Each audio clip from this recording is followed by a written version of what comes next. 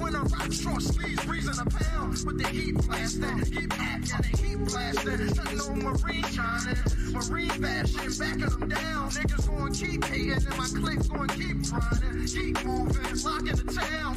This freeway in a place to be seen, and I got what it takes to rock the mic right, yeah. Still watch what you say to me, prick, cause I got what it takes to dunk the AK clip. It's BC in a place with young freak, and I got what it takes to rock the mic right, yeah. Still watch what you say out your mouth, cause 50 shots still will turn the club out. Oh, it's Matt, Daddy, young Strappin'. No, he ain't the OG Dexter. Yes, I is. Come on, don't test me. What are you doing here? I thought I told you to go fuck your mother. You keep talking, man. And you shut the fuck up. Huh? I'm putting cases on all you bitches. Drop the bomb, baby. I'm broke, baby. I ain't got no money. Oh, shit. I see you shining, nigga. I can smell a motherfucker with money. Even Ray Charles can see you got money. Put him in the fucking bedroom. Get him out of here. Come on.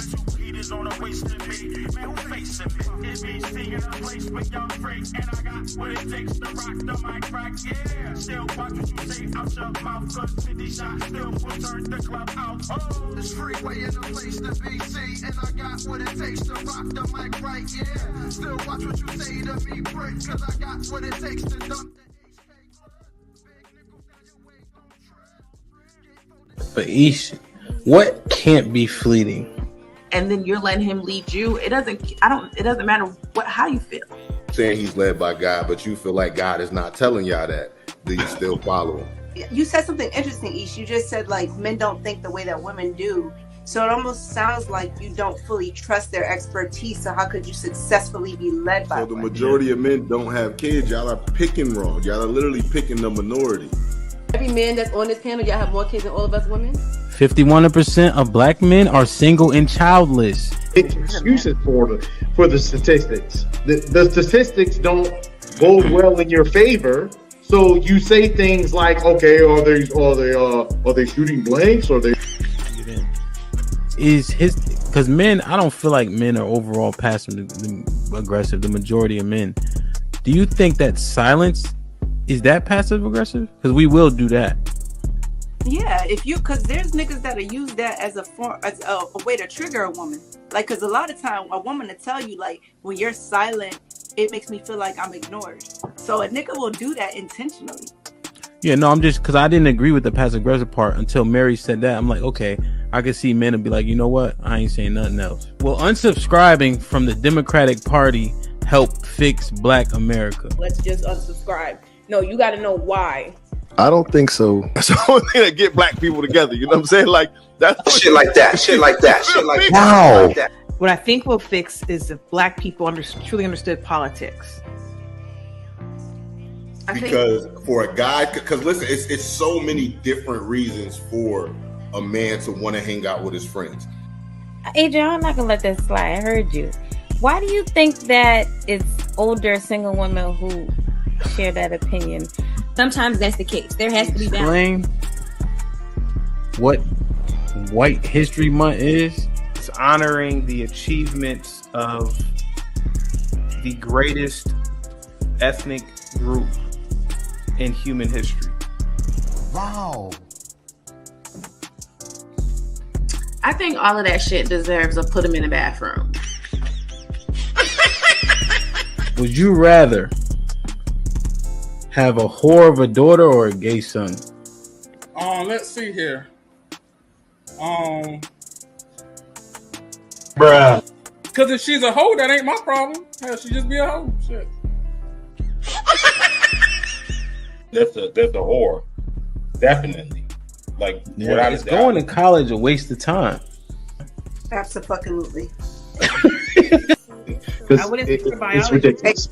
And can I just piggyback on that? Read this for me, Q.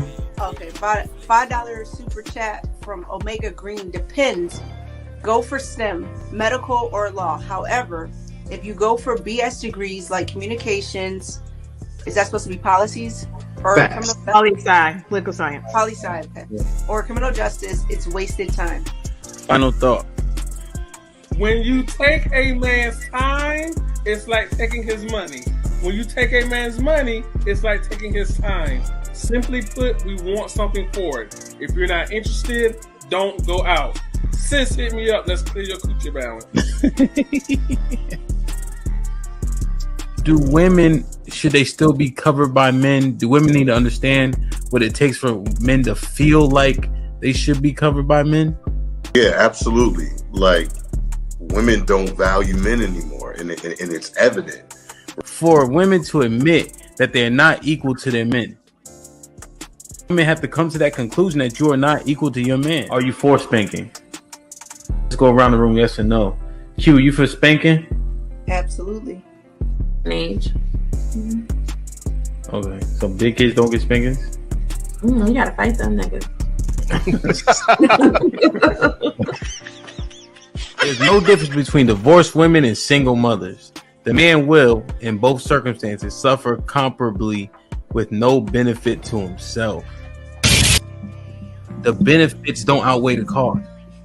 But it's still better to go with someone who hasn't gone through that. It's still better to not choose them. Have men been getting over on household duties all this time? Listen, but I don't touch a trash bag to save my life. So let me ask you, could you and your wife switch roles in what you do versus what for that person hold y'all back or let y'all go? Physically, can't nobody hold me back. Ain't no such thing as a fair fight. Direction, choose your own path. Don't just wear anything. Wear garments that mean something. We got hats. We got sweatshirts. We got jackets.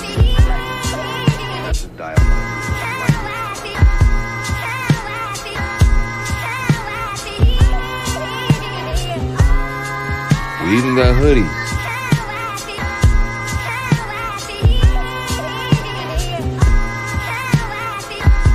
Let's not forget our classic tees. Direction, choose your own path.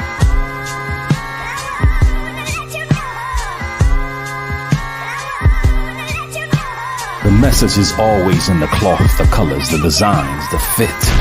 Basically, pay attention, stay alert, and remember, choose your own path.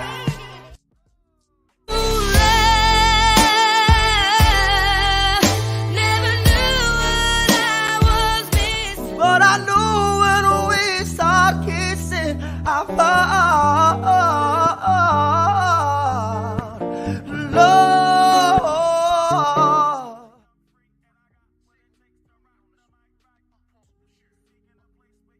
Like that, shit like that, shit like that, shit like that.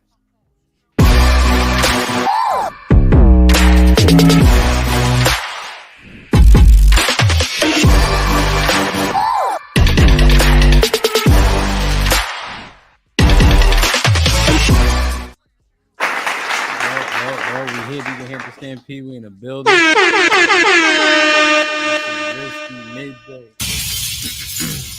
What up, though? What's up? Good afternoon. Long time no see. Indeed, it's only 11:14 here. You feel me? Shit like that, shit like that, shit like that, shit like that. The world, especially the United States, is governed by the Eastern Standard Time, though. So what I said was right. You do know that business is precedented by Eastern Standard Time. I am Eastern Standard Time. You know? Nope. Not at 11 o'clock, you're not. Not 11 a.m. you ain't. Wow. What's popping? Who in the chat, man? Let's see. What up, though?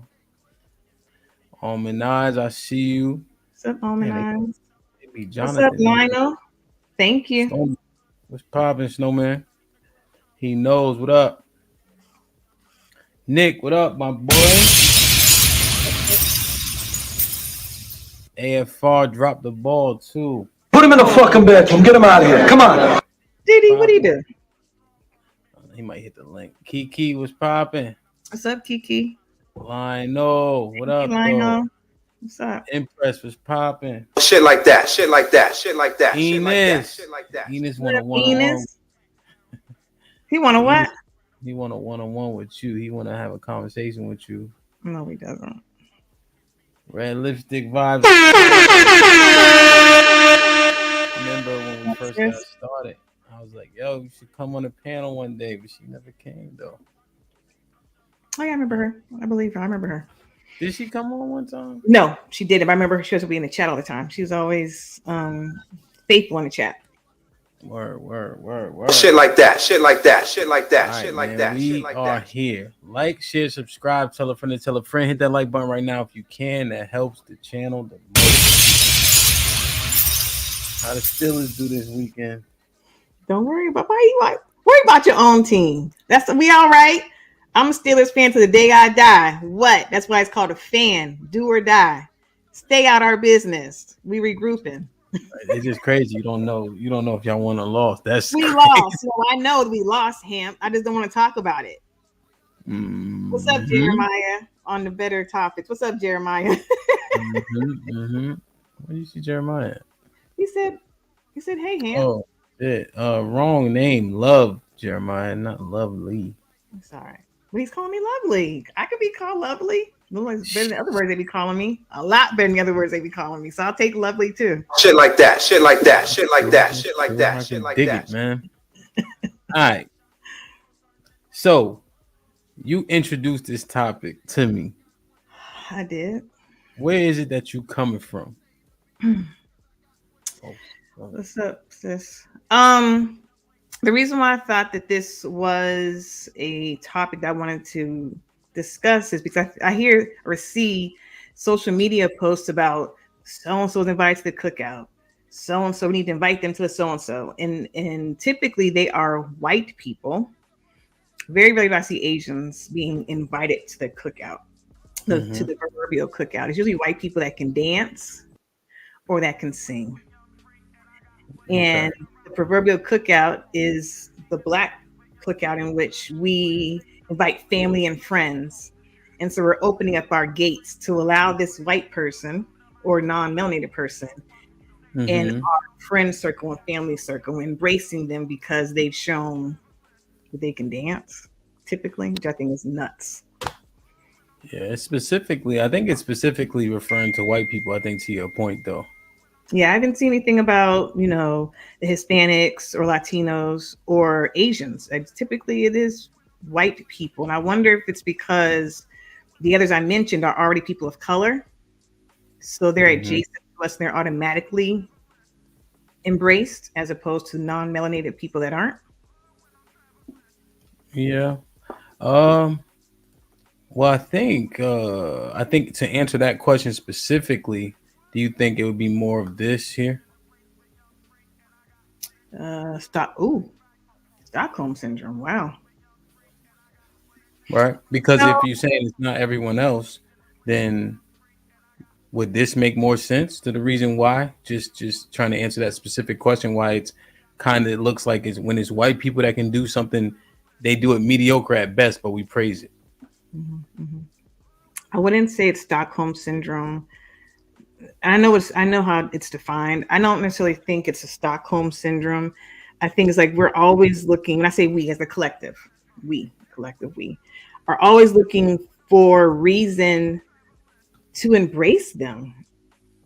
And I'm not sure why. And maybe that is from the Stockholm syndrome, maybe because we're empathetic. I don't have the answer to that question. But if we want to boil it down and say that could be a pillar of it, that could be a reason for it. And I think also, as your favorite said in the opening credits, is White History Month, the celebration of the greatest, he didn't say race, greatest something on the planet or whatever. And yeah, greatest race of people on the planet. He's a race of people. I don't think they're not a race though. Nevertheless, a lot of Black people feel that way. So was he wrong? Yeah. I don't agree with that statement. I don't agree with that sentiment, no. So how do you qualify who's the greatest race or whatever of people?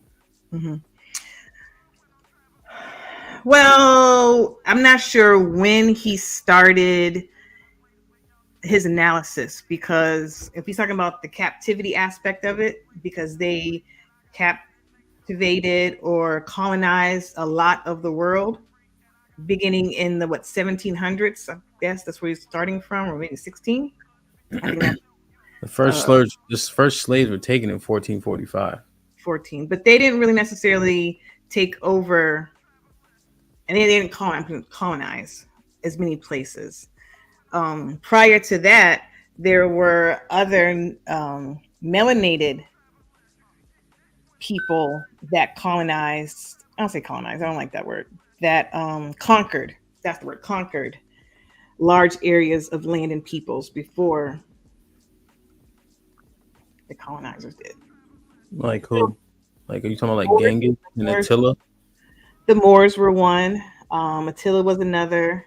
Genghis was another. And those are all melanated people. When CT's talking about it, he's actually talking about the English and probably the Spanish. So they conquered the most.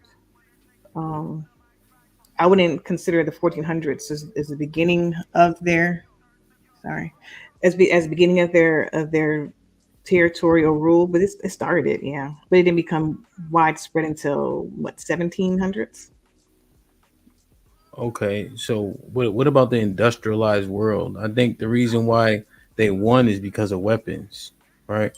And then civilized society. Like, how do you? Yeah, how do you define civilized? Because we were civilized before they came. Just looking at today's society, what is it modeled after? So I'm asking, you're defining civilized. I don't believe that they civilized us. They civilized the world. Did they make the world more industrial? Yes. Okay. But I wouldn't say they civilized the world. That's their terminology that they use to say what we're doing isn't so bad because we're bringing civilization. We had civilizations way before them. So, but if you're going by conquered, you would lose that argument by amount of what? Wait. Losing the civilized argument? Conquered. So when you talk about Attila and the Moors and things of that nature, I'm not sure if you would be able to win that argument, because also we grouped races together to be an equivalent.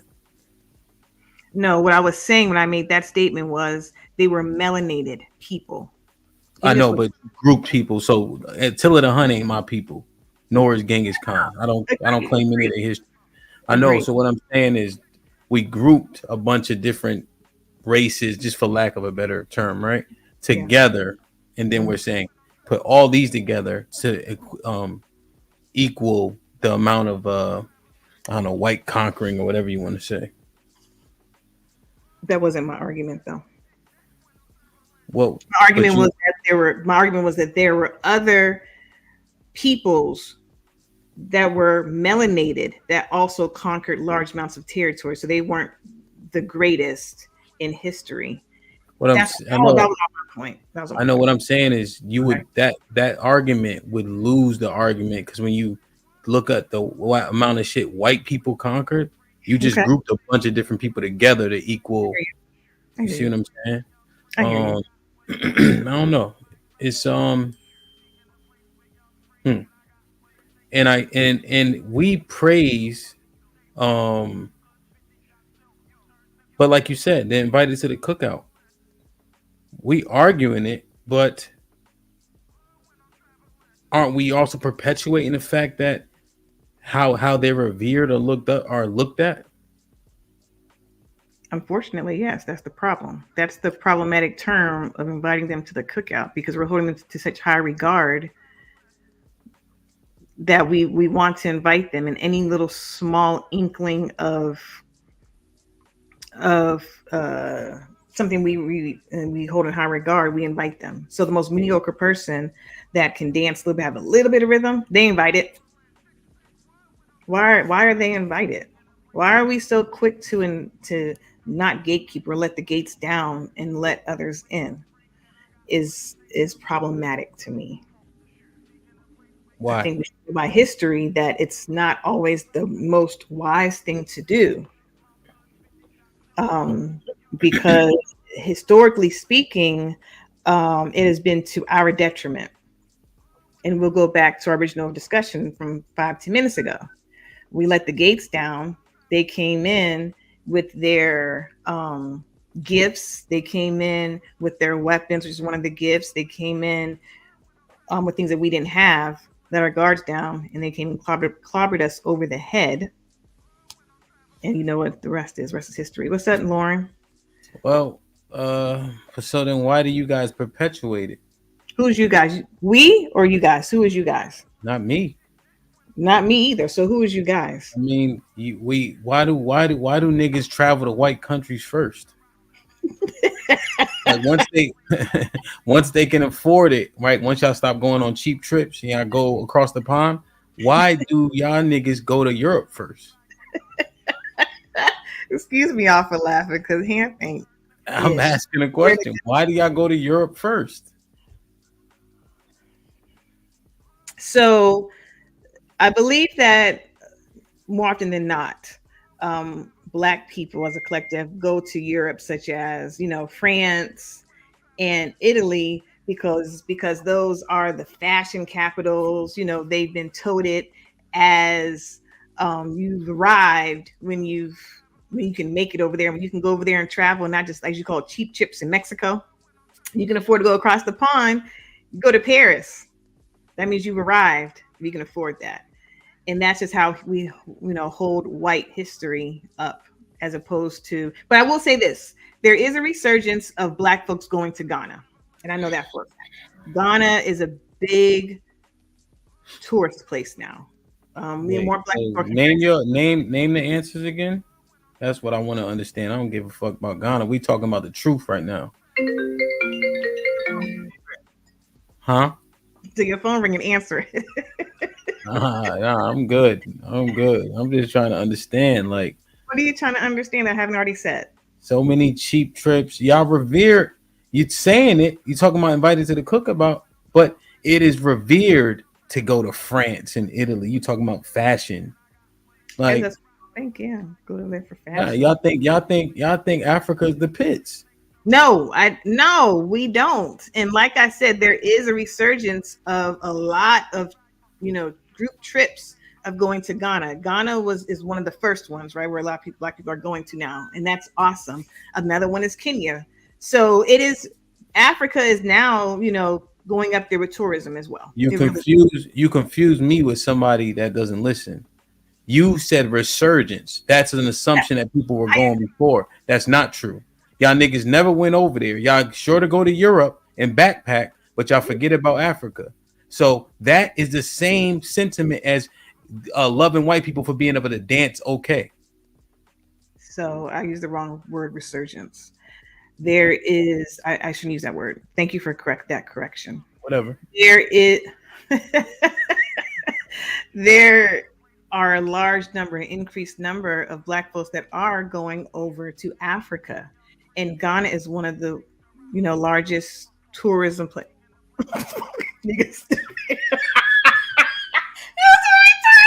Hamp. Yo. Hamp. Are you listening to me? Or are you sitting there trying to find stuff on Google to sit there and not listen? What are we doing? I'm listening. I literally just called out the fact that you try to use resurgence. I'm just saying. Y'all love talking about how much y'all went to France, right? Y'all don't give a damn about Africa. So what are you sick and tired of? And y'all perpetuate the same shit. I know I'm going to Africa. Watch this. You got white friends? Do I have white friends? I do have one. I got less white friends than you do. You stay making one of these white dudes that come on the panel your white friends. I have one white homegirl, and she's definitely an ally. She is absolutely an ally. And yes, you know what I mean? Well, why are you bringing all them people on here on your panels calling Never you their said nothing. Well, because it's like 3 or 4 of them. It's good to have conversations. No. They're calling you, each one of them are calling you your only white friend. You got 4 of them. You got only 4 white friends. Why are they saying that? Because you obviously agreed to it at some point. No, they say they trying to be my first white friend. You notice that? You let them come on the POV panel and sit there and talk trash to us Black women, and it's laughed at. It's laughable. So why do you allow that to happen? Why do you let these white men come on the POV? What you can't do, you can't flip nothing on me, cowboy. This is a show. This is a show to get perspective. If you guys can't handle it, just say that and shut the fuck up and sit the fuck back, like I told y'all last Wednesday. But since y'all don't wait, let me finish. But since y'all don't want to shut the fuck up and sit the fuck back, and you want to challenge our leadership, let them white motherfuckers talk to you how they want to talk to you. Are you gonna shut the fuck up and sit the fuck back? When we're on our panel, I'm asking you a question. What? Are y'all gonna shut the fuck up and sit the fuck back? Yes or no? As soon as the black man rises up, exactly. You see what we gotta go through? Exactly. Shut up. Exactly. So now that you want to be Mr. Tough Guy, and you can't handle bald head savage. Okay, I'll step in for you now that you. Listen. You just asked for my help. Thank you. Okay, now I'll help you. I'm glad you submitted to that. Thank you. So next time, bald head savage or fat angry black angry snowman, or not black, but angry fat snowman comes up here and he talks trash. When Barney might come up here and talk trash, and who was the other one? Hey, it was another one that was trying to be your only white friend. There's like 3 or 4 of them. I want to sit there and tell them to shut the F up and don't talk to our black women that way. I don't care how much money they. No, listen. You don't tell me nothing. No woman tells me anything. But since you asked, no. Since you asked and you said you needed me to cover y'all, then that's when you receive. You don't make no demands. I didn't make a demand. I'm just saying since we shutting up. No, you don't see one thing you also don't do is define what coverage looks like. I'm agreeing with what you said, sir. You said, and I'm agreeing. What I'm saying is you don't define how I handle it. But now that I know that you need my assistance and you can't handle it because you submitting to that, then now I might think about helping. Matter of fact. Oh, you think about helping, or you're gonna help? Yeah. Now I might think about it now. Yeah. All right. So if you might think about it, then we ain't gonna help then. Yeah. And if we see you not protecting us where we feel we need to be protected, we're gonna rise up again. And that's part of the problem. You might. Yeah. Now I might think about it because you the black women don't feel you safe. because you got a gun in your house. We don't feel safe around y'all. So your pussy ass think you can protect yourself because you got a little gun in the house. Stop telling my business. I got multiple. You asked Tay on the podcast what kind of gun she had. Yo, stop playing with me. Your mind is old, bro. You know what I mean? What's wrong with you, man? Shit like that. So, why do y'all? Well, I'm just saying, bro. So, what's your plight? You Europe traveling motherfucker. What's your plight with inviting people to the cookout? Cause.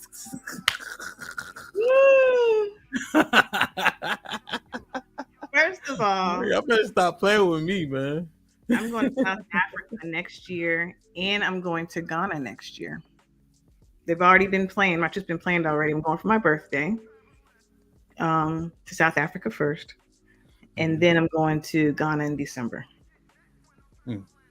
And I've already had the trip curated as where I'm going to go. Okay. What about you? When you going to Africa? Never. I don't give a fuck about Africa. Oh, my bad. You want to go to cheap places like DR. My bad. No. I go to South America. What part I don't give a damn about Europe. What part of South America have you been to or are you going to? Peru, El Salvador, Colombia. Well, El Salvador, Central America. And so you've been to Colombia, or you want to go to Colombia? I've been there. Okay. And I've been in Machu Picchu.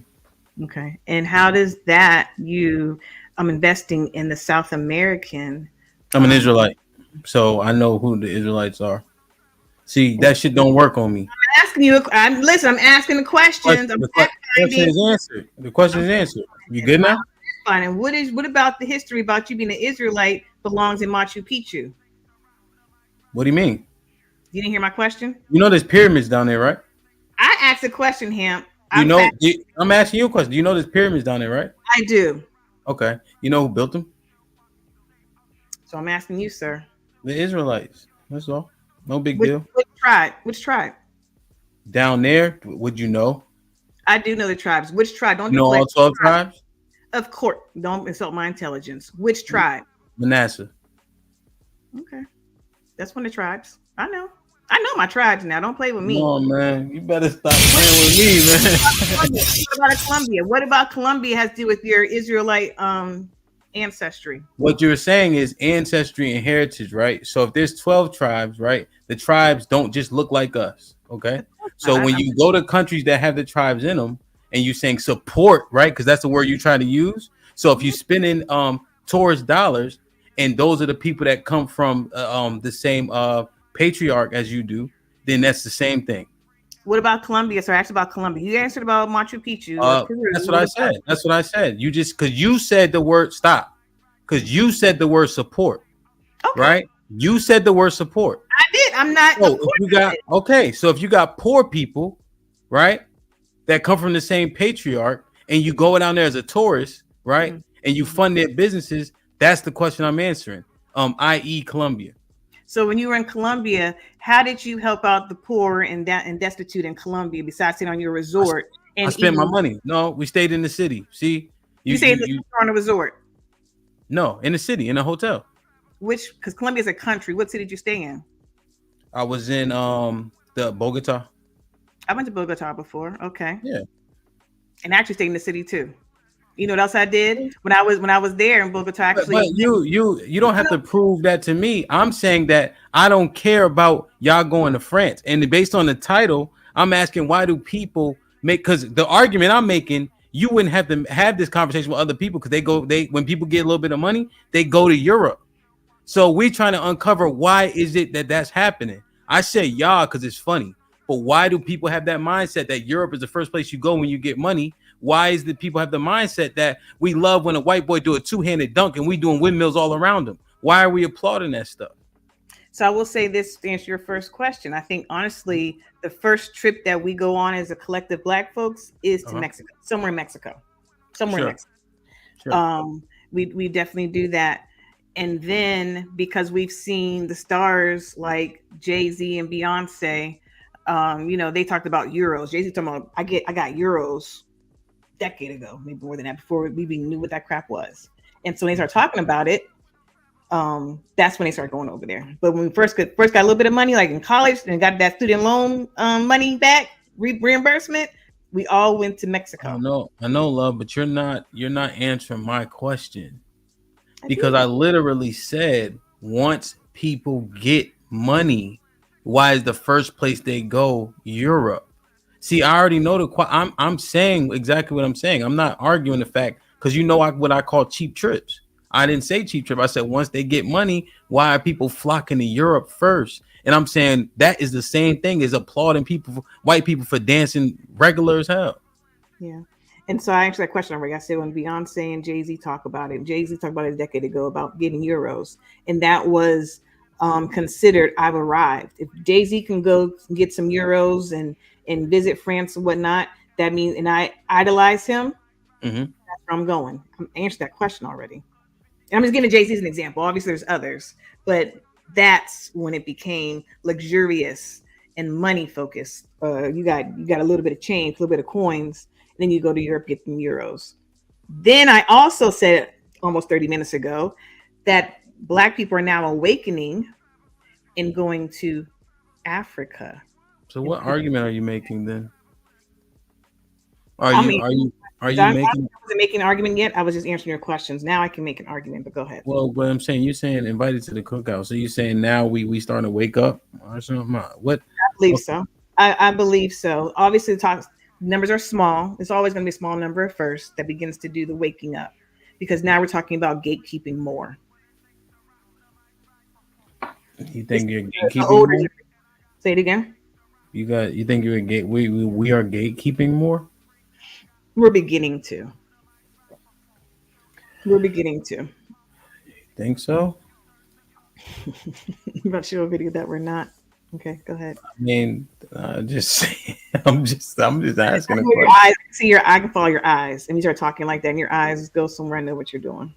I mean, you right here. It's what I got sent. Okay. Elephant, elephant, elephant, elephant, elephant. Bitch on my tongue like an elephant. Bitch on my dick cause I'm relevant. Bitch on my dick cause I'm elephant. Yeah. Bitch on my tongue like an elephant. Bitch, it don't make any sense, it's irrelevant. No, it's not elegant, not even eloquent. Not to be free, but I know this is relevant. I'm here for the hell of it. I won't celebrate. Fuck your bitch for the hell of it.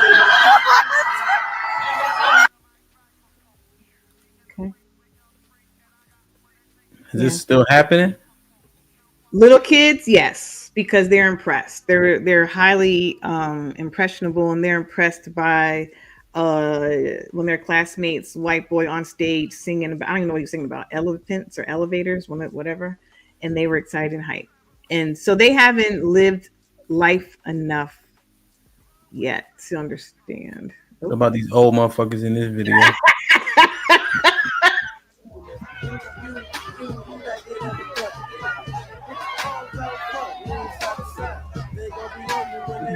Black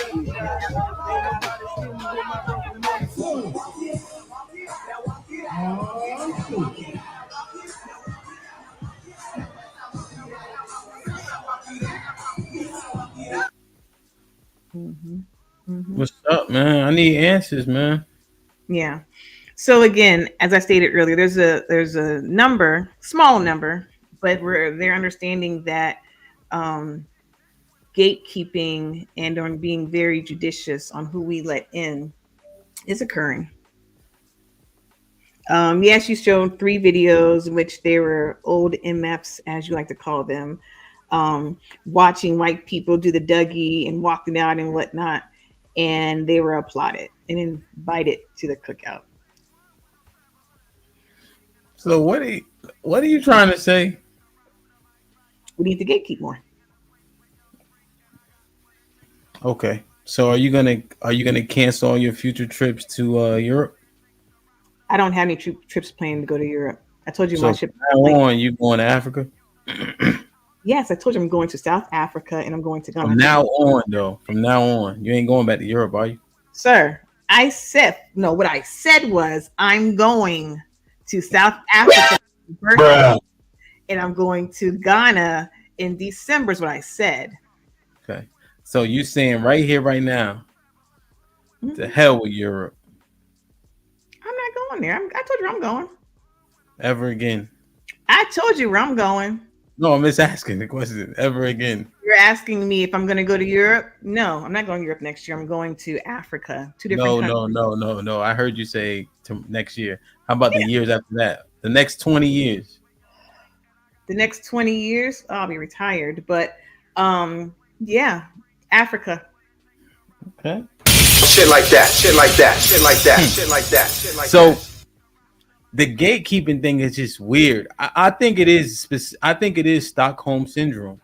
I think the affirmation of white people for I got to figure out if the majority of black people is very important. You notice people code switch when they get around white people, right? They don't want to use the N word. As a matter of fact, on one of our panels, I think Angry Snowman and somebody was up there, right? And somebody was, I think I was saying nigga or somebody was, and so one of the ladies like, oh, I don't think we should be using that word with white people. Like, what the fuck? Like, no, let me clarify. Let me clarify because I mean that was one instance. Another instance when I said it, I said, don't put that word in his mouth because it was you and Adrian. I remember you and Adrian were talking, and I think it was savage, and it was like, yeah, he's saying y'all niggas da da da da. Because you were speaking for Savage. And I said, I'm uncomfortable with that. I don't want that to be what's coming out proverbially out of his mouth ever, especially from y'all. I don't want him ever to be comfortable saying that. So that's what I said. No, that's what I'm saying. But that wasn't code switching. That wasn't code switching. See, I didn't qualify everything as code switching. You brought up that example. Okay. You can't spin me. No, I'm not trying to, but I wanted to make sure we're clear because I don't like that. I don't want them ever to be comfortable in saying that. What I'm saying is, these are several examples. Yeah. I can say what I want to say to a white person. They can't say what they want to say to me if I'm using that term without a repercussion. Okay. But that's what I'm saying. Okay. Niggas is tiptoeing, nervous, code switching, going to Europe, applauding white people for doing regular shit. I'm trying to figure out, how do you change it? What's the problem if we keep on perpetuating? Well, I think this part of the solution is it always has to start, and I don't want to use this word, but I am, the head. And it has to start with the people that we hold in high regard, such as the celebrities. And I say it starts with them because it always starts with them. You know, you have someone making a statement or performing an action, and then the lesser of those will follow. So, for example, BET Awards, what's another one? Soul Train Awards, right? Those award shows are created by us for us. But very rarely do you see super duper stars attending those awards.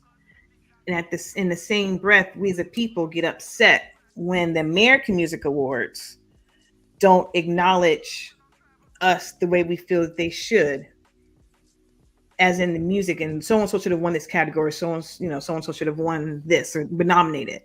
And so it's like we hold them up in such high regard, the celebrities do. I should be nominated for this record of the album of the year, whatever, and I wasn't. F the American Music Awards. They're so racist. They're so this. They're so that. Let's boycott them.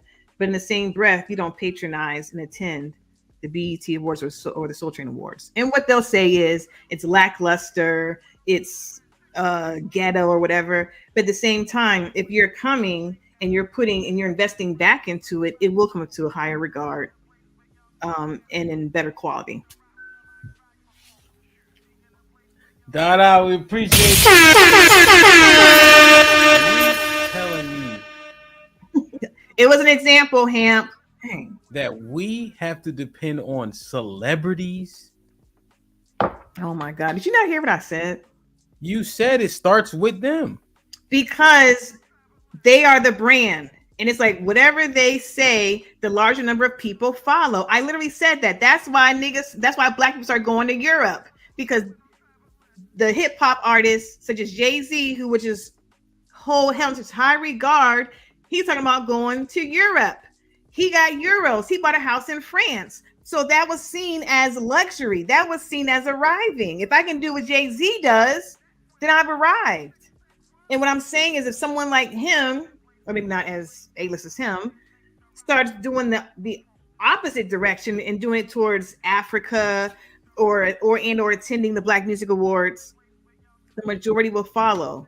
It is not far-fetched for me to equate that these celebrities are held in high regard and what they do, people follow. Are you kidding me? You don't agree with that? You're nuts if you don't. I'm saying that you are 100% misguided if you think that we're supposed to follow some celebrities. I didn't say, oh my God, I didn't say that we should. Yeah, you said people follow the celebrities. So if the celebrities change, then we'll change. The problem is niggas follow celebrities and revere celebrities. And for some reason, we make people like LeBron James our leaders. And unfortunately, you're absolutely right. We thought it was okay for Cardi B to be talking to the goddamn president of the United States to speak for black people. What I'm saying is we perpetuate this bullshit by thinking what Jay-Z says is the law. That's the problem. He has the louder voice. But the issue is people have loud voices. Why? Because we give them credence. Yeah, I agree with you. The dummies are the people who say, would they take $100,000 or have a dinner with Jay-Z? $100 fucking grand, nigga. More than that, but yeah, it's foolish. Like, come on, that's the problem. And I'm not blaming Hov. I'm blaming us. Well, the question was asked by the men one time on here. What's easiest, and if you want to make the change quicker, then what should happen? And that was where I'm coming from. Not the best, but what is to make the largest change quicker, and that would be it. If our celebrities really cared about us, what's up, Mr. He said? If they were to hold us in high regard. I know that's right. Yes, I love Daryl Long. Dang, so you saying the black woman is God with a capital G? Oh, we are gods. G, lower G's. But whatever. You know, So I get his point, though. I get his point. You get I get his wait. point. That's the problem. I get his point. That's the problem, man. You just that is a perfect example of the issue that we're talking about. Huh? You talking about black and white people? You talking about? No. We hear shit, and because we like it, we smile and laugh and clap. That's the same thing about a white girl dancing. From a scale of 1 to 10, it was a 4, that Dougie. 3. And we fucking love it because of what reason? Like that shit. Well, I'm not going to equate that white girl doing a questionable 3 Dougie as to this black man upholding the black woman and saying she is God. You have to. I'm not equating that. No, I don't. I am not equating the same. You can't say the black woman is God, capital G. Daryl know what he's saying. I think you sit up here and clap about that. Well, also, he used a lot of inappropriate capitalization. So I'm assuming that big G is supposed to be lowercase g. And Daryl, you can correct that if you choose to, because I think that was a lower G. Right. So he might, and he might. Let's start the process with you. And also, he said simp God here. He did say he's a simp. So whatever. Yo, shout out to Daryl. Appreciate the love, right? And then how do you correct this and then still being appreciative? Go ahead. Wait, I'm sorry. I didn't get that question. This is the problem with niggas. We only want to hear smooth things, right? So we can say, hey, Daryl, I appreciate you. Mm-hmm. These capital G's need to be corrected. Black people are gods, right? But lowercase. Make no mistake, we are not the most high. Mm-hmm. Appreciate you for coming through. Mm-hmm. Absolutely. But ain't no I say that, this, that, and the third. That's the part that we having issues with, love. I didn't But he's no. You can't turn around what I said. I think he honestly meant the lowercase g. But the point is, we are gods. We are lower. We are lower G gods. Stop for a second. I had to coerce that, right? You initially just said what? I love Daryl G. Daryl Long. And you said black women are God, right? We are lower G, yes. What I'm saying is there was no correction. You just said thank you for the love. I get that part, but you have to correct things when they're totally out of bounds, right? That's fine. It got corrected. Now what? No, but I had to coerce you to correct it. And I'm saying this is no. You didn't coerce me. You didn't coerce me at all. I agree. I had to bring it to your attention. You did. Because I was looking at the point that he was making. And so I agree with the point he was making. Now, whether it had been lower, it should have been lower G. Yes. And I said that. I said he probably meant the lower G. He'll respond correctly. But the problem is, though, with inviting people to the cookout is the same problem you just perpetuated. That we think everything that's smooth things to us and that we like, we just say, okay. That's why celebrities are our leaders. Yeah, that's crazy. Your shoulders should be dislocated right now because you're reaching hard. Okay. Wrong and strong and loud because you are really killing this thing. I'm sorry. Email. You're really killing this thing because I said what I said. I'm not changing from that. And I honestly believe that he meant lower G because I'm not God. I'm not the most high. And I think he knows that. You believe that he meant the lower G, but he capitalized it more than once. No, he did. No, put it back up. Put it back up, please. Oh, goodness, man. Just put it back up. I don't know. I listen. It came up and went down, and I loved it. Okay, he called himself God. Okay. You said that earlier though that he said simp God here with the capital. You already said I was that. talking about the simp. He's calling himself a simp. That's what I was making clear on. And again, let's not pretend and there's no slight against Daryl, but let's be clear. A lot of the chats and super chats, not great spelling and grammar. But we still take it for what it is. I'm very concerned, man. Be concerned and don't decide to when you want to have selective outrage with misspellings and that's intentional. It's two capital G's, right? You acknowledge it.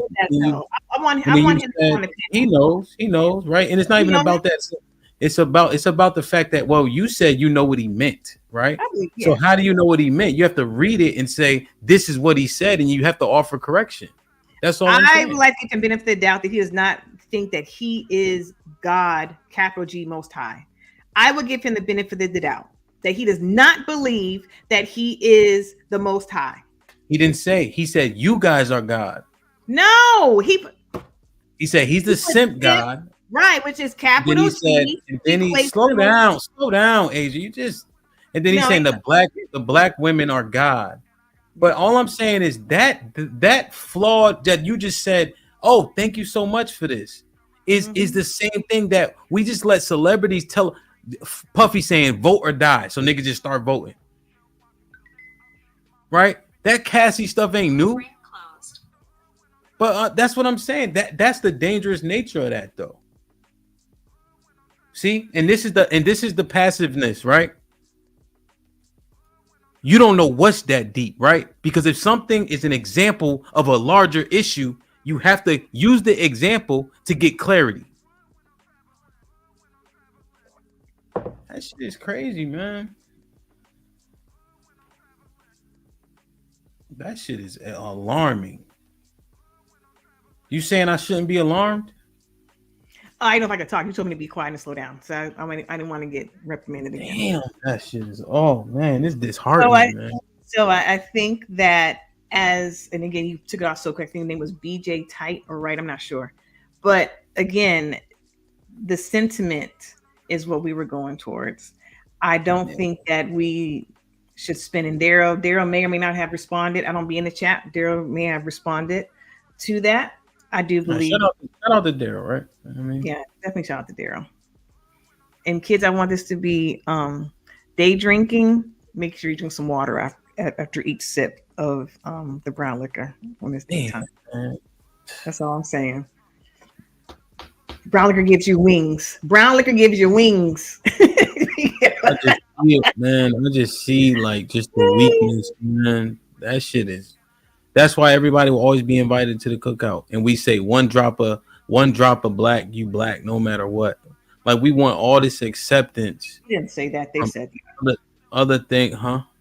We didn't say that. They said that. They started. I said one drop of black, we black, and it's just such a weak mindset, and we think that celebrities are our leaders, and we let people confound us along with the black church just because we just want to say yes to everything that feels good to our ears.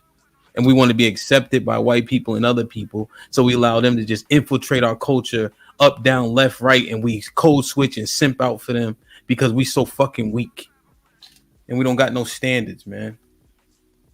So Hamp. Yeah. Again, I don't believe it should be, but such is life. I believe that for it to be reversed and set on top of its head, and we, as the common folk, the commoners, because I consider us this regular common folks, average people, can make change in society and in our community if we start off each one teach one, right? But a lot of the times we say, and I say we as the collective black people say, well, I got to worry about mine and not the community as a whole. And so I think that is part of the problem and why we have let celebrities become the leaders, because they aren't even trying to be leaders. They just saying stuff. They're led by the dollar. But if we would be more community focused and not just think about just me and mine only, I think then we could actually project change and effect change in our communities. I think Q said one day too. Was it Q? I could be wrong. Somebody's on the panel.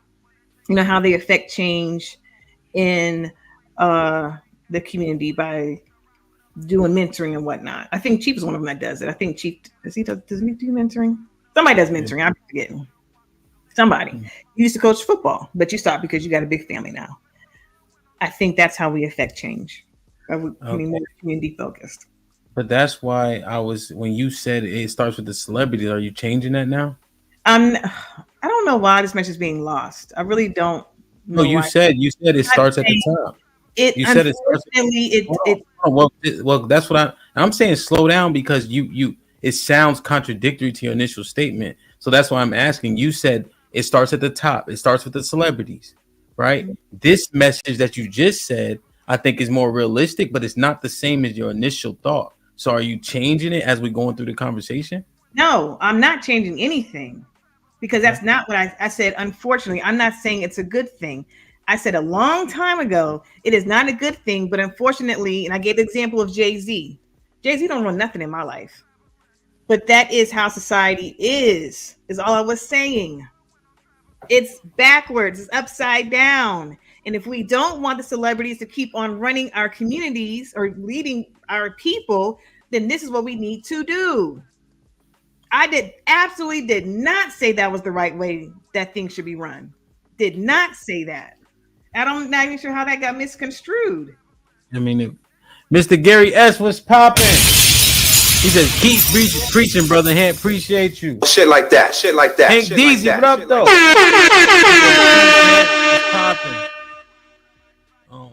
Damn, I just... I don't know. I mean, it's and this why, right? Yeah, we up here is fun, you know, but we also listening to each other, right? When we got good super chats, when we say something good, people will agree, disagree, and then we have a dialogue, you know. But then when we say in the community, there's 140 people here plus us two. Okay. What if we tell everybody in the chat the right thing? Everybody like, you know what? That's real. And then they go tell another person.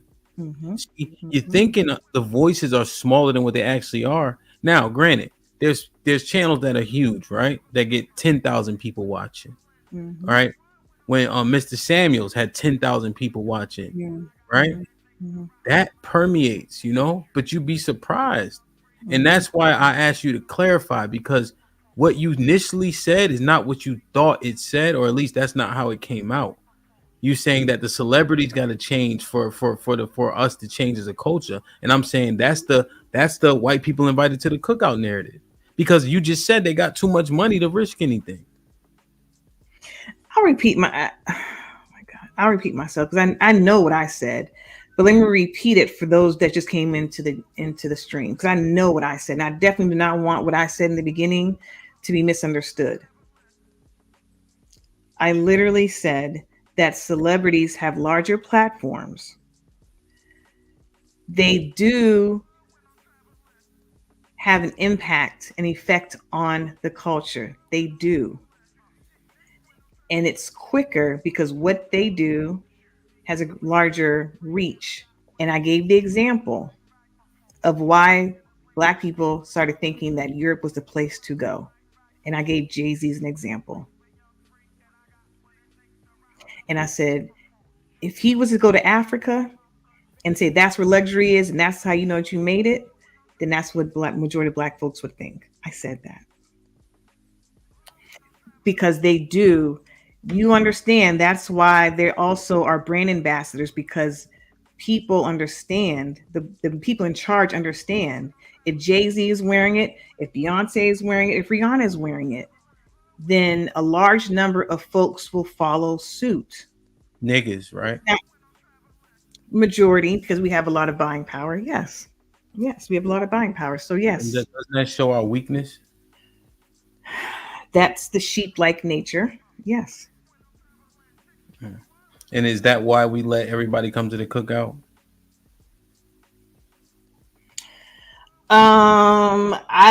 We talked about why we think that we let everybody in the cookout is because we want to embrace them so much and so bad, and we kind of boiled it down to Stockholm syndrome. We want them to be a part of us, so that we can be regarded highly as to them as we regard them. Whose fault is that? That we hold them in such high regard? I don't know. I don't want to use the word fault, but obviously it's we hold the power of who we hold in high regard. So whose fault is that? I won't say fault, but we've been brainwashed. There's centuries of that being beat into our heads, and decades and whatnot being beat into our heads that white is right. So it's not. I don't use the word fault, but it definitely lies within us because we keep on doing it. We keep. Let me ask you a question. Do you think that in my house my kids believe that? No. So whose fault is it? Oh, okay, fine. Black men. I think it's Black men's fault because they lead. except for black women been leading for the last 40 years, right? Let's be honest. Okay. If you want to go down that route, I don't know why, but for No. 40 years, I was equating to what you said because you run your household, right? I didn't even say, I said in my house. Do you think my children believe that? Right, because you run your household and that you don't play them games. So yes, I Yeah, definitely but don't. you know I run my household though. By my statement, that doesn't declaratively say I run the house. I said in my house, right? Well, we all know. Everyone that's watching this knows that you run your household. If they even watch one show. Yeah. But what I'm saying is that's why I'm asking, whose fault is it?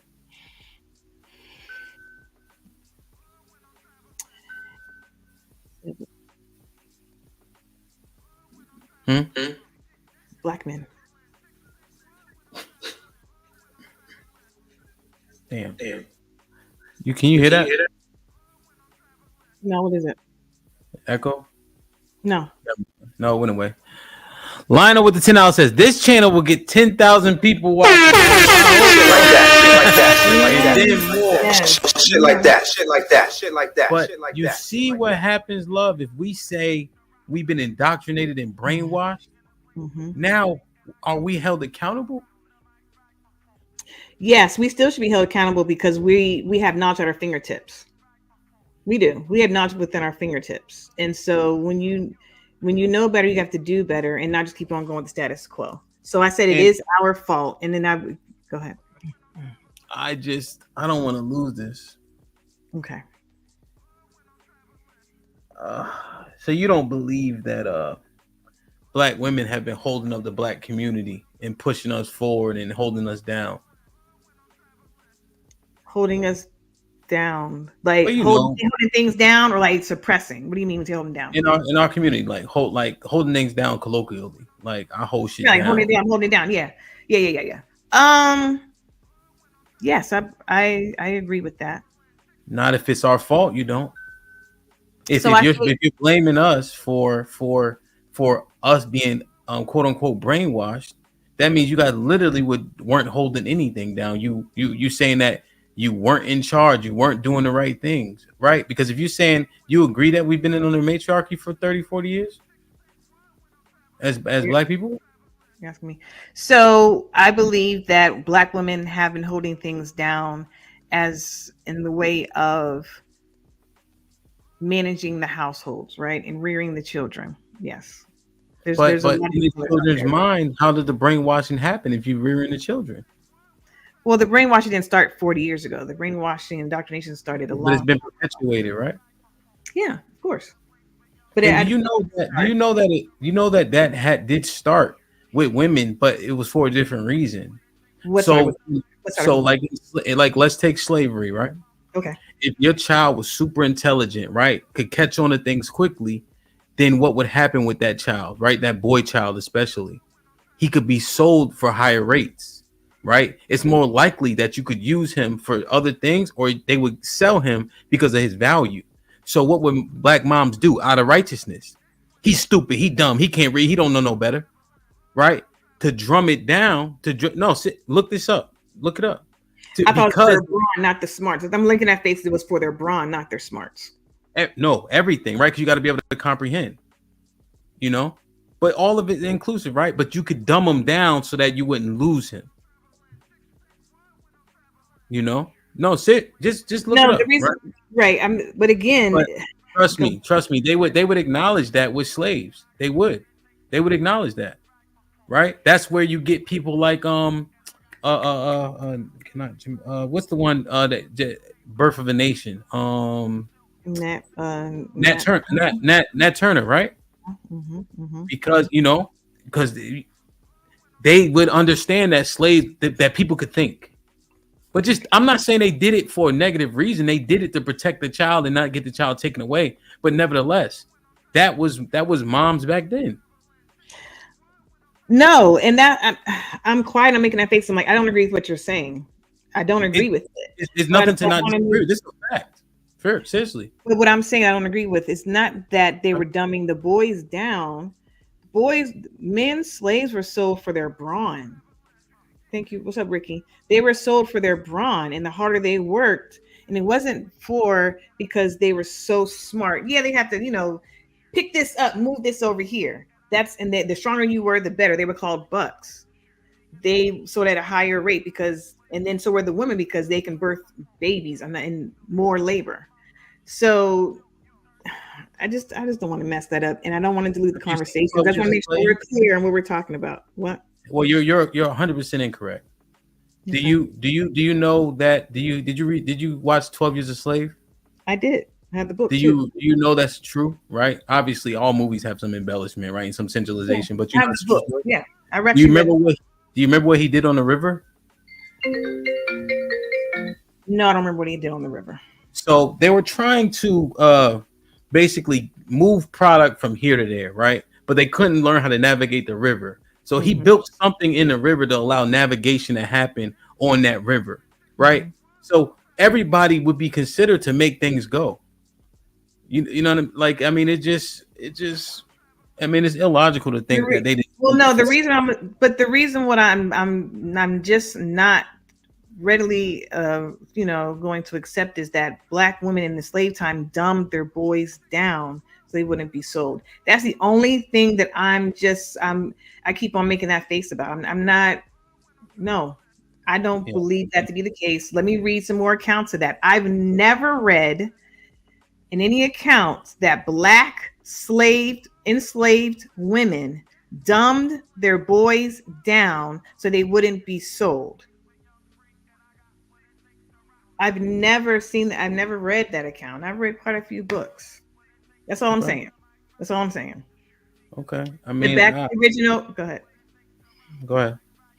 But back to the original, the indoctrination didn't start just 40 years ago when we were talking about the matriarchy being more prevalent than the patriarchy. You get that? They keep on calling you back to back. You sure? Go ahead. Okay. Holding it down in the matriarchy for the past 40 years. But the indoctrination happened before that. And I say it starts with the Black man because you are the leaders in society naturally, as we have talked about. Go ahead. Hold on. Go ahead. Yeah. As we have talked about before, Black men are the natural leaders in society. And if you're leading properly, there it is. And that's what I'm talking about. That's what I'm saying. We talked about this a week or two ago. You're a natural born leader to Black man. Now, whether you lead someone astray or in the right direction is on you and your capabilities. Leadership is innately within the Black man. And that was my whole entire point.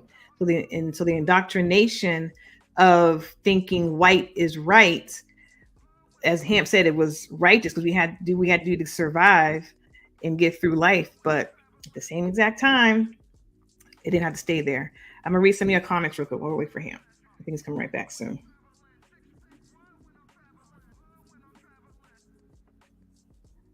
Ricky Williams said they mentally neutered their sons because rebellion came with death, but so is the cost of freedoms.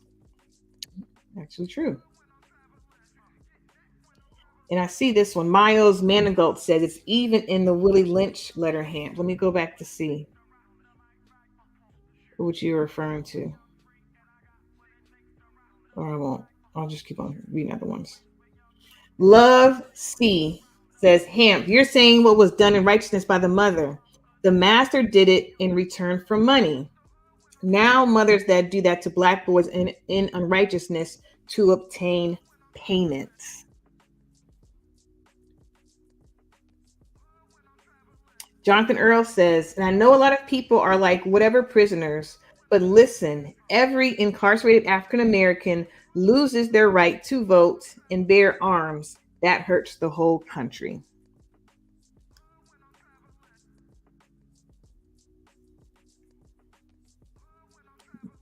He says, never seen 12 Years a Slave. Those movies piss me off.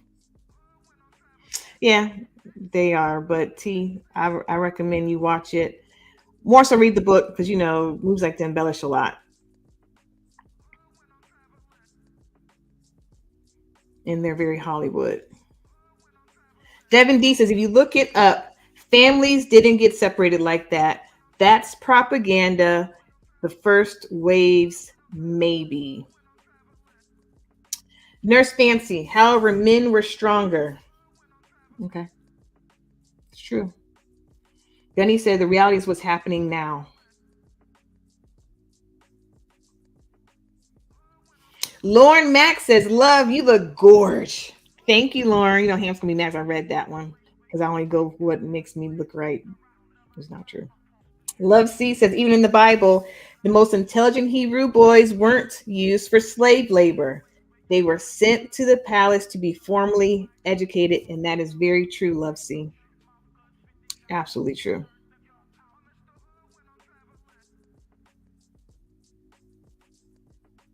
David M. Go look at y'all census records and ask yourselves, how can slaves be head of households? I'm not sure what that means. It down, thank you, Love C, and here for the tea. And Lauren, I appreciate y'all talking about my braids. Jonathan Earl, hair looks wonderful, but I bet it hurts. It does not. Actually. They ain't pay for them. I'm just keeping the conversation going. Damn, man. Yeah, that. Where were we? You were saying everything I said was right. No, man. I just can't believe you never saw that before. But it just, with the matriarch, I think it's just, you know, when you said men automatically, it doesn't seem. Oh, yes. Yeah. It doesn't seem super duper genuine when you said men just blatantly. The reason why I said that, and I expounded upon that when you went off camera, is men are natural leaders. We talked about this on the panel, I think on POV to be exact. Men are natural leaders. Even if you, and the example was leading the donkey, you're still leading the donkey. Even though it might be down the wrong path, you're still leading. Men are natural born leaders. So the men, it's your responsibility as the man in society to lead us. So yeah, we have been matriarchy in the past 40 years, but what happened before the 40 years? What happened to years? You know, that's all I'm saying. 100 years was 1923. So matriarchy wasn't holding it down back then, 100 years ago. So at some point there has to be some type of accountability by the Black man, and not just start 40 years ago and blame the ills of society on matriarchy. That's why last week's episode was so important. Which one? Don't listen to women. Oh. And what that means is y'all really need to take a back seat, because when you're talking like this, you understand that you're not built, nor do you want to lead. And I think you even admitting that y'all shouldn't have been in charge at all, if men didn't falter. So with all of that being said, I think that women have to really start listening to what you saying and how it is contradictory to women think they've done such a good job, and like really sitting back. Now, it takes a village, it takes a team, but we have to thoroughly understand how this team should be set up. So what I also said last week, since we're bringing up what I said last week, I also said... No, I had the conversation last week. I wasn't speaking about you directly. I was speaking about what you just said right now. But it ties in, though, because the point is, yes, there have been mistakes that have been made by women, by the matriarchy. I'm not saying we did everything right. I agreed with that back then. I'm saying it again right now. We did not do everything right. What I am saying, we weren't all wrong either. And I said that then as well. And that's why I'm saying we should not have to just shut up and not have our voices heard, because we do say good things as well that are valuable, is all I'm saying. The other problem is you guys use that leadership card as a cop-out. For men leadership or our leadership? Your the travesty of the matriarch and the black community. You use the men, you don't mean it, but you use it as a cop-out, as a way to not have to admit fault and take accountability. Every time something happens, women are able to say, well, men are supposed to lead. That's why these women are whores now, because men are supposed to lead. That is a very dangerous thing that I'm starting to realize and uncover, is that you blame men because you want to say we're supposed to be the leaders. Yep, you do not want to follow us, and you don't even act like you want to follow us. And yeah, I can lead a donkey unless that donkey want to go the other way. And guess what I can't do? I can't outmuscle the donkey. So that it's starting to register, man. Damn. No. So wait, But before you put a period or exclamation point on that statement, I want to say this. Unfortunately, the loudest is the wrongest are the loudest, unfortunately. So there are women out there that say, I don't need a man, I don't be led by men, and they're loud. But unfortunately, they're drowning out us that say we do want a man. I'm saying you just talking. And you heard what I just said. I said, unfortunately, women like me that do want a man and realize. No, I'm saying, love. I'm not trying to cut you off. I'm saying I'm talking directly to you, and I'm saying you're just talking. And I'm saying that's what I'm saying. How? Let me put it that way. Before I make a statement. How am I? You use that same tactic. Well, y'all supposed to lead. Well, y'all this, that, and the third, because it lessens your accountability, but it's being used as a scapegoat, not as something you believe. No. When I put it back on the black man, I literally said paid matriarchy 40 years to now. Perfect. But what about the prior? Because the indoctrination was going on then, So the men had the ability to change that. That's all I'm saying. Unless you're saying that we reverted, like we messed everything up that the men did. And is that what you're saying? Once matriarchy came into play 40 years ago? You can produce a whole nother generation in 50 years. Okay. Francisco with the $10. School is in session. Hamp, enlighten them. Thank you, my brother. I appreciate you coming through. Hank was popping. Oh shit. Love done. Let her hair down. Cats are in trouble now. Shit like that. You Shit should like hear that. him in the Shit chat. like Even Black America. You know he hate giving compliments, Hank. But he said something nice about me. Yeah, he forced one out. Hank. He said, "What he say?" He does not do me. Black America does not do me. He said, I can't find it. He'll say it again. Shout out to Black America. Uncle Rick was popping. He said, "The wrongest is the majority." Yeah, that's what I said. Mm-hmm. That's what I said. Sun kissed. Shalom to you too. But yo, damn man. Hamp is shalala. Is that shalom? Just a different way of saying it. Yeah. Oh, okay. Yeah, it's like Paleo Hebrew. Gotcha. But damn man, that's scary, man. I'm almost thinking we gotta stop saying it. Stop saying what? Because we the leaders. We just have to show it, prove it with action. When we say no, because of you guys, not because of us. We're not saying it. I'm not saying don't say it because we doubt ourselves. I'm saying you guys use it as a scapegoat and as a weapon when shit hits the fan. Just like you did. Because hold on. Just like don't clap for me. I don't need no tap. Just like when women say men are the leaders. This is your fault. Da-da-da-da-da. No, nigga. Y'all been running this place and it's fucked up. And then we accept it too. So now, okay, fellas, don't say that shit no more because they use it as a weapon against you. Just do it. You make sure you stand your ground, hold your own, do what you got to do. Mm-hmm. And I don't mean force like literally, but when you do it with the right woman, you're going to get what you ask for. That's all we want. Just do it. Not you. You don't believe what I'm saying. I'm applauding you and I'm saying, yes, I do. How you going to tell me? What I'm saying is it's fugazi. No, it's for real. No, it's fugazi. Trust me. No, nigga, it ain't fugazi. It's for real. I'm applauding the black men. I say it on all of my final thoughts. Black men, we need you. And I'm excited. Actually, I am so sincerely. You don't believe that.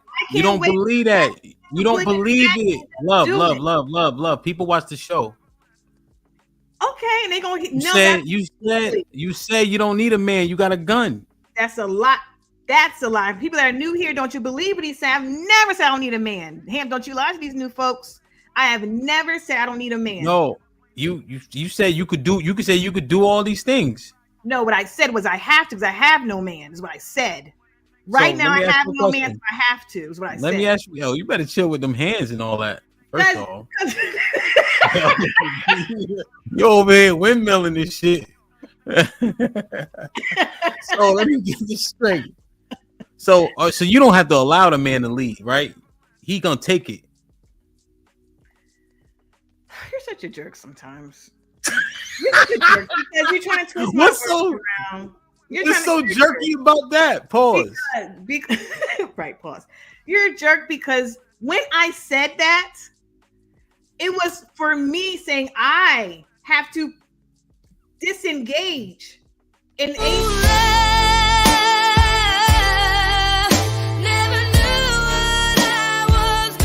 But I knew I have to allow him by disengaging for him to be who he is and lead. After Ro taught y'all that. Love No, C with the I $5. You gonna talk over the super chat now? All right, go ahead. Thank you, Love C, for that super chat. Don't do you playing in my face today. Ask your woman, will you take full responsibility for any blowback that comes from the failure of your idea? You will see how much leader is there. Yeah, hell yeah. Thank you, Love C, because yeah. You have to, but listen, that's real, that's logical. If I make a decision and it blows back and it blows up in my face, of course I gotta be like, dang, I messed up. Dang, No, love, chill, because you just said 50 years went by with women leading our community, and then you went back to the man. So stop talking and listen to what it is that you're saying. No, listen, everything I'm saying, because I also sat there and said we did make bad decisions. Listen to everything I'm saying. I said that, and for those in the chat, I know y'all heard me because I said it. Until you had to take accountability, then I said, whose fault is it? You said men.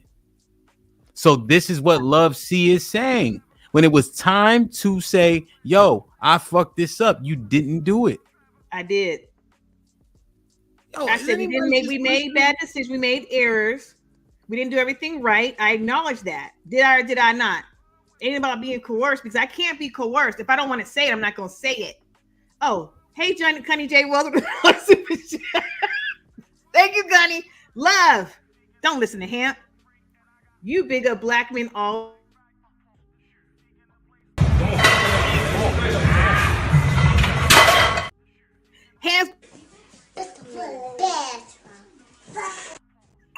Hands being a certified hater. Yo, damn, man. Let me drop this link, yo. All right, so the cookout. Yeah, we want to be accepted by so much, so often. We have been pussified. We don't tout our leaders and great people. We tout people who can dunk a basketball.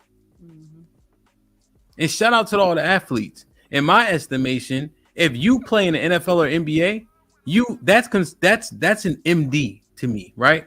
You are the utmost expert in your field, right? You have accomplished that. It is it's damn near impossible to be an NFL football player, right? Based on the number of people that play football as opposed to the number of people that are in the NFL, right? So I'm not taking nothing away from those guys.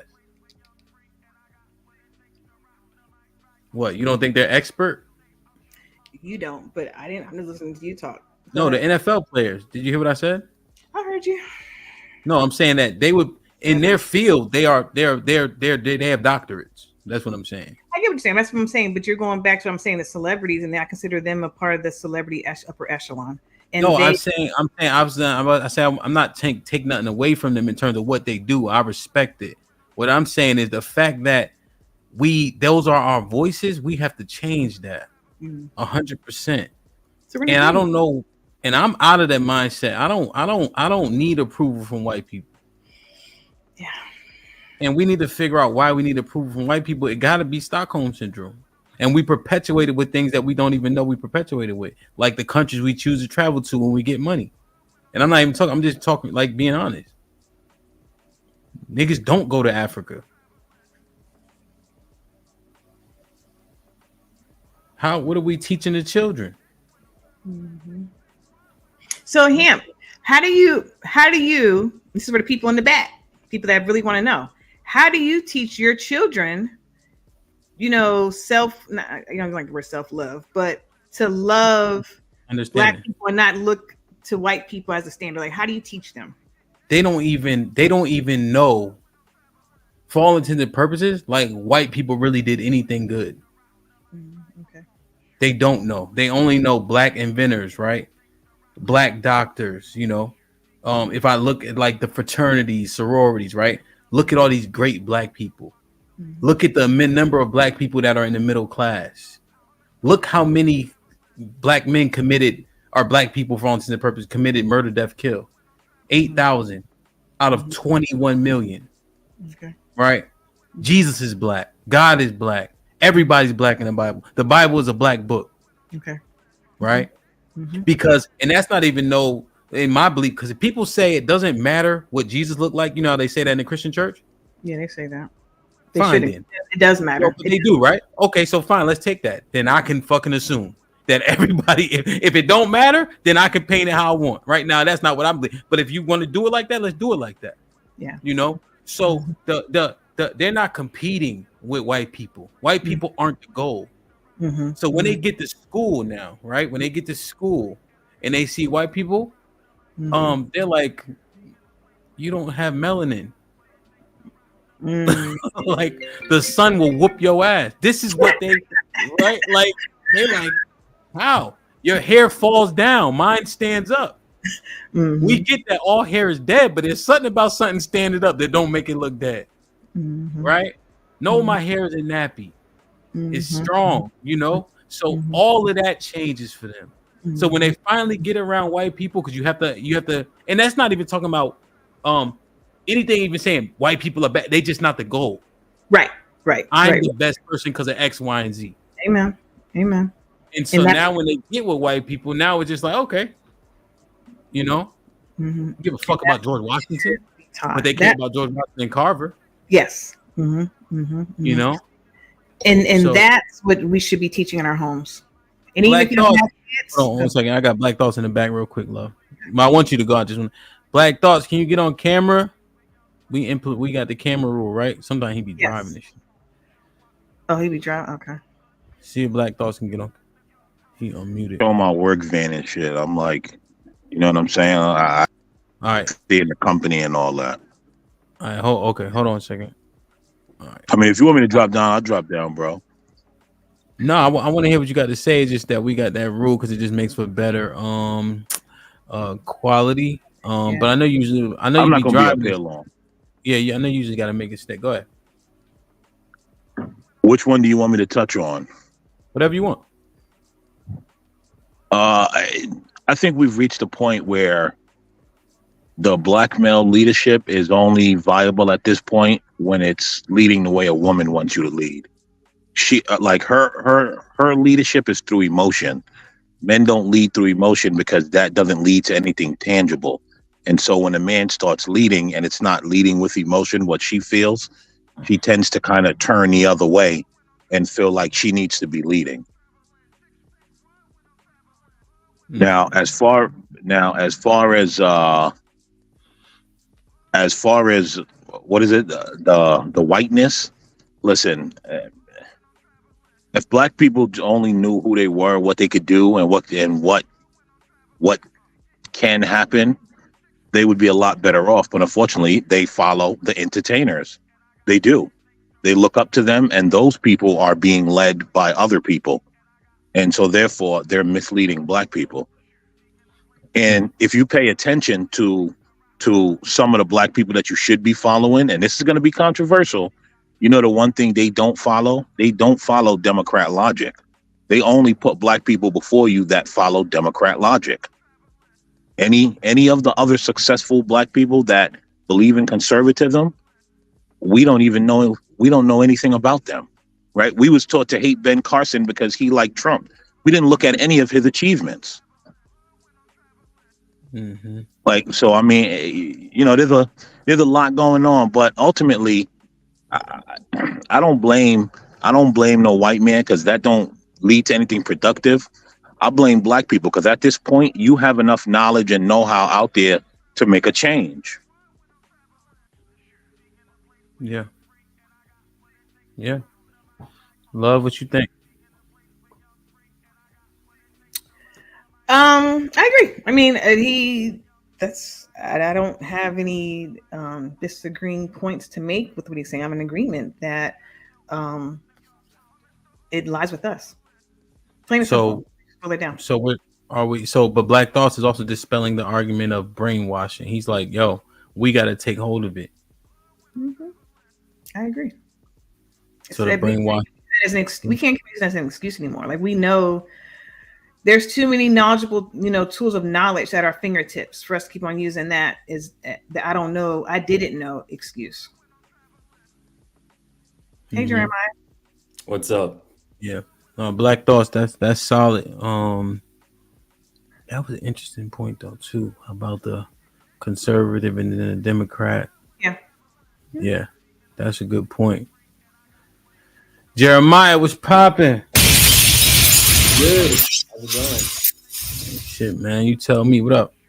Anyway, thanks, bro. I'm gonna drop down because I'm not on cam. Plus, I gotta go in and get something done. I'll be listening in the back, bro. Thanks for having me. But come back. You already know. All right. Thank you. What's up, Jeremiah? Doing DJ Hemp, but I would advise against going too Afrocentric and not exposing them to like other cultures. Have you ever heard of the analogy of Plato's cave, the allegory of Plato's cave? Yeah, but why would you? So here. Let me before you go. What does the world predominantly teach? Probably Eurocentric ideals and stuff like that, right? So what I'm doing is I'm instilling their values so they can see themselves in, because I know the indoctrination of the world is going to do the different, right? So what happens is once you implement the world and then you bring the ideas that they instilled at home, now they get everything.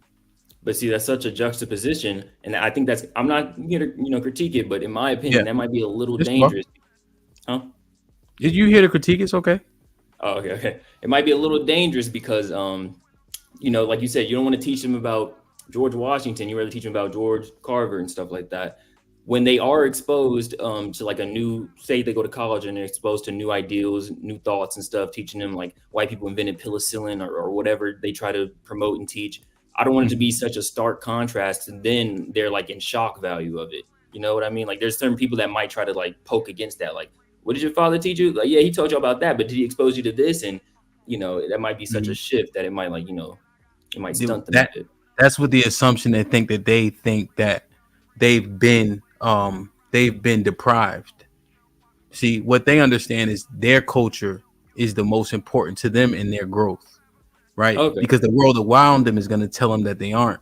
The world around them is going to tout World Star in the news and show us shooting and killing each other. So it's impossible not to know about George Washington.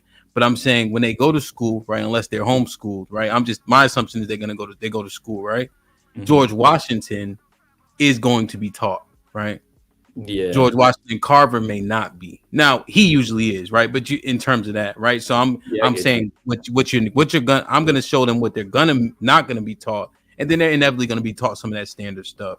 But I catch your drift where to be well-rounded, to understand things, to refute them is key too.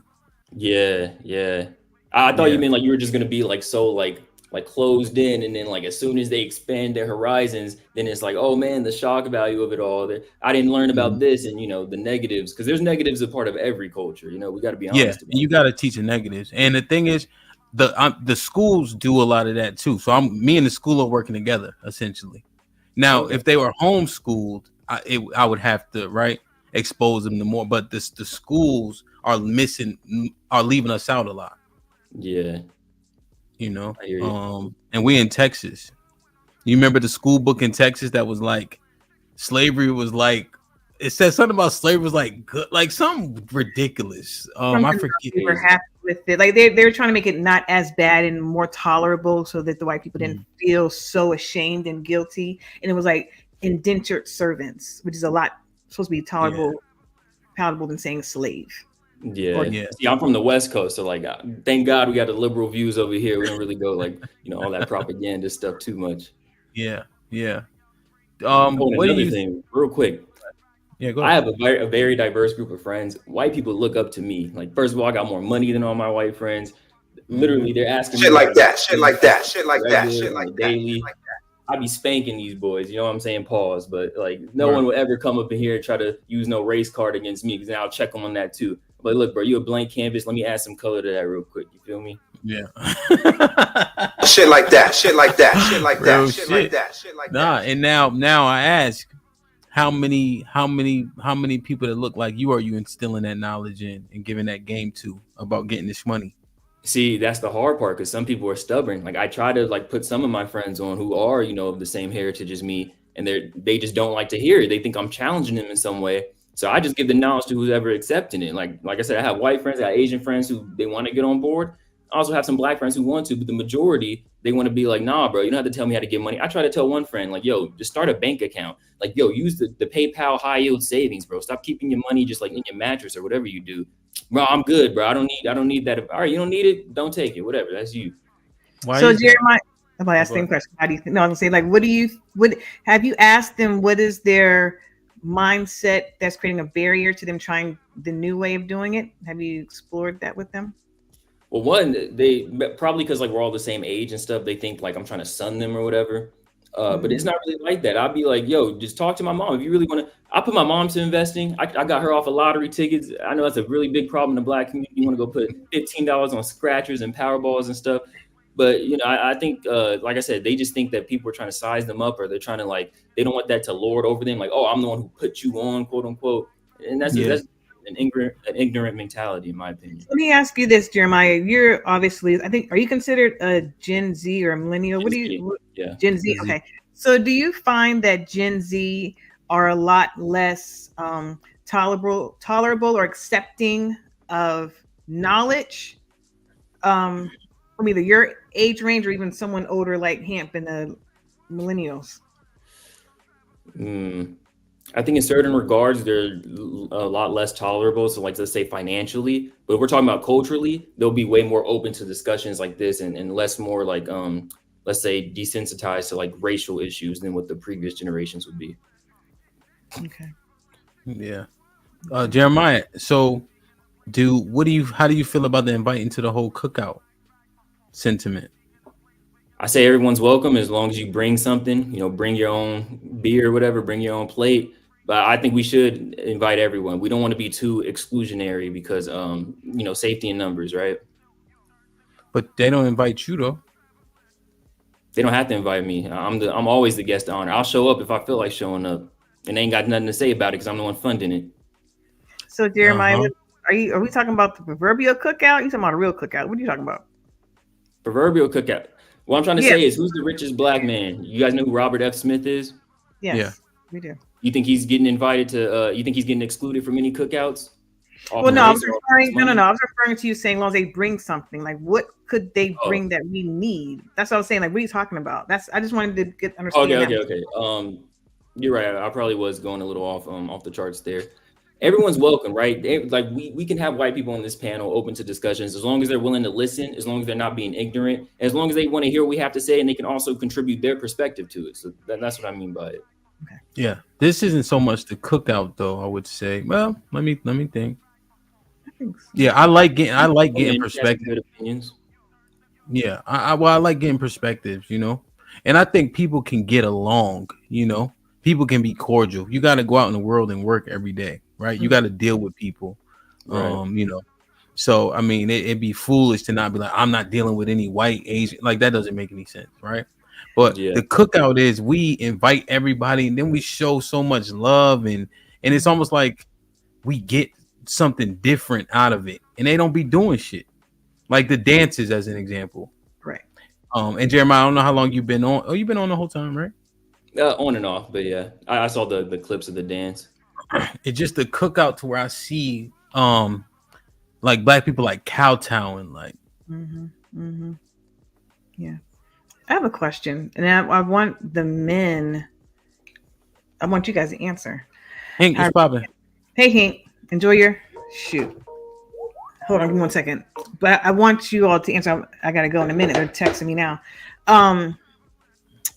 Is there ever a time in which we should not open the gates for others to be a part of our conversation as Black people? Like we are having a closed door conversation, Is there ever a time in which we should do that and therefore not invite anyone else but us to have these kind of conversations? I think if they're interjecting and they're trying to impose some ideals that we just not rocking with, then sure, we should definitely be exclusionary. But like I said, if they came to listen, they came to learn, because here's what I don't want. I don't want it to be so closed in, so tight knit to the point where we're just teaching, you know, our culture one thing, they're teaching their culture one thing, and it's always a separate division. Maybe, like I said, Angry Snowman, I'm just using him as an example because he's the only one that I saw up here who's Caucasian. Maybe he might, you know, take some of the things that we talk about, ponder it, and then pass it on to his, you know, like, you know, to his lineage or whatever. Like, hey, they had some good points. I didn't think of it that way. And then now he's like like DJ Hamp said, now he's shifting for the next generation, and then now we have a new thought process going on. So I don't want to be too like closed off. You get what I mean? So let me ask you this. And the same question, guys. I just want to just add this layer to it. When we're having a family conversation, the Black Family Collective conversation, and we're trying to hash things out amongst each other, should they still be a part of that conversation? Maybe even not a part of it, but they could listen in probably. No. Why? Unless it's to the point where we can't, unless it's amongst, we have issues with each other. Well, like, so I have an issue with a white person or a white individual, and of course we have to come together and figure this shit out. But if it's amongst us, no. Why do we need to invite them to the cookout, as you say? I don't think so. But look, I don't have no problem being a cookout as long as they invite when we talk about money, because that's the only color we all really care about the most, right? They're green. So yeah, I'm all for inviting them there. If they can help me or teach me or show me different methods or ways to get more money, I'm all for it. I don't care what color you are. You understand what I'm saying? It doesn't matter. As long as you're going to help me get them greenbacks in my pocket and going to help my family and what I can do. And like you said, get that knowledge and bring it back to the tribe. That's what I think we should do. Take advantage of what we got. So when Hamp, I guess, is talking about, you know, his kids going to school, if he chooses for them to go to school and not do homeschool, of course they're going to get the knowledge and learn what they can learn and bring it back and say, Dad, guess what I learned while I was at school? I learned about this. You know, what do you think about this? And then Hamp could give his input. Yeah, I don't agree with that, but let's talk about it. You know what I'm saying? So yeah. If I could quickly answer, when you saying like family business, of course not. Yeah. Even fun, no. Yeah. Like I was DJing one time, white girl like, hey, can you play Eminem? I'm like, get the fuck out of here. Talking about? You ask me no dumb shit like that. So no, like nah. My wife had a friend, and her husband was white, and then we had a baby shower. And she's like, yeah, I invited Jackie. I said, her husband out of town? No. Well, you better tell Jackie something, because if they come over here, it's not going to go how you think it's going to go. So did they not come? No. This is my safe space, right? This is my fucking house, right? I have full control, unless I don't pay my taxes, right? Where I can say what happens here, right? Now, can we go to Jackie's house? Yeah. You know what I'm saying? I don't control what happens at Jackie's house. I don't control what happens at Walmart or Mickey D's or Chuck E. Cheese, right? But this is that one place where I could say who comes in and out of this bitch. Okay. So, but you talking about just operating in the earth? Yeah, like if not my cookout, I'm talking about. But when we locked in, no, of course not. Yeah, right? Because it wouldn't make sense, right? Because when you fight your brother and sister, people really, really, really bring out their camcorders, right? And that's why that's my thought. I'm like, y'all need to be here right now when we hashing this out. Yeah. Trey, what you think? You know, well, first of all, what's going on, y'all? This is something I'm torn on. My time in the military and my time in law enforcement, I've had to work arm in arm with white folk, especially white males. And I gotta be honest with you, anecdotally, I haven't had any bad experiences, right? I've been invited over to their homes for Christmases and Thanksgivings. You know, I've been invited to football games that their kids were playing in, soccer games. I personally haven't had any bad experiences, but that doesn't mean that I'm not oblivious to how they operate and behind closed doors. I do understand that a lot of the times I was invited simply because it was a matter of survival. We worked together. You know what I mean? We was in the foxhole together, right? So there was a sort of, we need to get to know him. We need to get to know what type of dude this guy really is. I will say this. I think that our culture is far too lenient on allowing people to come into our cookouts. I think we're okay with just saying, yeah, it's cool. I see far more people that are not of our culture mimicking our culture, wanting to be more like our culture, wanting to be around us, versus it being the other way around, versus us wanting to be like them. I see a lot more of us. Even when I look at the sneaker game, you know what I mean? Like I look at jewelry. A lot of these things that typically be considered our culture, but it's been overtaken by other cultures. And I think we just allow stuff too easily. But I will say this: I pay close attention to those folk who don't look like me when they are around us. I watch them very closely, and I'm trying to see if they're a culture vulture. I'm trying to see what exactly are you doing here. Is it because you were raised in a certain area? I'm from DC. We do have a lot of white people that are raised in the hood around us, right? And they can kind of take on the attitude or the personality of those that are around them. But for the most part, I gotta be honest with you, I don't know exactly where I stand on this. I don't know if it's a case by case basis. I don't know if it's an absolute no or an absolute yes, just purely because I haven't had the worst experiences being around them. Okay. Yeah, and Trey, that's what I was saying too. Like, if I was a police officer in the military, right? You be a fool not to do your job, right? And protect and help whoever's going to do the same for you. That's the code. When you sign up for that stuff, you got to do the job and do it to your fullest extent. You know what I'm saying? But just, leisurely time, nah. Mandrell, what's popping? What's going on, man? Couple of things. What's up, Hank? Did What's you up, my hear? buddy? Did you hear Love's question? I did. I'm with my big brother over there, Hank. He and I are the same generation and close. We're pretty close in age, but I agree with him. Like, if it's a closed door session, if we're talking about black issues, no, they shouldn't be in there. It's none of your business. You've had decades upon decades to help us fix whatever issues we got. In fact, they're the cause of it. The vast majority of our problems, they are the epicenter of it. Still, they've done stuff in the past that still affect us to this day, and they've done nothing to fix it. So when we come together and fix our own issues, stay over there where you been. Wherever you've been at, stay there. Now, if you want to get along as people and be humane to one another, yeah, come on over. I'm like Trey. But so on the other side, I've been like Trey. I've been invited to their homes, had conversations with them, got white friends. You know what I'm saying? Real friends.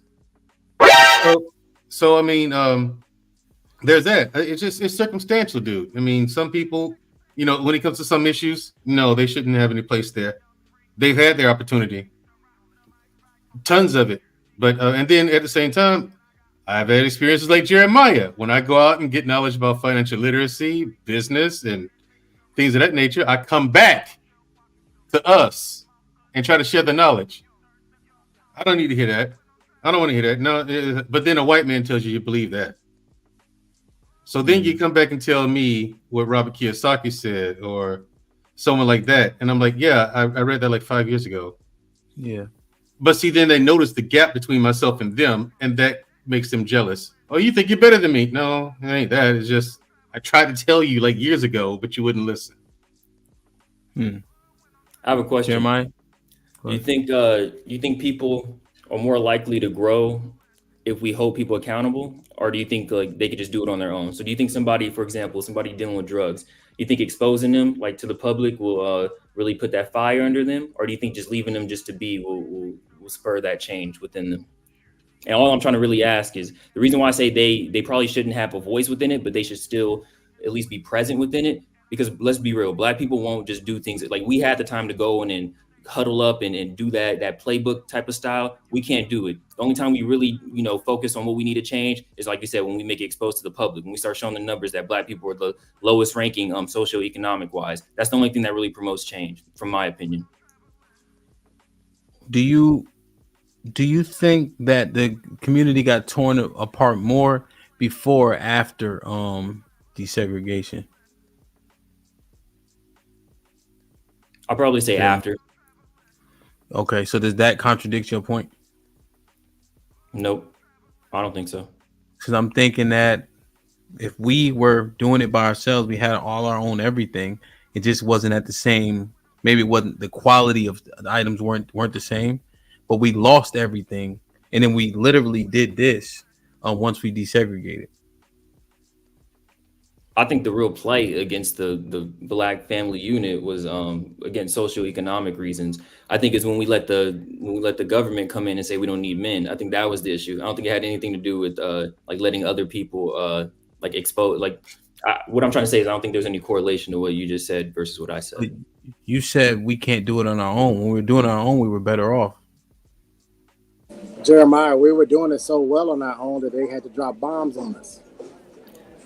I mean, I'm not gonna say we were doing so well on our own, but yeah, we did have things like we did have the Black Wall Street. We did have several of them.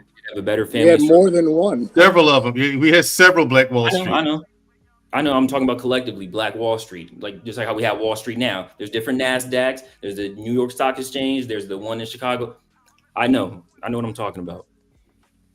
If our independence wasn't such a threat to them, why would they try to seek to destroy it? I didn't say it wasn't a threat to them. But what I'm trying to ask you is, if we were so good at doing it on our own, why can't we do it again, huh? Why times are different because times are different now, and the damage of integration has been done. Black people wanted what the white man had so bad, so we a lot of us really did. Once we made it out of that situation, we really did turn our backs on each other, and that bred resentment between us. And if there's resentment on both sides, then there's a divide. But man, that's carried on for generations. Mandrell, what he's saying was fact, though. Those excuses right there now, Mandrell. We need to stop making excuses. In 2023, we need to stop making excuses. So he has a valid point when he said, why can't we do it now? Well, he does have a valid point. He does have a valid point. I'm not going to I'll tell you why. I can tell you. Let me finish real fast. I think as individuals, if we can start doing it as individuals, then you're going to have certain numbers. As a collective, we can then come together. If we start doing it individuals in your individual household. So if I started doing it in Hank's household, Hamp does it in the Hamp household, Love does it in our household, and Trey, you and Mandrell and Jeremiah does it in his household. Now we have something going. Now we can come with this knowledge and collective on how we did it individually. Now we can work together as we could do it collective. So we don't even want to do it individually, let alone collectively. Well, Jeremiah, you. Just real quick, we answering Jeremiah's question like his question was sensical. He's fucking wrong. So we're answering a question that has no viability. So that's why when Mandrell answered, it sounded like he was giving excuses because he was answering a question that he didn't need to answer in the first place. Jeremiah he did not justify the before and after desegregation. He did not. He just started talking about why we can't do it now. When the truth is 65% of us are in the middle class. Do what now? It's 8,000 Black people out there committing murder, death, kill. There's 21 million Black men alone. There's 44 million Black people. The problem is people think that defines all of us. When the truth is, a lot of us are doing better than average. What's the GDP for Black Americans? I don't know that answer, but to answer your question, $10 trillion. $10 trillion. Do you know we would be Jeremiah, now you got to hear this first before you answer. We would be the 10th richest country in the world. So my question, Jeremiah, and I'm saying this in all love, who the fuck you talking to? You ain't talking to no goddamn spear chucking African. You talking to American Blacks over here. So now we ain't doing as bad as people like to try to paint us. And shout out to all the Africans, you know what I mean? But what I say was false. Did I say we're the lowest socioeconomically? Is that incorrect? Well, Jeremiah, I want to step in real quick because come back. You sort of answered your own question. You asked what was holding us back. Well, anytime anybody wants to take down anything, any type of dynasty, any type of anything, what do they attack first? Who do they go after? Oh, the men, the no, unit, the women. They go women? after the women. Okay. Well, see, I don't know everything. The common things, I know everything. I don't know everything. So I got you. I understand, but you answered your own question. Okay. When you said that they started to remove the man out of the house, who are they going after? They're attacking the women. Oh, okay. So in essence, you answered your own question of why we aren't doing what we're doing. And I agree with him. There is really no reason why we can't do it. Although they're the powers that be, the people who have the money, the influence, the resources, have made a personal decision that they're going to attack the women in our community, and the women in our community are falling for it. That's why you will continue to keep seeing Ice Spices and Sexy Reds, and this is never going to stop. They're going to keep doing it until we as a community say enough is enough. Okay. And look, let me just say this, because we're not all here attacking each other. We all have the same common theme. We just want to see melanated people grow in spurs. I don't want the comment section to think that I'm over here trying to be the accuser or nothing like that. I'm just here to promote, intellectual thought. So let's continue. And Jeremiah, understand that, like, we get vigorous and passionate. This might be risky. People feeling gets hurt, but it's all love, right? My feelings never get hurt, bro. I don't know none of y'all personally, but let's continue. No, it's people. No, but people do feel some type of way when you're having a conversation or something that hit. I mean, that just is. That's not me. Do I look charged up? Do I look amped up? I'm saying let's talk. What we doing? Yeah, nah. But you made the statement of we attacking each other. That's a you. The comment section talking about like yeah. What I'm saying is, what I'm saying is, you not. So this the one thing that I am. You said that. That's a you thing, right? Okay. Because you felt attacked, right? I'm not saying you charge, but that shit can make you feel some type of way. When we try to act like comments and shit don't bother us at all, we being disingenuous. That's why Trey be in the comments the whole time he on the panel. I hear you. Answering every question. Look, he in the chat now. Look at that nigga. He ain't even paying attention. Yeah, look, I'm reading like hairline's atrocious. What do we talk about? We talking about my hairline? We trying to talk about what we here to talk about, man. Why they talk about your hair? I know that's right. Call him out. Right, I think they're on my hairline because their credit score is jacked up. My bad, bro. Call that man to the carpet, Jeremiah. I'm jealous, Jeremiah. I'm jealous. Call that man to the carpet, Jeremiah. I'm just jealous, bro. That's all. Hey, Jeremiah, don't let him get a hold of you. Stand on your ground. Look, let me say this. Do we? I don't believe in that bullshit. We keep talking about these fuck these heifers, man. Why we keep bowing down these heifers? Keep making them excuses. Men move how men need to move. If you move differently, these women will acquiesce. I promise you that. But as long as you got these leftover simp dudes gonna keep doing it, they gonna keep doing the thing they do to get them. So they irrelevant. Everybody's not gonna make it, man. We all know this. Everybody's not gonna make it. So for those who wanted to do it, hey man, come over and get some of this knowledge, man. Come over and get some of this money, man. Come over and get and do what you need to do so we can help each other build it and grow and be successful. For those who don't want it, hey, stay broke, motherfuckers. Right. Hink, Jeremiah, everybody. D-Town, can you get on camera? I said earlier. I'm dropping real fast. Just drop and put me in the back real fast. Be right back. You gonna come on? All right. So Jeremiah, I don't know if you heard this, but I was saying, Hink, I was saying that we need to stop saying that we the leaders. Period. I don't even know if this is original thought or what, but we need to stop saying it, because every time we fail or something fails in our community, or women are failing. I'll give you an example. Women said that it was our fault that they're whores. They said that to me on the POV. When did they say that? On the POV on my other show, Tonight Show. They said that it's our fault because men are the leaders. So what I'm hearing is when we tout that we're the leaders, everything is on us and there's no accountability there. I'm not saying that we're not the leaders. I'm saying show improve. Stop saying it because they're using it as a scapegoat. What y'all think about that? Jim, what you think? Oh, go ahead. So I remember you said we don't need to be just listen to the women, right? Mm-hmm. I can agree with that. So when they talk about with trying to blame us, I'm not listening to you.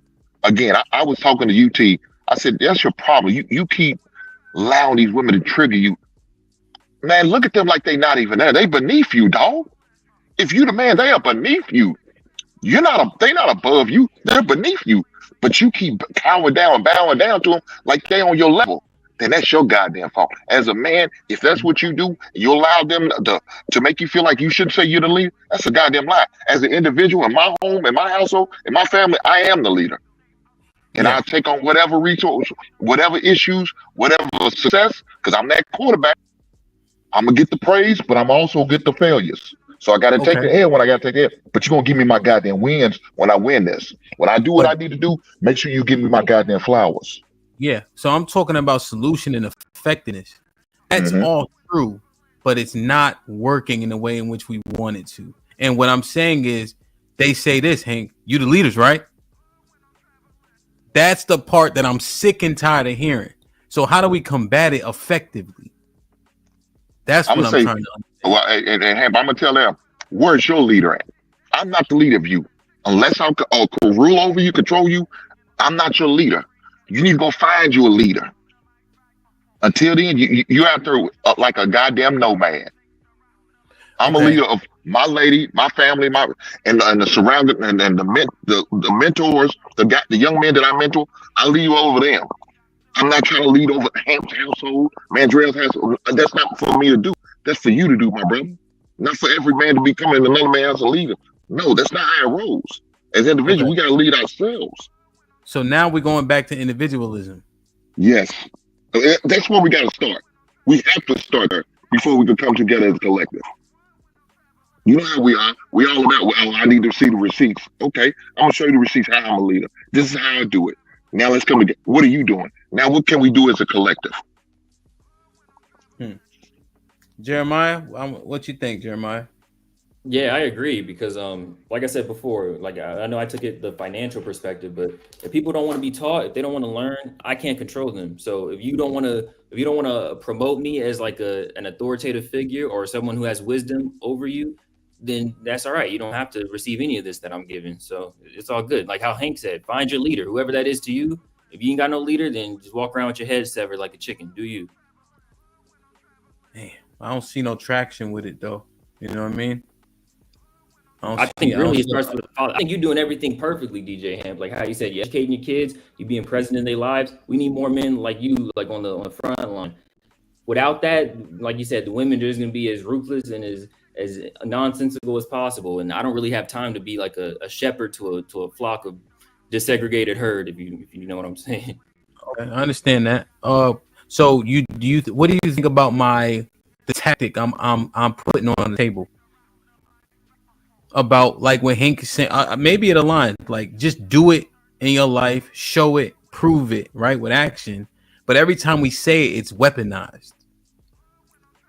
Like because it lowers the level of accountability, right? Like so, for instance, Jeremiah, if my kids get in trouble at school, that's my fault. You know what I mean? To an extent, like with a child, right? Yeah. And so if it sounds to me like the majority of the women, especially on the panels, are like, well, you guys are supposed to be the leaders. So it's a mess because of you know. It's a scapegoat. It's a scapegoat, man. Well, that's what I'm saying, man. I'm mad. Well, hold on, man. I just want to get Jeremiah's last on that. Yeah. So you know what I'm saying? So I'm just saying, yo, just stop saying this shit. That way they don't got that weapon. Yeah, that's true. Yeah, you're right. Like how you said earlier, just show it. We don't have to really be going around talking about I'm the leader, I'm the hall monitor. Look at me, look at me. It's either you get down or you lay down. Like that's the only solution. Shit like that. Go ahead, Shit man, like bro, that. my Shit bad. like that. Shit like Supposed that. to get down and lay down. Okay, I got you. Yeah. I think we can take elements out of both what Hank and Jeremiah said and apply those. I agree with Hank. Listen, when I do what I got to do and it works out, give me my flowers, which is something that seems like they don't like doing, but they're quick to point out our failures. You know what I'm saying? And my thing is, listen, I'm going to go in this direction. You can come, but if you can't keep up, don't step up. You just get left behind. So that's what because a lot of them talk all that stuff and think they can until they get in the situation. And it's like, well, you don't have much time. I want more time with me. Well, listen, I got these things to do, and I got to do that. You know what I'm saying? So, to be responsible, I have to do these things. I mean, so if I don't have much time for you today as I did yesterday, okay, you'll get me tomorrow or maybe the next day. That's just the breaks. They can kick and scream all they want to, but I just let them kick and scream on their own. I just kind of ignore it. So get down and lay down. And if you want to leave because of that, okay, see ya. All right, I'm not going to stop doing this. You know what I'm saying? So the buck doesn't stop with you; it stops me. Because if I stop working, then I'm not bringing in money, and then you got that to complain about. The buck stops with me, not them. No, so you can scream all you want. And as far as them saying, "Well, you're the leaders, right?" and them weaponizing it, I'm not letting a woman dictate to me what I do. I mean, no, I'm not going to stop saying that I'm the leader or whatever the case may be, or acknowledging myself as leader just because they choose to get defensive and want to throw some shit up in my face that got nothing to do with me. The mother niggas that failed you, I ain't them. I ain't got nothing to do with that. So you're not going to bring that bullshit into this relationship. So you deal with me, deal with me. My successes, my failures, whatever they may be. Don't bring your toxic baggage in my face because I'm not hearing it. I'm just not going to deal with it. But isn't that unrealistic though? Don't you? No, it's not. No, it's not unrealistic. Think about. I didn't even say nothing yet. Think about this for a second though. You learn from all your mistakes and your past transgressions and your past experiences, and so how you are today is formed from what you've been through. Yeah. Right. So when they bring things in because of potential PTSD, are you saying you instantly dismissive? And how viable is that with as much experience as people have in this world?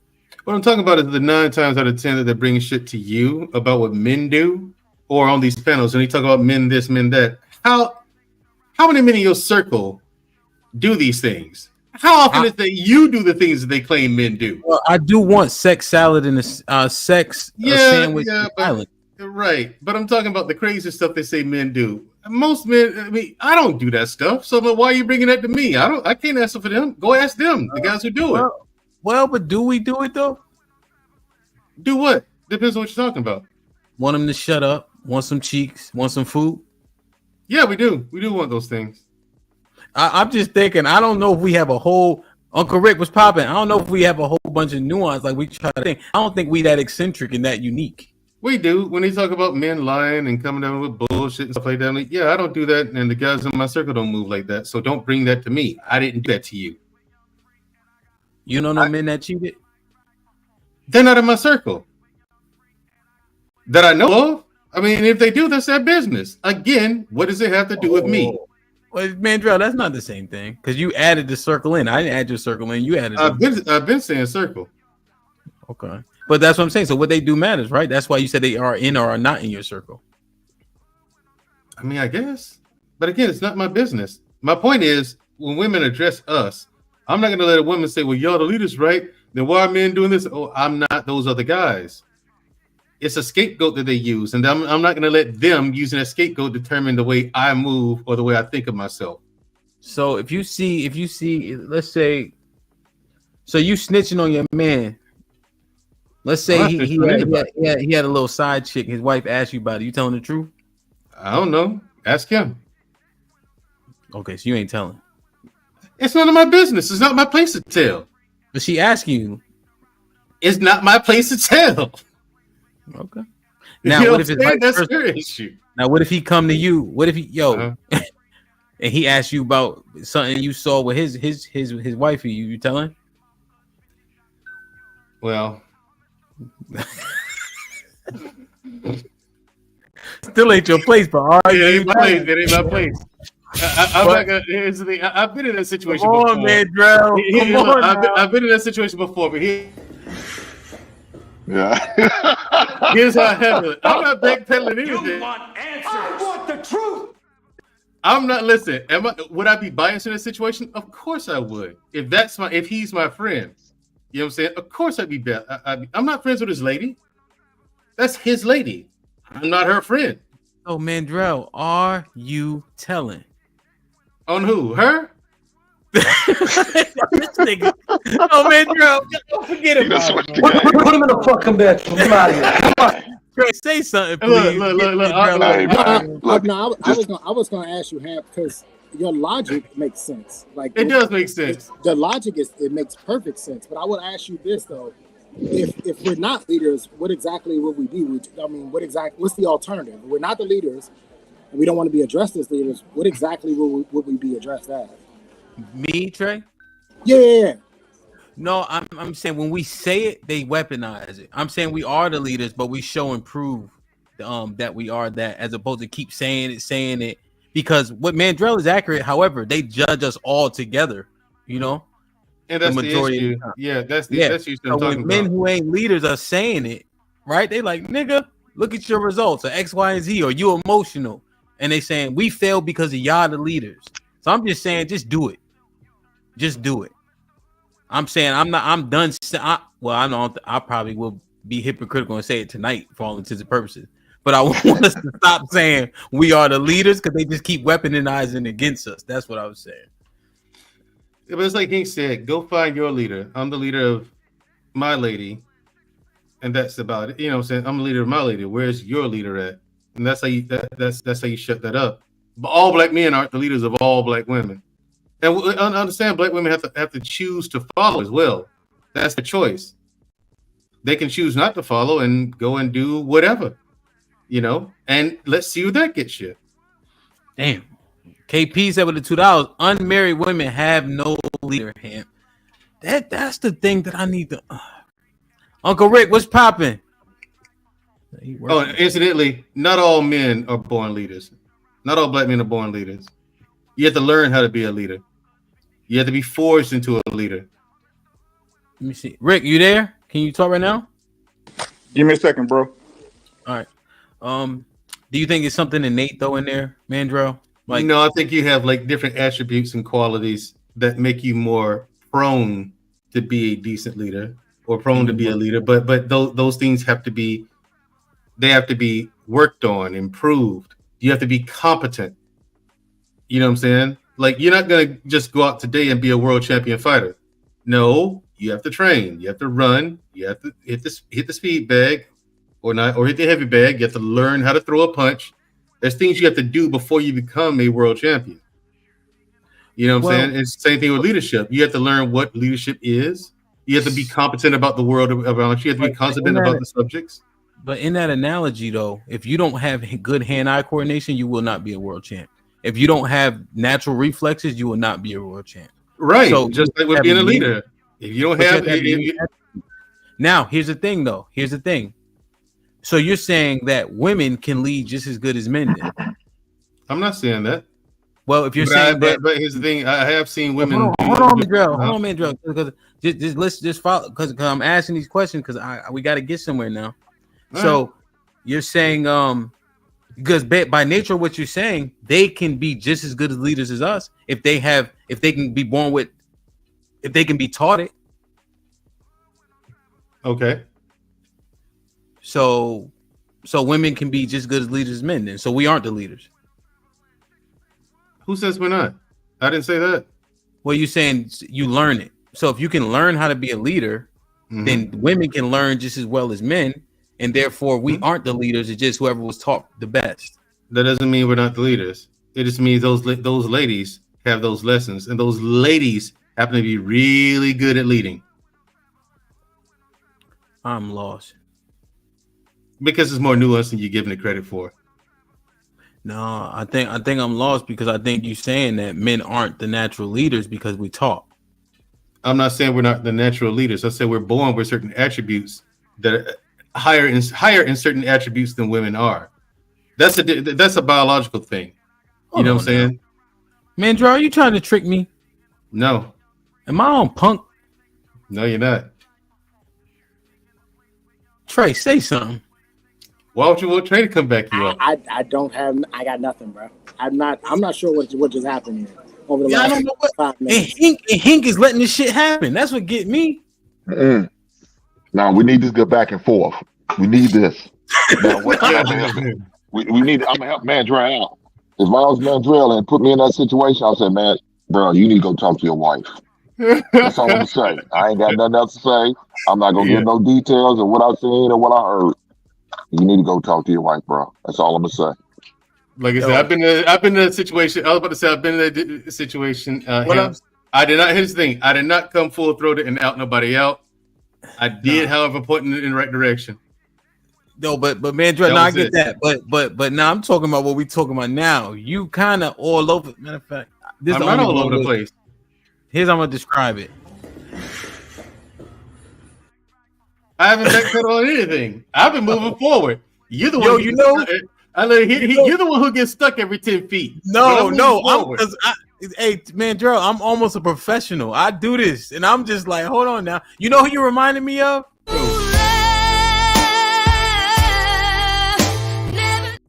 That's who you reminded me of right now. I have no idea who that is. Yeah, but anyway,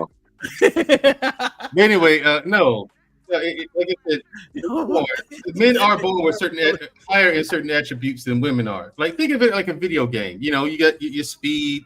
You know what I'm saying? Intellect, physical attributes, all that stuff. In certain categories, men are born with more aptitude than women.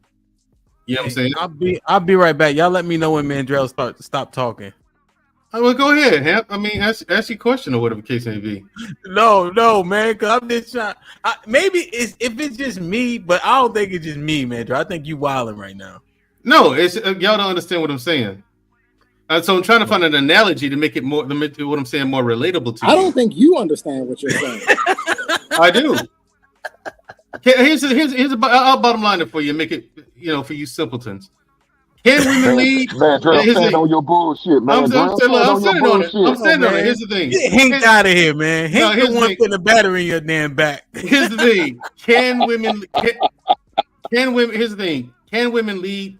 Yes, they can lead, depending on what they're leading. You know what I'm saying? Also, what's your question, dude? I didn't say nothing. Can women lead? Yeah, can women lead? Yes, they can. Good at leading that? All right. They need to lead each other. That's who they need to lead each other. There you go. They don't listen to each other, Hank. No, say you're at a job and they have a supervisor position at a job. They can do that. Or they're in the military and a woman's a first sergeant or something like that. Some of them are good at doing that. So I can't just say full-throated out and out, a woman cannot lead. That's just not fair to say, and it's not true. They can lead depending on what it is. Now, would I trust a woman to be on the battlefield with me? You know what I'm saying? On a 2A range? No. That's a different ball of wax. I wouldn't trust that. I'm sure you as a police officer have worked with some women that's like, okay, they're doing a good job in this position. Man, Drew, go ahead. I've always. This isn't your topic. That female police officers are worthless. Oh, you thought so? Oh, okay. Well, see, I've never been a cop. Mandrill. But we all. So you can't say a woman can't lead in any category. No, Mandrill. So this is an extremely nuanced topic in which I have actually researched in detail. Thank you, Trigger Mike. It is a very nuanced topic. It's a very nuanced topic. I know what I'm trying to say. I know what you're saying, Mandrill. But what we got to preface this. Women can lead within the social construct that men created for them. Yes. Okay. We created the social construct in which they can take leadership positions. Because if this was nature, dog eat dog, survival of the fittest, none of them would be capable of leading over competent males who have to create and produce for themselves. That's the difference between what I think men kind of talk about and then when you try to have the intellectual nuanced conversation. So let me break it down a little bit. In terms of the term leadership, of what people want in leadership qualities, women are supposedly more honest than men. They are intelligent, they're hardworking, they're ambitious, they're outgoing, creative, and compassionate. All right, Mike, you know what that means? Hold on. You know what that means? Those are say hello to everybody, Mike. Did you say hi yet? No, he just started talking. What up, everybody? Right. But what women aren't is decisive. They're not decisive. So these are the perfect qualities for a woman to help someone. This is why we call them the best helpers. A woman can take a man from a number 3 to a number 10. All of it. They're not decisive, and what it really boils down to in the workspace is that once you put blame on a woman, once you put pressure on a woman, they will always fold and retreat back to being women. You have all laws created to benefit women. Why isn't there a female Jeff Bezos yet? Because they don't want to be. They don't want to be responsible for that many jobs ever being lost. They don't want to be in the spotlight to where they say this is the person that did this wrong and it's all their fault. Women will never put themselves in that position. They don't even want to lead without men present to help them. I guarantee you, at a certain scale. So that's really the nuance we're talking about here. Wait, just to give you a little bit of pushback, hold on, CEO just one is minute. James Frazier. So I mean, there are female CEOs, but I get your overall point. Yeah, and the thing is, I was trying to say the same thing Trigger Mike just fleshed out for you. That's pretty much what I was saying. Just wouldn't. I was trying. All right, Jeremiah, are there female CEOs without male help? No, of course not. No. Yeah, and I'm talking about on a grand scale. Basically put it to you like this: everything that we do for women, when we lose, when we say women can do what we do, we lose. It deactivates us from our purpose. All right, we have created a world where we think we can have female heads of state. Last year was a terrible year for women. 2 heads of state basically quit and make women look stupid as shit. The prime minister of New Zealand quit and basically summed it up by saying, "I don't have it in me anymore to do this job." She said that shit. Okay. 2 weeks into the UK prime minister, she's like, "I'm done with this shit." Women, that is what you can expect from women in leadership. You talking about Theresa May? Yes. And she did a terrible job too. Absolutely atrocious. So I get your point, Trigger Mike. What I'm trying to say is I understand this. You're talking about Jeff Bezos, like building it from the ground up and maturing it to a large thing. So you're right. Women will take over. They're trying to, the exchange of power, hands and stuff once the thing is already established. Is that what you're trying to say? Yes. They listen, they don't want to build anything themselves. Like, look, even when like people will throw at me, they'll be like, "What about Oprah Winfrey?" Oprah Winfrey has benefited from other people using her name and building her up. Oprah Winfrey doesn't own the OWN network.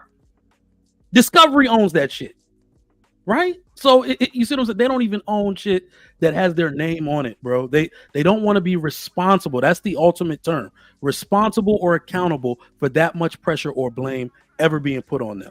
They'll leave that shit to the men all day long. So Mandrell, just to be clear, you didn't say what Trigger Mike said, right? I was trying to, but he did a much better job of fleshing that out. That's all right. Yeah. He took the long way around. That's all. It took him a little longer, but he, that's it. Hank, over here. Mandrell said, "Leaders are taught. Women can lead." Yeah. Women. I can't help you, bro. And I also went into detail about certain positions they can lead in. But then I also said, would I trust a woman on the battlefield with me in combat? No. I said women can go and be managers at a bank or their job or something like that, but there's certain places women should not be in. I firmly and wholeheartedly believe that women should not be in combat arms at all, at any capacity other than support. They should not be on the battlefield carrying a rifle. That's not your place, lady. Go away. No. But Mandrell, I think a large part of that is because of men, right? How we handle it. How we handle it and how we think in those situations. But you put a woman in the same situation, no, they're going to fumble every time. I haven't seen a woman yet make a sound decision when it comes to that. Not one time. No matter how many simulations you're running through. Then people come in and be like, "What about the women who graduated at Ranger School?" I'm like, yeah, I got the inside track on that. You have no idea how much help those ladies had. They had a lot of fucking help. This is why they can't, because if you let women in combat arms, you got to lower the standards. They can't keep up. So there's certain places women should not be, and they cannot lead in those positions because they're unqualified. And they can't be qualified. They just, no. So do you think men should be gynecologists? If that's your bag, dude, go ahead and do it. I couldn't. That ain't for me. Mandrell is the most confusing nigga on you.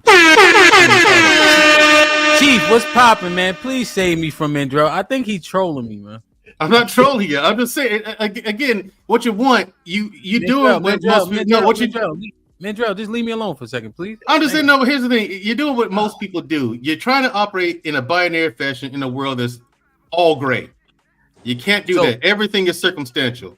So that's one thing that I don't do here is let's answer and stand on something. We can deal with the nuances on every other panel and conversation that you have. All right. You could say some in circumstance for every single thing in the world. That ain't no fun. Why is it not? Because the conversation doesn't matter if you're saying it's some for this, some for that, some for this. You can say some for everything. I mean, waiting on. Oh, here come Rick. Go ahead, Chief. Because Rick's still driving. He's a little bit choppy. Go ahead, I Chief. ain't got nothing, man. I'm listening and being entertained right now. Mandrell he is all over the place, like all over the place. Mandrell, do you think men can be are natural leaders? There's no such thing as a. I don't believe that there's a natural leader of any gender. I don't believe there's no such thing as a natural leader. There are people who are good at it. There's people good at some things naturally than others, and there's no such thing as a natural leader. You can't step into. You're not going to come into a position of leadership without competence, and competence is gained with experience. All right, so no. Let's do the competent. Can competent women lead? Are the most competent women competition against the most competent males? No, absolutely not. Then we are the natural leaders, generally speaking. Okay, in generalities, yeah. I'm only saying that because I realize something that women do on these spaces. Like, let me put my job, for example. I work with damn near all women. They always want to partner with me. And at some point, I realized, oh, shit, it's because the level of intensity I have at work, the way I present on projects, I'm super charismatic when I'm presenting those projects. They never want to put themselves up against me. They all want to be my friend, but they love talking down to the dudes that they think are weak. They love putting themselves in competition with those dudes, but they all want to be my friend and or my partner. They will never compete against the most competent males. And I think the reason is actually that we have a natural advantage over them. All right. They're not silly enough to ever put themselves in a situation. I won't eat for 48 hours and stay awake to get something done in the name of innovation. All right. Their period got to come on at some point. Their cramps going to come on. They're going to get bloated. They could never outwork me in this life when I'm running on all cylinders. So we have a natural advantage over them. That's why we're the natural leaders over them.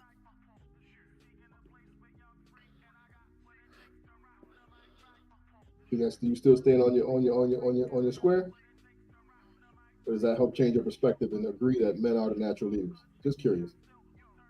It's just a difference of what I'm listening to it's just a difference of language. I don't think there's like the lady said earlier, black men are the natural born leaders. I'm like, okay, hold up. No, because I met some buffoons out there in positions of leadership who have no fucking business being there. Couldn't lead themselves out of a wet paper bag. That doesn't discredit the fact that we're still natural leaders. There's been a lot of women who dated some real shitty men and allowed them to lead until they found out they were shitty men. Naturally, the leadership role is given to the men, no? Naturally dominant and leadership are two totally different things, guys. There you go. But it's still a role of leadership, no? I don't have to be a leader to be able to beat your motherfucking ass. I'm dominant over you. There you go. But you can't lead. That rationale doesn't equate to the rationale I just gave between men and women in terms of leadership, no? It sounds like you whispering to me, big dog. My apologies. I can barely hear you. I don't. Maybe it's the connection. So if you can beat my ass, that's dominance and not leadership. That's what I just said. Yeah, but where'd that come from? I'm confused. Because you said that dominant is a form of leadership. It is not. It just means I can dominate you. Men are naturally dominant over women. That don't mean they're natural leaders of them. No. I didn't use the word dominant. I'm just saying in general. We had this conversation a while ago. Woman meets a man. Naturally, the leadership role is granted or given to him. In that regard, no. Did I miss something, guys? Maybe so. Is that what you're seeing out here in 2023? You're seeing men being dominant? That's what you're seeing? That's not what I'm saying. That's not what I'm saying. I was just making a point, my bro. I'm not saying that's what I'm saying. No. I'm asking Chief. Is that what you're seeing? Okay. Is that what you're seeing? You're seeing men being dominant in 2023 going into 2024? You say dominated or dominant? Being dominant. No, I didn't use the word dominant. Rick did. I just talked about leadership. That given that natural role of leadership. Fellas, we're on our high horses, men, right now, forgetting one critical component to this conversation. So what we're talking about is one component of the conversation. There is a complete other factor of it that I think is even bigger. It's not about what men do or what women can't do. The other factor of this conversation is what women want to do. Women don't want to fucking lead. It is a false narrative. I got a riddle for y'all. Do y'all know what happened to the woman who suddenly got everything she ever wanted? changed her mind and decided she didn't want that shit anymore. Right? That is what you will see every time. Like right now, women are lobbying to be in Congress, lobbying to be in leadership. The second they get those roles, they turn around and say they want something else. I don't want to deal with this shit. This shit is for the men. Then they start complaining about what the men aren't doing. Isn't that what you see all over YouTube? Women step in the shoes of men, say I gotta work and pay my own rent and get my own way, and they're like, oh shit, this shit actually isn't the business. I don't want this shit anymore. Y'all men need to step up and take control of y'all houses because they don't want leadership ever. They will never want it. So that's the other end of it. Men don't lead by desire. We lead by expectation. If a dude woke up with amnesia and didn't know his role in this life, all he got to do is watch his woman for a day and all the shit that she just absolves herself of. And that's the role he can take. And it will always be the leadership role. It will always be in front. It will always be taking accountability. It will always be taking blame. And it will always essentially you being the blanket for other people. Thus making us natural leaders. No, Trigger Mike? Yes. I think that's my point. So, Uncle Rick, you disagree with that? You disagree with the fact that men are natural leaders? Because if that was the case, we wouldn't be in the situation we are now as a society. We're not debating whether or not the leaders are good. Yeah, and I'm not debating with you. You asked me a question of what I didn't agree upon. No, I'm saying I hear what you're saying, but the debate isn't if men are good natural leaders. The debate is if they're natural leaders. Okay. All right. Again, I don't agree. Right? A leader is honed. A leader is built. You know what I'm saying? Like I said, I could be dominant over you, but that doesn't make me a leader of men or women. You see what I'm saying? Like, I mean, we are entitled to our opinion. You entitled to yours, but like, I whatever, right? I wanted to address the point that Hamp was talking about earlier. What do we do, right? What do we have to do? And this is what I say all the time. Once men learn to be correct, it's gonna be all right. You know what I'm saying? The problem is that people don't understand what correct means and what it costs them, right? Sometimes being correct doesn't mean doing the right thing all the time by people. If y'all know what I'm talking about. Yep. Right? Sometimes me moving correctly ain't me doing a nice guy thing. Sometimes me moving correctly ain't doing what's best for the community. Right? Stop. Why? Like, and and this for you, Mike. Right? If the woman don't listen, fuck her. Stop bringing women in men conversations, right? We was talking about what the men's supposed to do, right? Fuck her if she ain't with it. If you correct as a man, if you're correct as a man, you stand 10 toes down, whatever within your ability. Stop letting women dictate to you what a man is. But how do you be correct and it not benefit the community? I don't understand that. Listen to what I'm saying, right? Listen to what I'm saying. Let's say right now, something happened, right? Let's say right now something happened that you had to pick a side of a fence, right? Okay. Let's say they was like, okay, bruh. For this to happen, right, you either got to be on this side or this side. Now that side might be the best side for everybody else. Right? But that side ain't moral. That side ain't correct. That side is not looking to accomplish the said goal. Right? It might be good for the community, but it's not the right move for you. But I think, what would that be though? It could be any number of things. Right? Not really. So let me explain, right? So let's say, for example, right? And I'm gonna make this personal to me, right? Let's say, for example, you married to a woman, right? You married to a woman and you doing everything that's right and correct and possible, right? And she don't want to listen. Kick her ass out. It's not the right thing to do. It's not the best thing to do for her and a kid or whatever, right? But get her the fuck from around you. Okay. You got to be correct. And when I say correct, I mean you got to stand on what you mean. You got to stand for something. Stop saying, Mandrell, hey, Gray areas is where the lies can play in. I done said this before. The gray areas is where men are supposed to be black and white, good and evil, sharp or dull. We are not meant to be flexible. Agreed.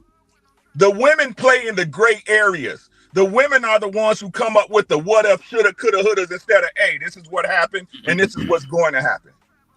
Wait, was that a good example of your point though? Because like to piggyback off what you said, say you kick her out, how does that affect, like you said, everybody else? How does that affect the offspring? You gotta further qualify that. Like I said, it might not be right for the community, but it's the right move. To whom? To me. That's not a leader then, bro. If it's right only for you. How can you tell me that's not a leader? If I'm leading and I give you a consequence for not listening, how can you tell me I'm not a leader for not making you stand on that consequence? You're not making her stand on it. You told her to get out. What I would personally do is I'd better That's the consequence. Well, that's the consequence, though. He's a leader. I He's hate not to ask God. this. He can't How make old her are you? do- How old are you, young sir? Why does that matter? It matters. Let's say I'm 30. So him putting her out is the consequence, though, Jeremy. That's what he's saying. There's a consequence, and he's got to stand through it. Because if he wavers, now she's going to continue to do the bullshit, and she thinks she can get away with it because you're gonna fold like a lawn chair. No, So but that's the listen to what he consequence. asking, though. Listen to what he asking. Go ahead, ask your question again, Jeremiah. What I'm trying to say is you're talking about from the stance of a leader. You're piggybacking off of Mondrell's point. So as a leader, if you're saying it only benefits you, who are you really leading? That's also a part of leadership, though. What did I just say, sir? What did I just say, young sir? Did I not say even though I wasn't listening, you kicked her out? No. Let me refresh you, sir. Let me refresh you, young lion. Right? I said that even though it's not the right thing to do, you gotta move correctly sometimes. But he's saying the benefit. Like I said, and that's why I asked you. That's why I asked you how old you was, because as you get up in age, and this is not me trying to bash you, young sir, you will understand what that means. Well, I think the issue is that Jeremiah thinks that aware of these leadership isn't parameters? Are selfish. you aware of these contingencies or these constraints at least? I'm sorry. I didn't hear you, Jeremiah. Like what it affects outside of you? That's what I'm just trying to understand. Say that again, sir. I apologize. Are you aware of the constraints outside of yourself? Yeah, like how Yes. to the break point. Yes, a man has no choice but to be aware. I have no choice but to be aware. Okay. Right? So- because at the end of the day, and listen to what I'm saying, young lion, right? This is the thing that men do. Stop blaming women. They're going to blame you regardless. It doesn't matter. This is why you should lead under your own accord, because whether it goes right or wrong, just like Hink said earlier, you're going to take the blame for it as a man. She might not say it out her mouth. Right? But when shit start changing around the house, you going to see it. Right? When she continue to take inches and inches, and then those inches become yards and miles, and then you too late in the game. No, I hear you, A man. woman, let's just be honest. He's Let's not just be addressing that honest. though. In Rick. most He's not. cases, Yeah, a I'm not woman, addressing that. I hear you as He's to not the asking relationship, but I'm talking about tangent to the offspring. How are you leading? How does the ramifications affect outside of yourself? Is what I'm trying to get you to address. Because if you're stuck in that situation and you had to pick her out, how do you know that staying in that situation won't create a toxic environment for them kids?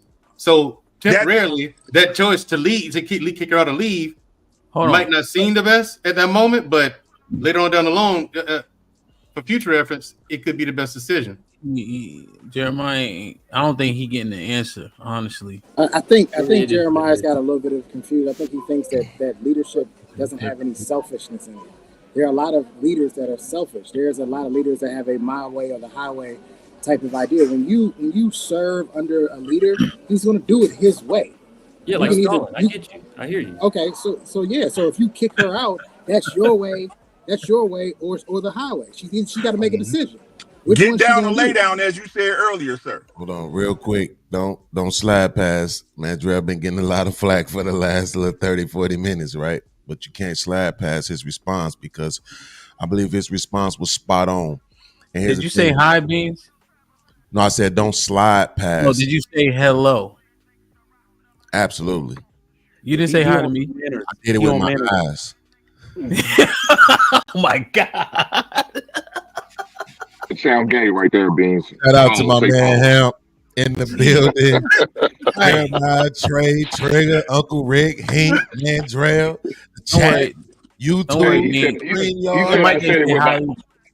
He said I said it with my eyes. That sound questionable, Beans. That was, Don't do me like that, Hank. I think he flooded his eyes. He flooded his eyes, Hank. He flooded them. When you My say he bad. batted his What's eyes good at with your you, house, Amp? My bad, bro. That was disrespectful. Nah, My bad, Uncle bro. Rick, you don't never say hi. I don't care. You don't No, never say hi. but I do think Mandrell actually, I think that would solidify the point for you, Jeremiah, if you would take it in, right? I'm not doing the pause shit, but you understand what I'm saying. Yeah, man, I would give it to I would give it to you like this, Jeremiah. If it was a man in a house with their family, stop, man. Come on, You bro. keep Like, saying come on, bro. crazy Come on, shit. bro. No, it's not. It's regular English. Y'all don't get to make everything that way, bro. All right, go ahead. But so Jeremiah, it's a guy in the house, mother, father, kids in the house, right? And the father is beating on the mom every day. Should the father get out the house? Yes or no? Honestly, Should he if be he's the removed provider, from the he house? might Yes or have no? some problem.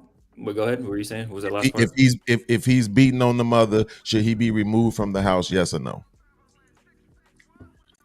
For her safety, yeah, but overall, I say no.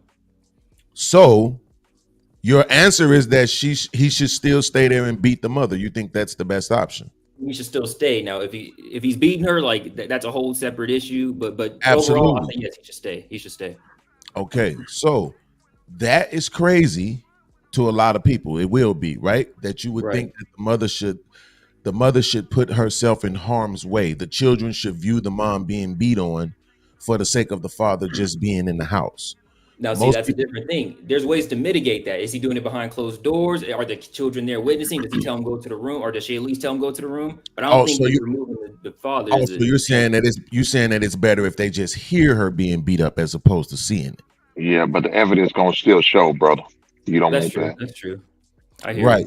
So that's why I'm trying to tell you. In some circumstances, unfortunately, it is best if one of the parents are removed from the situation.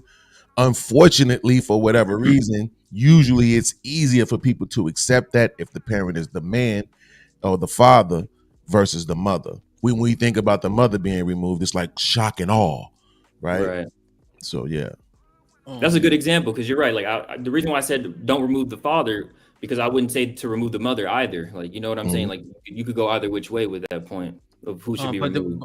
But in that point though, if he's beating on her and we assume that, right, it's not justified. He's not fighting back, right? He just, I don't know, he's drunk and beating on her. He's also not a good leader. So that point is slightly, I don't know if it addresses what Jeremiah is saying. No. I was just addressing why there would be a need to remove one parent, right? It's logical in some sense because he was questioning Rick's outcome of getting out of the house. But he was saying if she's not listening or doesn't want to follow in the leadership to get out. Absolutely. Your thing, so in your scenario, he's whooping her ass. That's not leadership. So I don't know if that's the same man that we're talking about. No, it's not the same man. I'm just, like I said again, what I'm just trying to get Jeremiah to be able to accept is the plausibility of one parent maybe needing to be removed from the situation, and that all times that twofold household might not always be the right option, right? So okay, I see that. Right. There. So if you're the type of person, a man, in fact, who believes that your authority in the house is supreme to the function of your house, is supreme to the rearing of your children, and that's being usurped by the weaker vessel in your house, it might make sense in some instances to remove that weaker vessel. No, I understand that. I'm trying to understand what Jeremiah is saying in terms of, okay, so your default is if they don't listen, they can leave, right? But but some of the greatest troops got to be galvanized. You know, there's a lot of kids that I coached that are hard-headed, but they had great physical attributes, and it took time and work and miles to get them there. And now one of them will be going to the NFL this year, right? But if I would have said, "Oh, this thing ain't listening, go play O-line," right? He wasn't gonna be an all-star defensive end playing tackle. You know, Absolutely. so there's something to that. In terms of putting in that work. And that's what leaders do. I feel like. So then I think the better question, hold on, Ham. Uncle Rick. You talked about putting in work on somebody who still had value of some sort. That's not always the case. Right. So that's what I was about to say. The better hold on, Uncle Rick, I'm gonna bring it to you. Uncle Rick, the better question would be then, how long, right? At what point, how long should it take, right? Before you recognize that this thing is probably not redeemable, before you say, exit my premises. I think Let me read it real quick. Gunny with the $5. Gunny says Uncle Rick yelling, but saying nothing. Didn't even explain his point about the community. Don't focus on that. Qualify my answer real quick. Okay, so basically the reason why I gave the reasoning why they should stay is because the mom is definitely not, she's not in a favorable position, but is it necessarily favorable for the two parents or is it favorable for the kid? And what I mean is, let's go with the coach example. Is the dad still providing? Is he doing like his daily duties for what he needs to do as a father? Is he picking them up from school? If you remove him from the house, now it's a dysfunctional household. Now the mom has to do everything else on her own. That's just worse off for the kids all around. As opposed to them being in a toxic environment with a dad beating on the mom? No, listen to what I'm saying. I want to hear Rick say. Rick, answer this is crazy. Answer what Beans asked you. That's better. If I could, without being interrupted, right? So you guys are making my point exactly, right? A child being out there with a single mom, we know is bad for a community. Is that fair to say? This is not what we discussed ad nauseum, right? But again, I love the way whenever I say something that people don't agree with, right? They always want to take it to the most extreme negative of everything, right?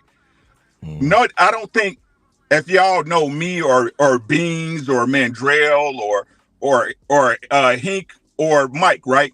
That we, just because a woman the first time she slipped up and had a mistake, get the fuck out. Absolutely. Right? Why would y'all think that? You know why? Because since we was talking about indoctrination, everybody always want to look at a woman as a victim. Off bat. Right? Think about it. I've been married 23 years. What you think? I ain't been through nothing. So how long would I have to say and be going through something with a woman to say, you don't listen, get the fuck out? I hear you. You see what I'm saying? Like, it shows the mental space of Black people in general. I agree. It really does. No, you supposed to be the man. I'm not saying you don't extend grace. I want the same grace that I extend to you extended to me. But as a man, if I'm allowing you to destroy what is looking to build up, I'm at fault at the end of the day. This is what we all keep saying, right? It's going to fall on us, correct? Ain't that what Hamp was saying earlier? Because we say we the leaders, because we the ones in the power position, that they can use it as a weapon against us? Right. It simply is what it is. I understand everybody has their life or whatever, but this is what I see and experience. And if you don't agree with it, you don't agree with it. That's cool. Right? But like I said, like, hold on, bro. Like Trigger Mike was making the example of corporate positions, right? The only reason women have positions is because you have men behind them that has the ability to commit violence against another man to happen. So if men are the ones controlling these things, why we can't fix it as men? Because some of y'all don't do what y'all say y'all do. Because some of y'all don't move the way y'all say y'all move.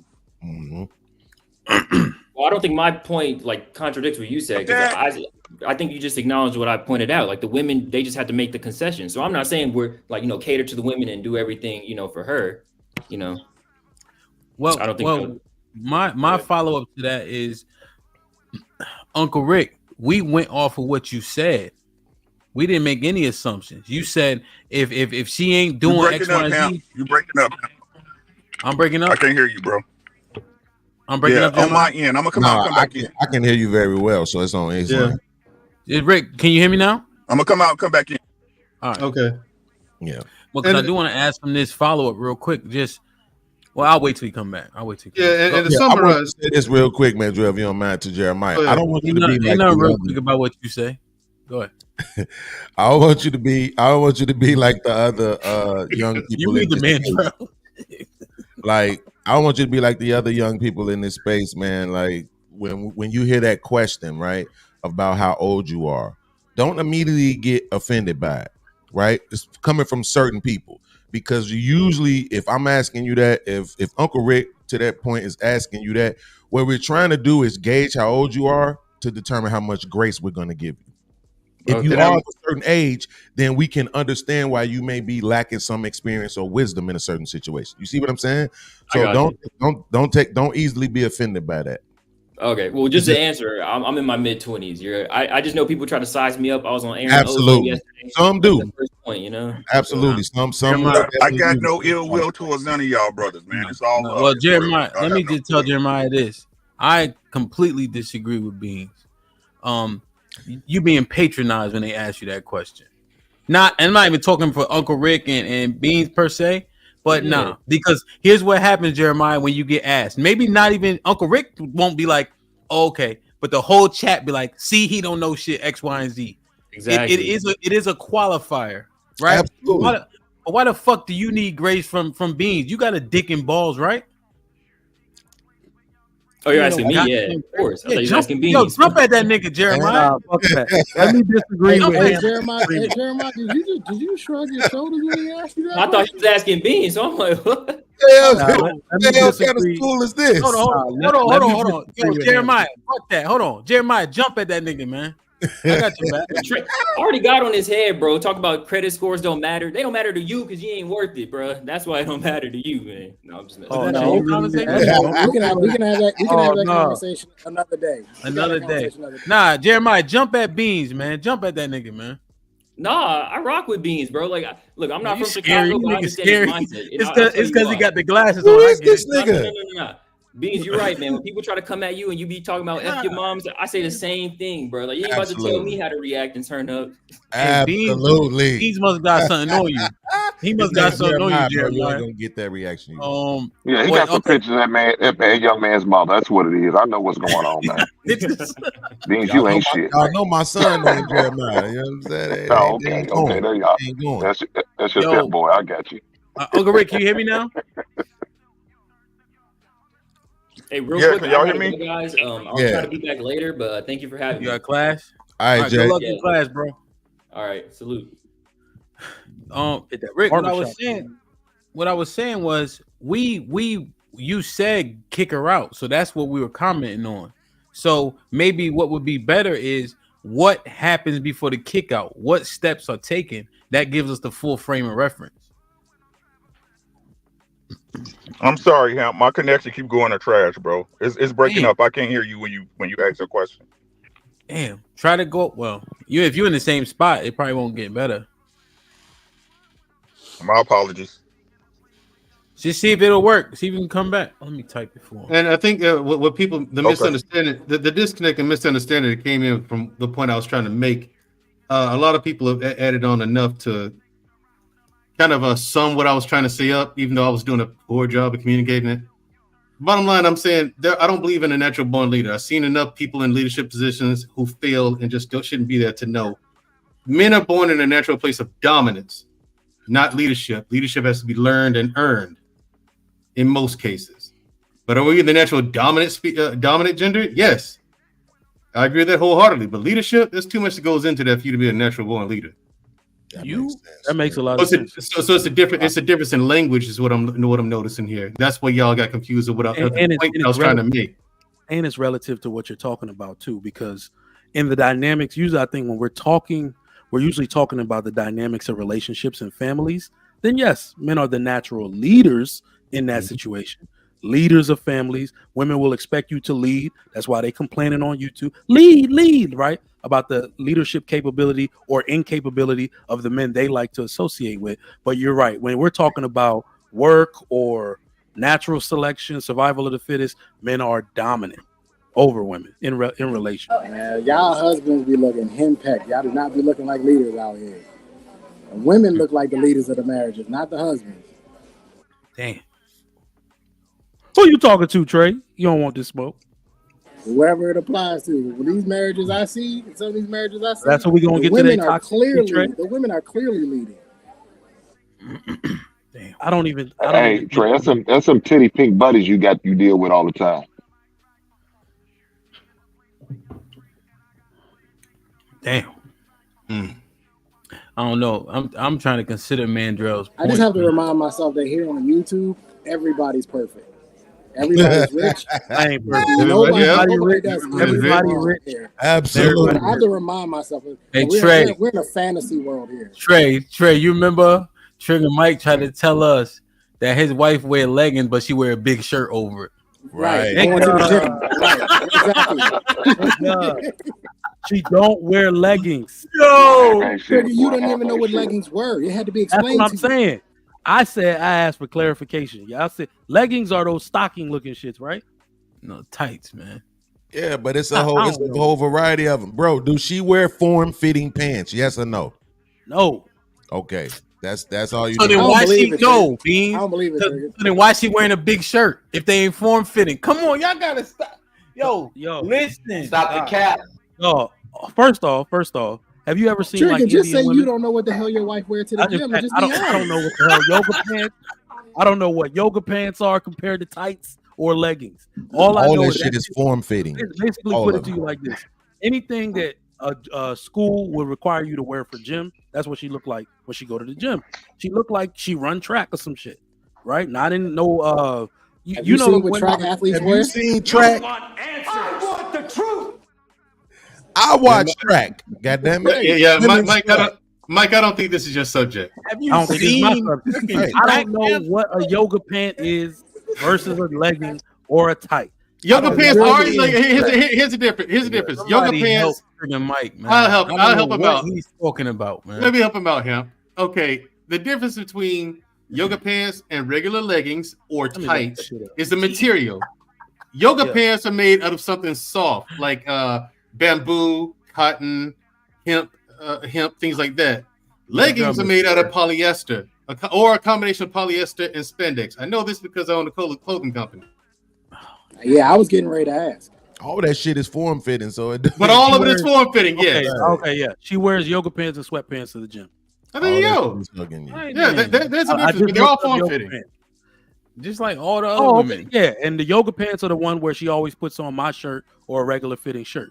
She don't look like some of the ladies that be wearing this shit be wearing a cut off t-shirt with so they ass can show. Those are women I be like, nah, she's not going to the gym like that. Absolutely. So we know now that she does wear form fitting stuff, and then when she gets to the gym away from you, she takes the shirt off. Gotcha. No, I'm just playing. Hey, Beans, you know we're gonna meet one day. I'm not gonna forget these exact words. I'm not gonna forget. They all do it, man.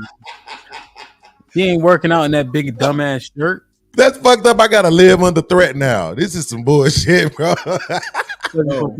Y'all used to it. Jesus. Hey, what exactly is your wife doing in the gym that she can keep a baggy ass shirt on? You know what? We're not gonna make this trigger Mike. How about we move this? Go ahead, slide this conversation on. Right. Hell no. Not the cap. They all they wear what they wear to the gym. And we got a comment in the comment section. There's people like bamboo. I'm like, yes, bamboo. Clothes are made of bamboo. Mandrell, did they pay for the comment? Did they pay for the comment? No, they didn't. All right, then don't read it. Well, man, I don't know what your rules are over here. Wait, okay. Here's my question to Hamp, though. Is that a hill to die on? Is that something to lead a relationship about? And we're not talking about titties out, ass cheeks out, hanging out the bottom of the shorts. We're just saying form fitting. Everything is always damn near sexually appealing type of garb. Everything is always form fitting. Is that a hill to die on in a relationship? And FYI, if you say no, then we're proving Trey's point about women being leaders. How you gonna quote?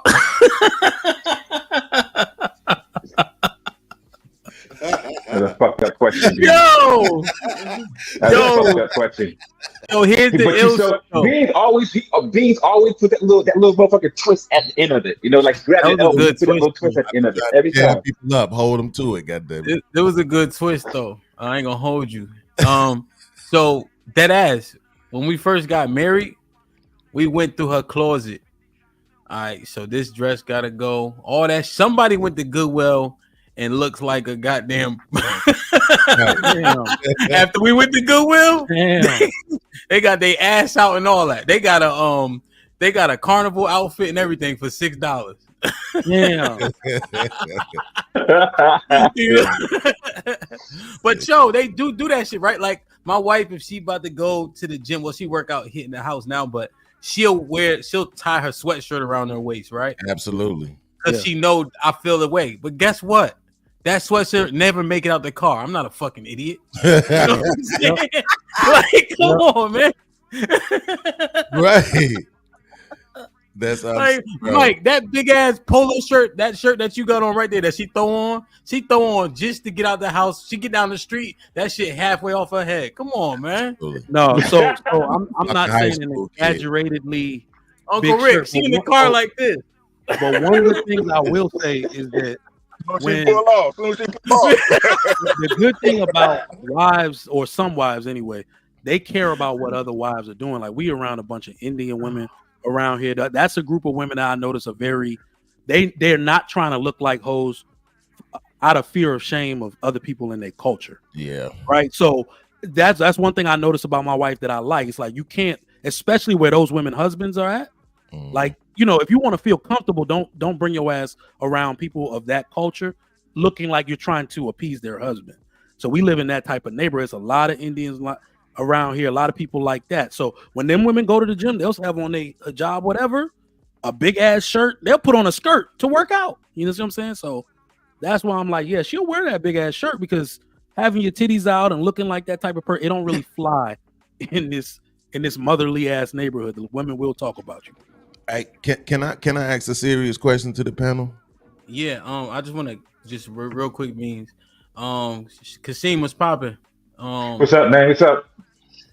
Yo, so in the ill shit is though, like when I work out, baggy ass shit, I can't really. That shit is annoying. Like, too, just to be in terms of functionality. You know what I mean? Like baggy ass clothes.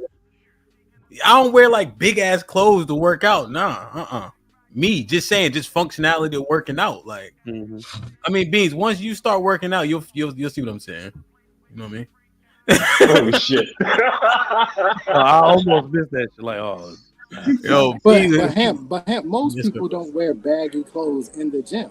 Nah, like all these so-called married women. I was in the gym last night. Nice, fine looking woman was on the treadmill. She got it's like a tube top thing wrapped around and had no strap. She had her back on. Her dude was right next to her on the next treadmill. Nobody wears that type of stuff. But you know, nobody wears big ass. I think it's out of line, because when you can clearly see a woman advertising herself, that's when it's too much. I think there are certain outfits where it's like you definitely want people to look at your ass. There are much better options in the closet than this. Let me ask y'all this though, right? Because I used to work in this one store, and right across the street was this little yoga Pilates, type of thing. And at 3:00, the class let out, and all the women would come like hers in their little tight outfits. Do you think that if a woman wraps a little sweater around her waist to not show her ass, do you think that's she knows that that's too much? That's actually the point. If you got to do that, then if you got to hide them, does she got big titties? Because then it don't make no matter. Never mind. It makes no sense. Cover the ass with the whole the neckline plunging like a mother.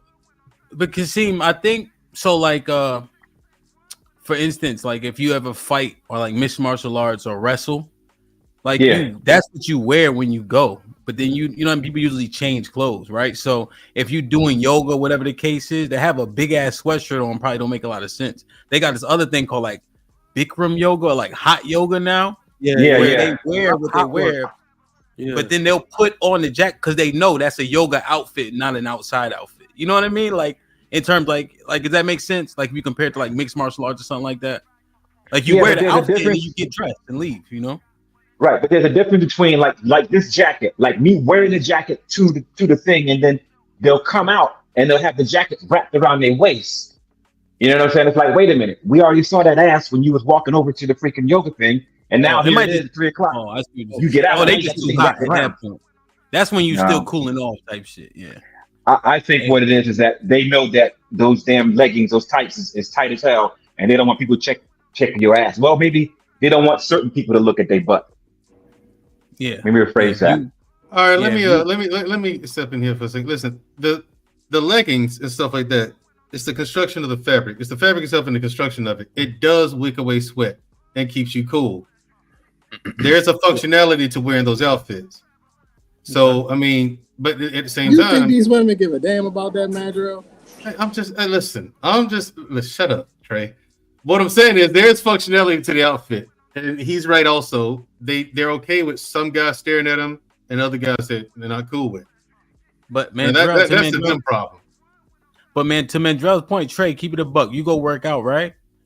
I'm not wearing cotton underwear. No. You feel, so there is some I'm saying for us, if you were an athlete, a former athlete, yeah, I can understand. Like you understand what the apparel will do. But women who don't live their life, they have no idea what's going on, which is why they wear these big t-shirts. And then when they get to the gym, about 5 minutes on the treadmill, they peeling off everything, bro. They coming.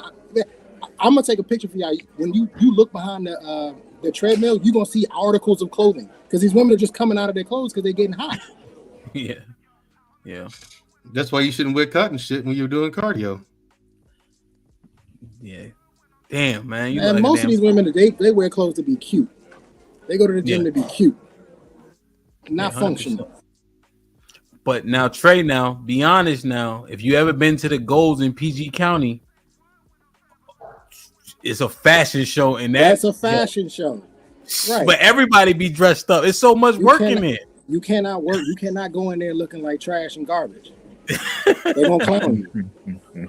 Yo, damn. Kasim, I don't know when you just got in. We've been talking about a couple of different things. Mandrell shook the internet by saying women are leaders, men aren't natural leaders. They're not. We're naturally dominant. I'm trying to give him give it to him correctly. The point I was trying to make is men are born. Men are not born leaders. I have to sensationalize it. Good, this nigga.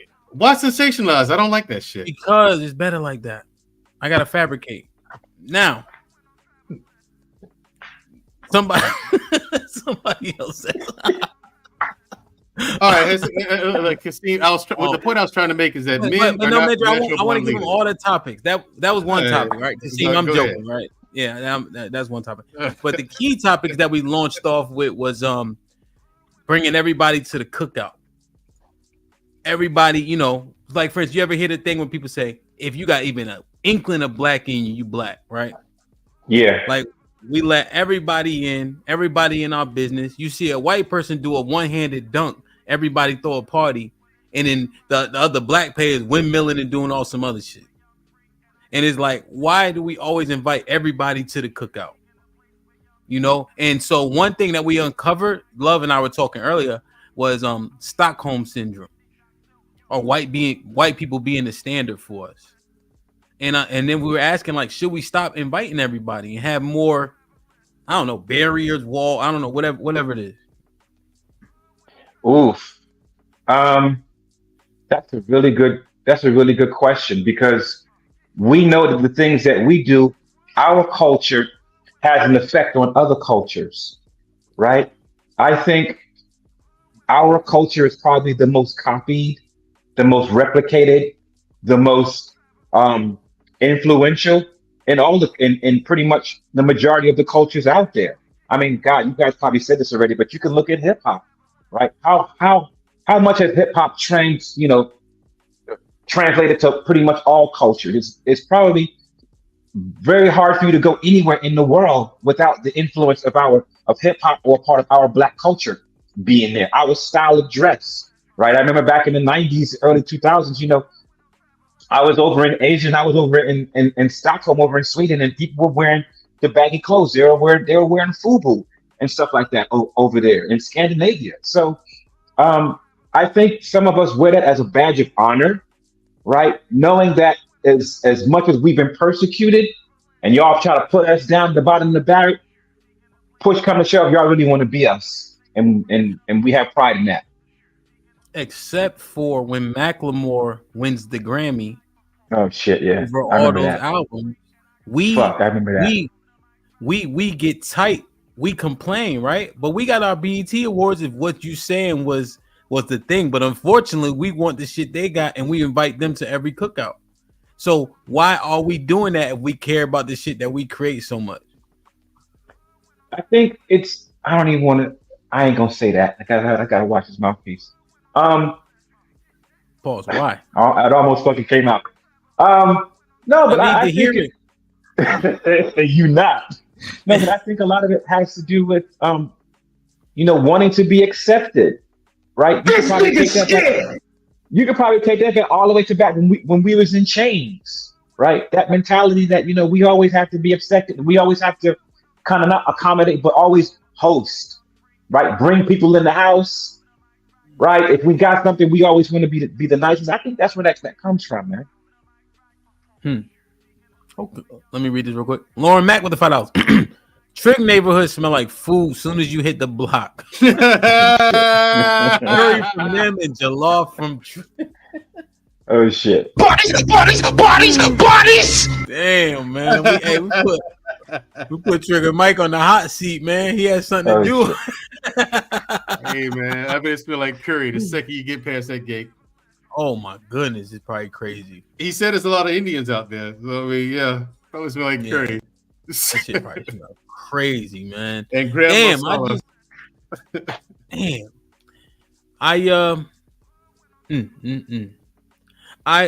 one thing I proposed to see, and dropping that you heard this, but essentially, let's say you could control this, right?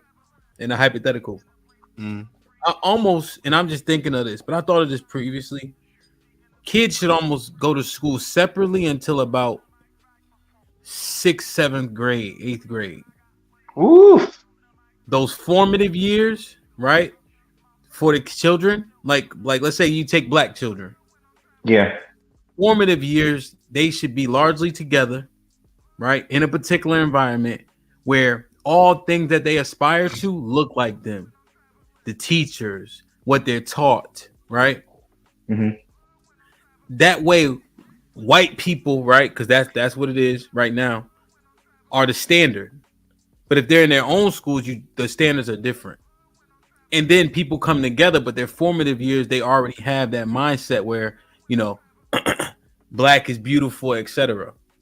In a way. Yeah, but then that's when that tribalism is going to come in. Thank right? God. Where, so you're talking about race and not gender. No, I'm talking about race. But that's when that natural tribalism is going to come in, right? Where everybody's going to be jockeying for position, right? In order for their voices to be heard. Also, you have to look at the equality of the upbringing and the education between the races, right? If we're not on the same level as those other races, even though we've had our own time to have our own systems and values and structure, by the time we get there, we're going to look at those other races and we're going to compare, right? And it's just natural within us as humans to want to be like the best. I think that might not be a really good idea. So, Kasim, you mean to tell me if let's say I was the leader of the blacks, and I said, Kasim, you teach in 4th and 5th grade, Mandrell teaching 2nd and 3rd grade. Are you sitting here and fucking telling me my kids would be ill-equipped when they get to 6th grade with everybody else? No, it's not necessarily about ill-equipped, right? They will be equipped, but to a certain standard, and vice versa, right? Everybody. Yes. But it's you have to evaluate, the not necessarily the standard of others, right? But there's got to be a measure somewhere, because intrinsically as people, we want to be the best. We want to be on top. So there's got to be a certain measurement as far as where you compare to others. That's fair. Right? That's fair. Just you have to do that. If you don't, but Kasim, the empowerment of these kids, right? When you go to these schools, the people that are touted don't look like them, and then white people become the standard. But what if we had them where the people that look like them are the standard? Imagine the energy, the self-esteem that this could enable in those children. Are there some negatives in terms of just what you're saying? I understand it, but I think the pros outweigh the cons. I mean, I get you, but that's a societal thing. How long do you think it would take in order for us to get there, right? That you're talking many, many generations. You're talking about tearing down the entire systems that were set up, and just basically wiping them out and starting them over. Obviously, you're going to have some resistance because those people be like, no, you're not going to come. We took centuries to build this up. You think we're going to allow you just to come on our block and sweep the block? It's going to be like, no. So I think until we get to places where we can have our voices heard, mainly up when they're making the bills and the laws, that's where you're going to see the most change. Okay, you're right. So, so anecdotally, in my house, people who look like my children are the standard. The history that they understand, that they know, right? You know how they say in a Christian church, it doesn't matter what color Jesus is. You heard that before? Yeah, I heard that. Yeah. So if that's true, if I accept that, then for my children, though, Jesus is black, God is black, everybody in the whole Bible is black. If it don't matter, that's true, right? so their frame is that, like you can't tell them black people are only BET and what happens on the news. You know what I'm saying? Like, so just instilling that value, because oftentimes they go out into this world, they see things that don't tout us very highly. A lot of our inventors get forgotten about. So instilling that type of energy, right? And then once they get to school age, they go to school, and the schools teach them about the stuff that we all learned, right? But they'll know their history, they'll know their identities, right? And they tout themselves. And then when they get mixed with the school, I feel like they get a dose of each. You know what I mean? Does that make sense? Like I'm using the school, but I'm also doing my part. Right. I see conflict and warring, and I see a lot of fights and stuff breaking out. I see a lot of people really sticking to their groups, even though kids do it now. You can see, the white kids over here, the Puerto Rican kids over here, and the black people. You go to the lunchrooms, you see them all segregated. I think it would probably be a lot worse. Yeah, I think people naturally do it though. To your point, yes, yeah, but you do it when you start them out a little bit later. It makes it really, really tough to integrate. It's like taking them to the park and say, okay, everybody play nice in the sandbox, and that's when they have an opportunity to play with other kids and other backgrounds. And then that's the only time where parents are really cool with kids intermingling like that. As soon as they leave the park, then boom, they go over here, they go over there, they go over there. So, but I think it's important to kind of, every household should instill that in their children, to empower them, to let them know who they are, where they come from, what their heritage is, and to be proud of that, so that kid can radiate that. Yeah, and let me be very honest. My kids are like 15 months apart, and there's 4 of them. There's 2 sets of twins, so they play with each other only anyway. But they got 3 built-in friends. You know what I'm saying? So it's like a cheat code too. You know what I mean? Like they be sticking up for each other. They get in trouble every day at daycare. So shout out to them. 2 sets. KG with the go ahead. Okay. No, my kids are 18 months apart. Yeah. So it helped. Cool, KG Kendall with the files. Fuck those other nations. Oh man. I'm saying though, when you think of the most powerful groups in the world, aren't they all inclusive? Aren't they inclusive? Right? Yes. They're very private. I should say non-inclusive, right? They're very private. They're very private, right? They keep their efforts, their information, their energy within each other. Yeah, they keep it in-house and they keep it on lock. It's hard. It's hard for you to penetrate that. It's hard, man. Yeah. You can go get food in Chinatown, but you can't get a job. No. Exactly. You know what I mean? Nor can you set up shop there. Nope. They'll take your money though all day, every day. Mm-hmm. Yes, sir. Right. And that's the thing. Like I'm saying it, and it sounds so far, but I'm like, this is successful for a lot of people. Did you see the It's only Uncle Rick? Just real quick, did you see the Chinatown? I think it was in New York. Had its own police station. That wasn't even authorized. But go ahead, Rick. I know you've been trying to get back right. Go ahead. Right. Like I said, all inclusive. I mean, non-inclusive applies to everybody but black people, right? We're the melting pot, right? Everybody should be able to come in and pull from our knowledge and our wisdom, understanding, and love, right? But every other culture, every other nation in this world, right? Why from and this didn't include Africans, Irish, Italian, Scottish, you name it, right? They can keep it within house. They can practice nepotism on a generational level for generations, and nobody says nothing, right? And I think where we first need to start as a people when it comes to this is we all gotta find a common understanding of the systems that we deal with, right? And that's the biggest thing, right? You might know how to deal with finances in a way that I don't, or you know how to deal with credit, right? What happens with these other groups, they all have a fundamental understanding of the systems that they're in. Mm-hmm. They all have it. They pass it down to their children, right? So again, stop.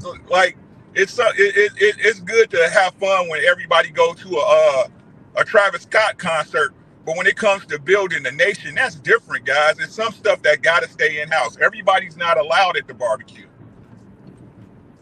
Let me ask you this, Rick. What 3 things would you say in our culture as Black people that would need to stay in house?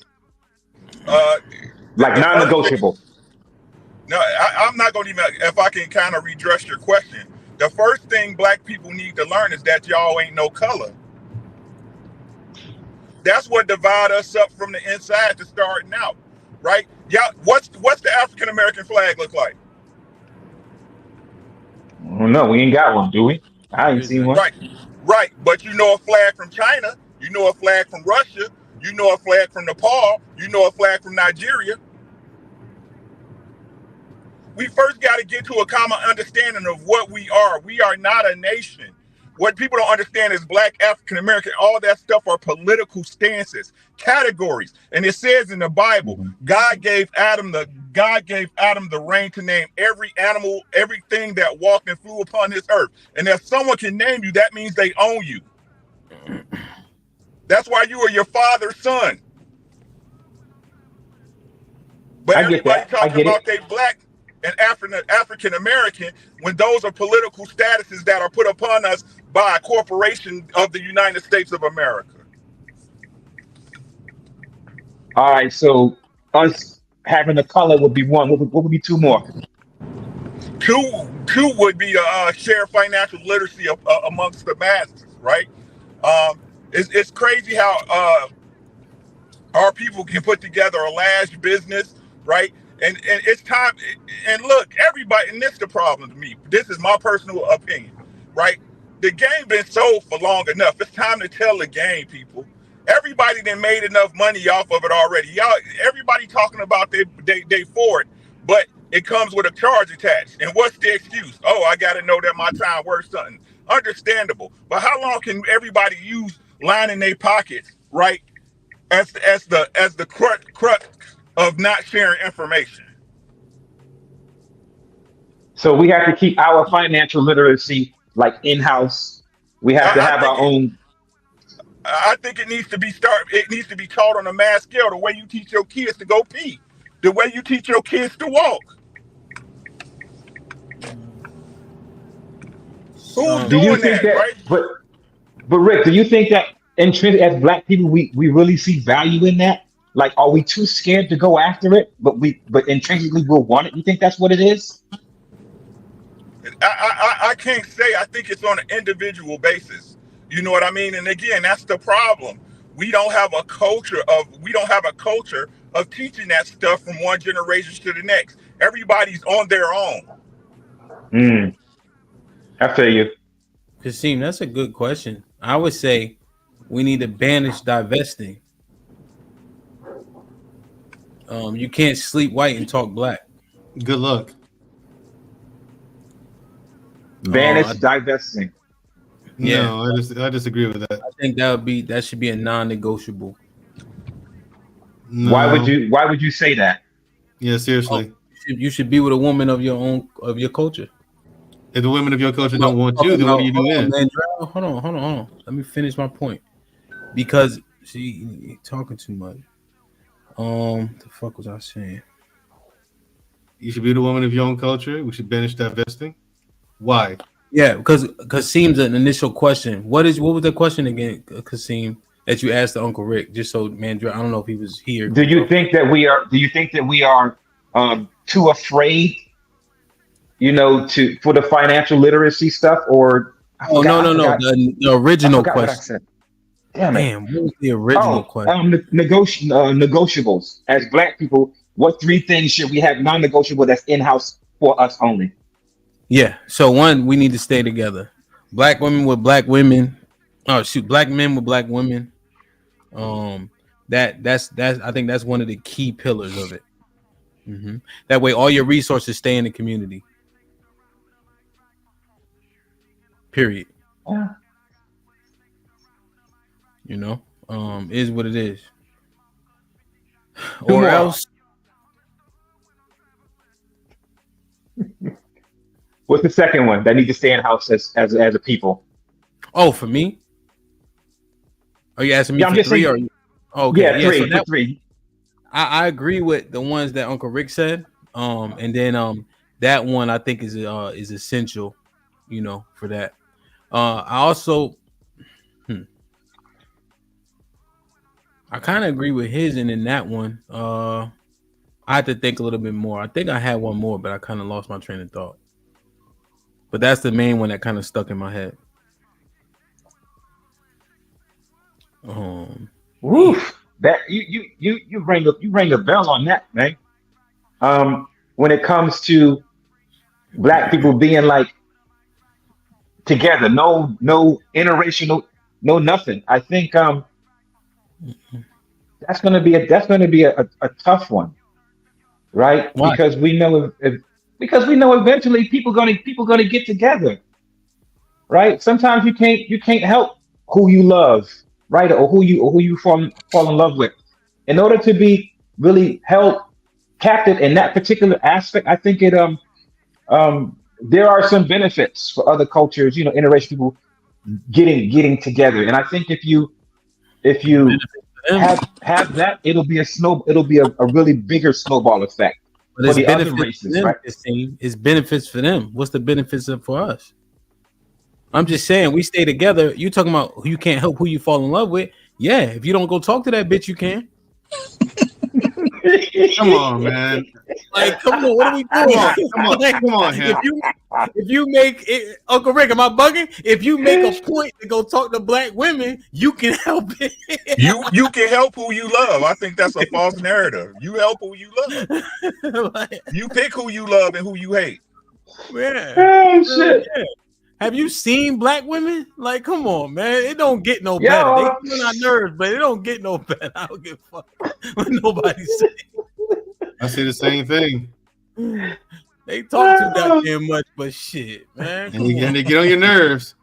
They will get on your nerves, man, but ain't nothing like a sister. I agree with that. You feel me, man, Drell? I don't want it, bro. When I walk in the house, I like to smell certain things cooking. I don't want to smell curry or fucking. You know what I'm saying? Like, nah, bro. All that shit matters, bro. I want to make sure this pep is illegal. No. Hey, Rick, if I go in the house and ain't no washcloths, I'm gonna be pissed the fuck off, bro. You know what I'm saying? I know, right? What is it? What? Why do they do that? Seriously, why do they? I never got that. I don't know. Wow. Man.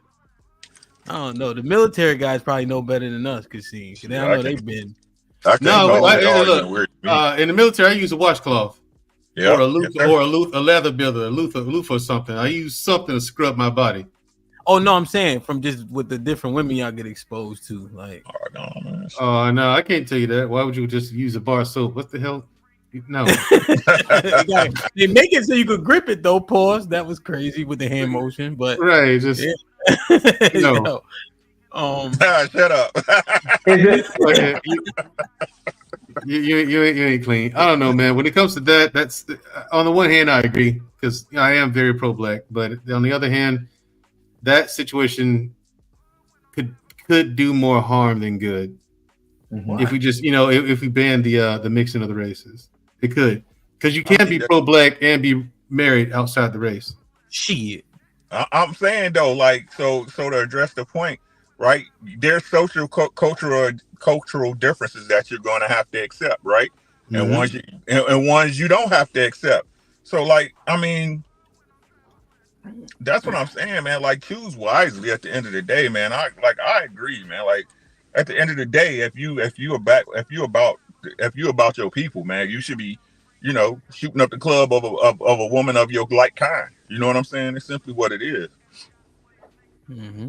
Yeah, I mean, isn't it? And again, I'm not just in terms of the value investing in your people, being about your people. That has to matter. Isn't that the most important decision people make? Who you marry? Like, what? Well, here's the thing. One of the most, It's one of. Here's the thing, though. You have a lot of brothers who date outside the races and everything because, in their experience, sisters just ain't into them. They check for sisters all the time, but the sisters like, there's something about the dude that they just don't like, and so they strike out, and then they get outside the race, and they're like, oh, I'm having success with this, and so that's where they go. But these might be brilliant minds that we may need for our cause. Are you a quitter, Mandro? No. Exactly. No. But that's me. Well, you know what I'm saying? The thing is, I mean, I can relate to what they're saying because I struck out with sisters all the time, but I'm mindful enough to know that rejection is a part of life. You don't quit just because you heard no. You're gonna hear no far more than you hear yes. And I want to be married to a black woman. Man, that's you just talking me. About so. I know, but you talking about principle, and that's what we need to instill. Think about it. 1 out of 4 black women are married. So come on. It's so many out there. I think them cats are just quitting, giving up. They don't want to do the hard work. I'm not going to argue with you on that. Okay. I mean, a lot of them, they just gave up and went somewhere else. I can't argue with you. Can't. Hey, Mandrell, can you read the super chat? Fuck that pale face woman. Damn, KG. Yeah, like I said, I can't argue that point. But the thing is, I know a lot of brothers out there who got to that breaking point where they're just fed up. They're tired of striking out, and they're just like, well, if the sisters don't want me, fuck it, I'll go get somebody else, and that's their attitude about it. So they go out and do just that, and then the other women, they accept them just fine. Mm-hmm. But for some reason, I don't know what it is with our sisters, but for some reason, it seems like guys who are headed in the right direction, doing something with their lives, they find them corny or lame. They don't bother getting to know them or finding common ground or common interest, and they just move on to something that they're looking for. And it's to their own detriment because I think they do miss out on some really good dudes, good black men. But then when they see the black man, that same black man with a white woman, I knew it. And he looked like the type that would date a white woman. Because I've gotten that shit before. I've gotten that shit time and time again. Oh, you look like you date a white woman. I'm like, what makes you think that? You know what I'm saying? I've been told by black women while on a date with one that I should date outside the race. I don't fit in with black women. I could see. I've had sisters say some crazy ass shit to me, to my face, some while on dates, but I hadn't given up. I'm in a relationship with a black woman right now. So I mean, yeah, I know you want, but if they looked at the panel, you'd probably be that guy. Yeah, that makes sense. Let's see what makes you say that, Ham. It's so obvious. No.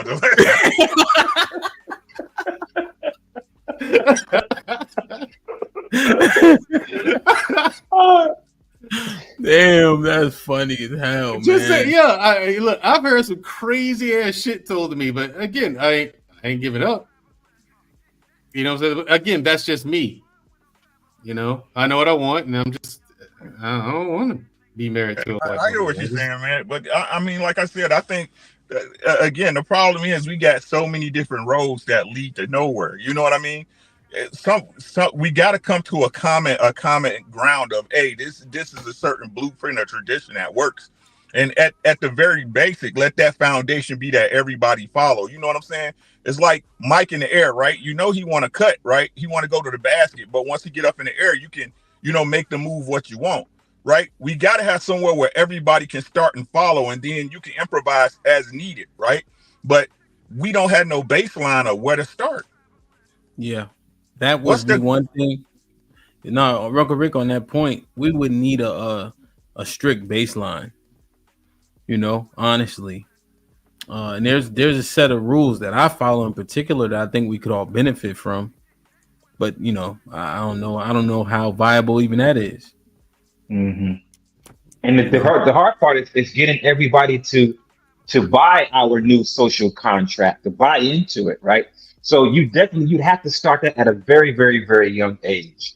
You'd have to, right? In order for them to get, first of all, accustomed to the new way of the new contract that we got, so that we can bring more harmony. So, you know, to your point, Hamp, maybe if, you know, up until birth, up until 8 years old, they get ingrained in our new system, our new culture, right?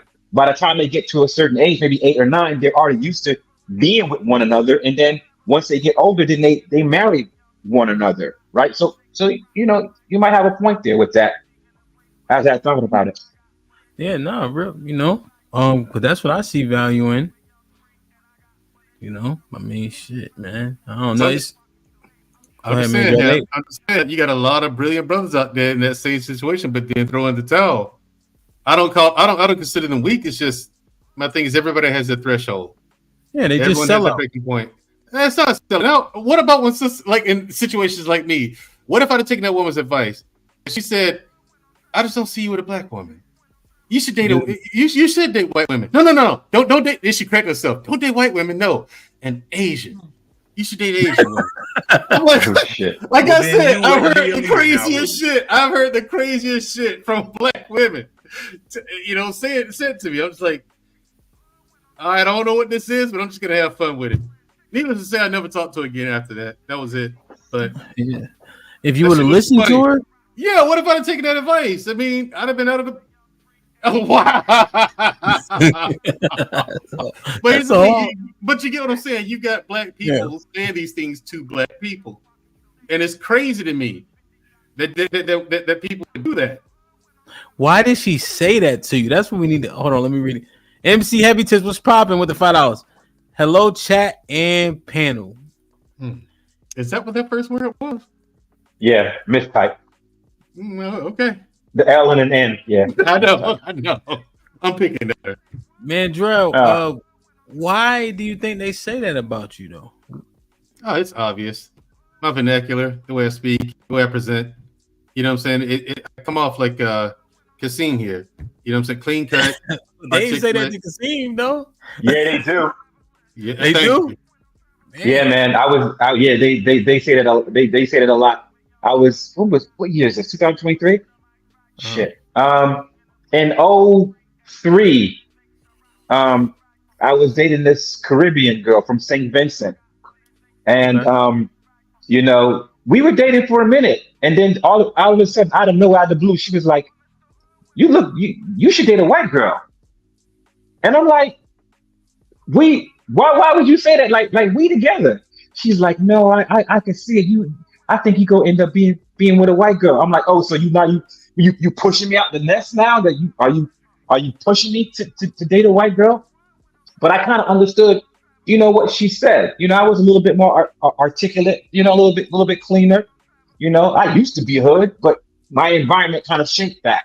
You know, but yeah, I've gotten that occasionally, where I go to certain, you know, galas and venues and stuff like that, and I could be real fluid with it.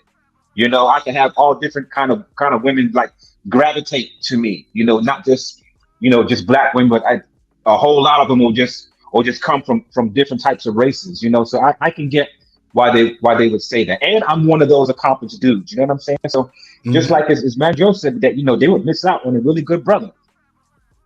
Damn. They throw the good ones away back in the pond and keep fishing. Damn, how about this? Let's just do that. Does this matter at all? No facial hair? Is that viable? No, that's ridiculous. It's a certain energy, fam. It's a certain look, and there's a certain energy and a certain vernacular that you have. Because remember, there's a certain type of not stereotype, but a certain type of symbol of masculinity that they resonate with, you know, and it's no insult intended, but it's more dudes like you, Hamp, and Rick, and Beans, right? Those are the archetypes that they're used to being around. So this is what they correlate to as masculinity and being a man. What you saying? Right. So then when you come, I'm just saying. That's They interesting. will. Hold on. Let's break this down for a second. Hold on. This is interesting. So what is it about us specifically? That's interesting. We do have facial hair. Well, you guys are bigger dudes, right? Okay. You guys are bigger. You guys are bigger dudes, right? Your vernacular is more relatable to them, right? And the majority of the men that they see kind of resonate y'all masculinity and what they're around.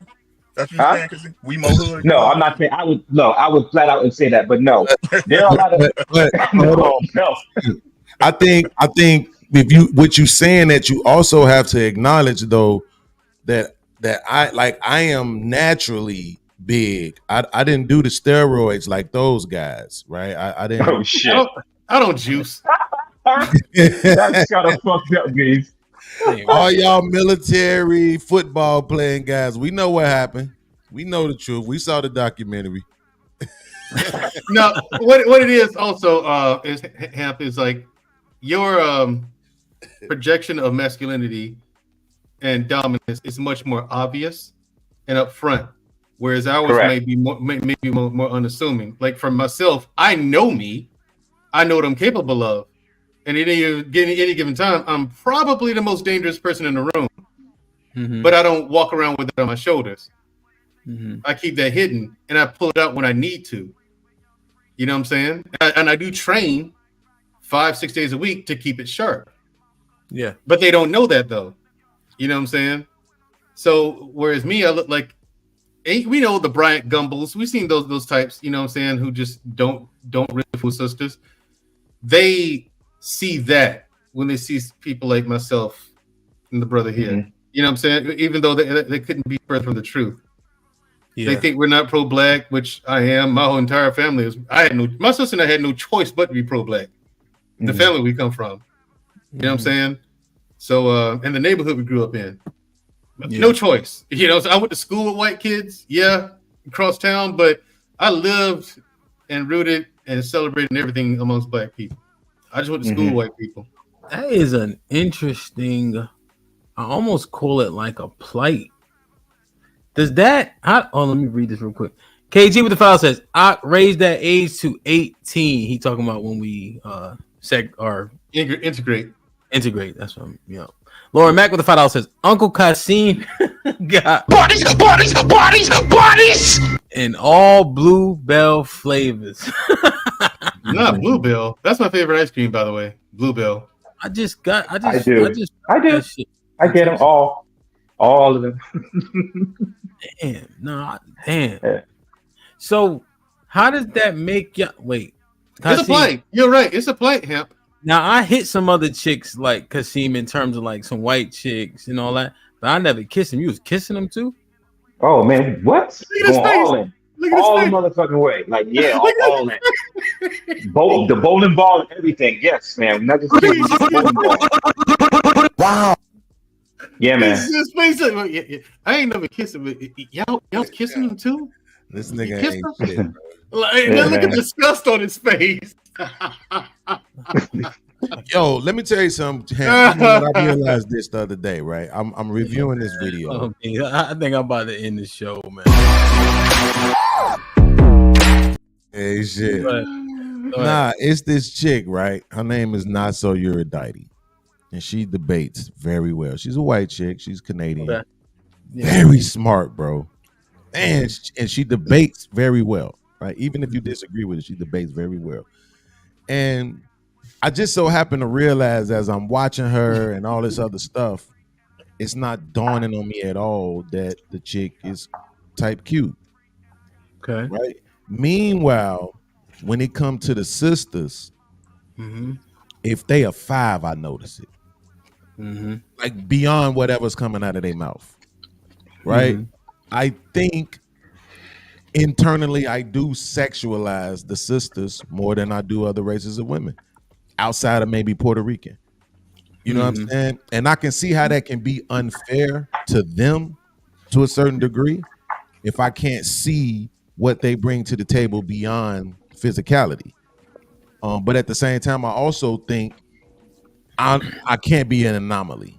So it has to be way more other men out here that's just like me that view black women from a loving, sexual, beautiful type of lens, bro. And I think that needs to be highlighted because they always talking about how we, the white girls and then all this other stuff and exotic and I don't necessarily know if that's all the way true across.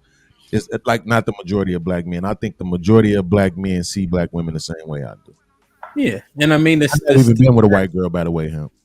You haven't? Or, Never. Oh, okay. Beans, and the numbers show that, right? Beans, 85% of us still marry black women. You know what I'm saying? So it ain't even like, you know what I'm saying? But I wanted to ask Mandrell, World Class was popping. UT Black Thoughts, what up though? What's up? Yeah. The how does that make y'all niggas feel though? Honestly, for me, it went in phases for me. Like, I mean, there was a long time where I was confused, especially as a kid growing up. Because again, I grew up in an all-black neighborhood, huge ass all-black neighborhood, So, but I went to school with white kids, so the vernacular and the proper talk and all that stuff came from that and reading encyclopedias. But it makes you feel unwanted. You go through that, yeah. You go through the phases of anger. Well, fuck them then. You know what I'm saying? But I had a dad in the house, a father in the house, I'll say. I got a fucking football team full of uncles. You know what I'm saying? So they when they saw that, they're like, hey, hold up. No, and then I got the lessons there to keep me from going wayward. You know what I'm saying? But it's not hard to Well, Mandrell, but what about with the women? Like we all go through it. I get how it make me feel about the women. Okay, the thing is, for me, black women that's just my flavor. I can't help that. If I did it outside my race, yes. No, but I'm saying they like, yo, you should go be with white girls. That's a crazy rejection. It's crazy, isn't it? But at that time, I was, I was me. I was like, it was funny. I laughed my ass off at it. Damn. But if I was like younger, say if you're a teenager and a black woman tells you that, it would have a different effect. You know what I'm saying? Yeah, but by that time, like I said, I was older. You know what I'm saying? I was in my late 20s, early 30s when that happened. And so you experienced, Mandrell, that you talk white shit. That's what they used to say, like stuff like that. Growing all my life, I've heard that. Growing up as a kid and the whole nine, I've always heard that. Yo, but go ahead, Black Thoughts. So is that a rejection, or can that be more of kind of them saying something about themselves? Because what I experience is any sort of order and like structure and just anything that leads to something productive, a lot of them seem to be very not in line with it. And so are they really rejecting him? Or is it something they see that they may feel they can't live up to why they make those statements? Or can't control. Yeah, right. That might be a point to it. Now, that might have something to do with it. Yeah. No, that's the now point. I'm gonna point something. Now I'm gonna point something out that y'all said. Go ahead. My bad. No, go ahead. I'm gonna point something out that y'all said earlier, right? So I was dating this Jewish chick, right? And black women are. I'm sorry to hear that.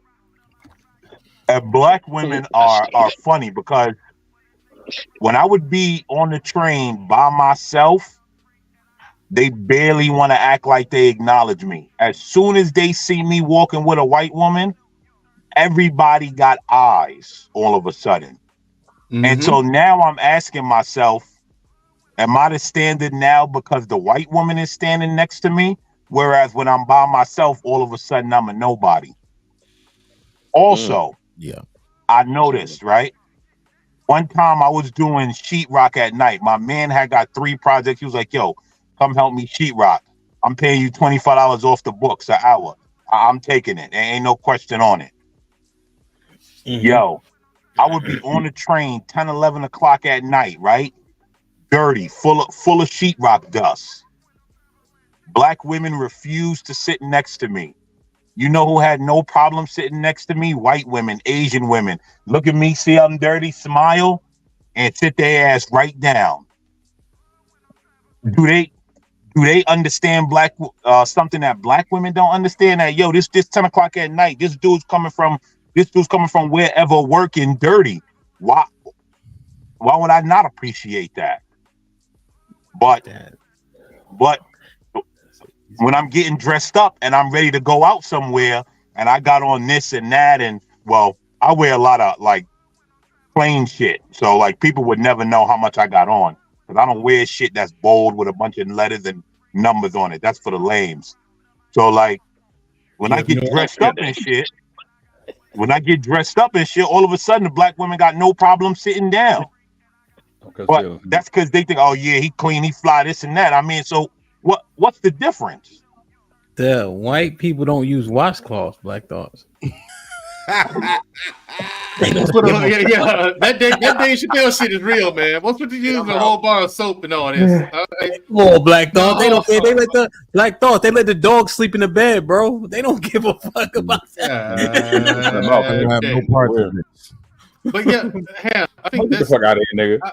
I've never, to this day, I never knew where that came from because on the one hand, I was like, okay, if parents are teaching this, why would they teach this? On the other hand, the parents saw this going on. Why aren't the parents stopping this? Like, even as a child, I used to wonder that.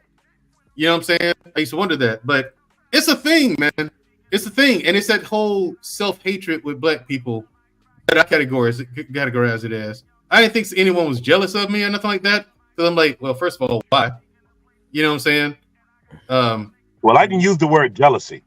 Yeah, you can if you like. I mean, I'm just saying I never have because I'm like, why would you be jealous of me? I don't understand.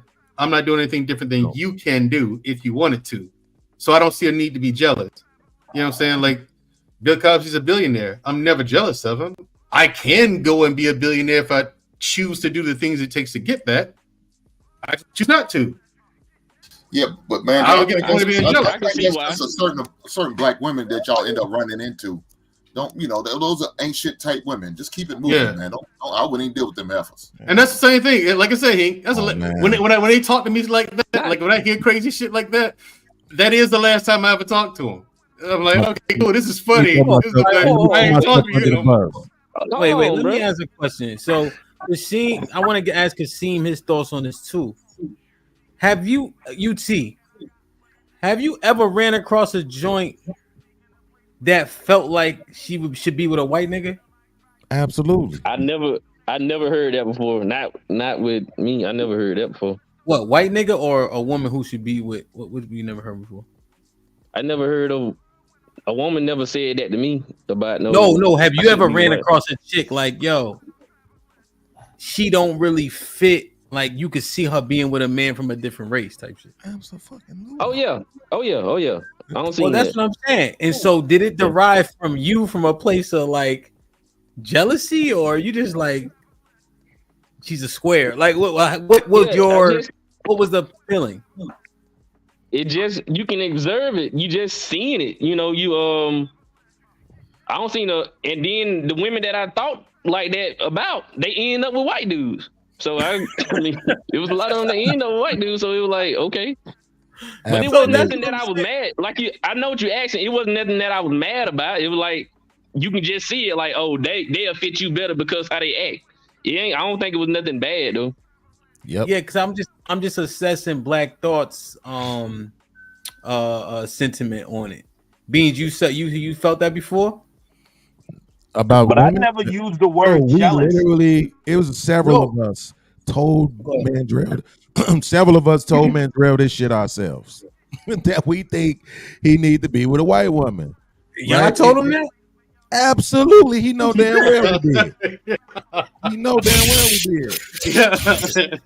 You know like I said, I am who I am these days, and I have been who I am for a long time. So when I hear stuff like that, it's like, I take it for what it is. You know what I'm saying? It's hilarious to me. Listen. First of all, he already got a certain kind of look, right? Then he's bringing in a certain kind of vernacular background, all this other shit, right? Then on top of all that, you bringing in the military experience as well. Yeah. You mixing the military experience with your white school upbringing, karate Joe, conflict, jujitsu, Brazilian kempo ass shit. Come on, bro. Don't no black woman want to deal with that shit. You gotta get you a white woman or an Asian woman, preferably an Asian woman, because y'all kids are looking at her. Absolutely. But it's just the facts. And I absolutely say all the time, all the Michelle Obama, Angela Bassett looking chicks, they definitely need white men. Those white men are going to value their melanin and more so than their phenotype. We You definitely deserve a woman with no lips. Phenotype.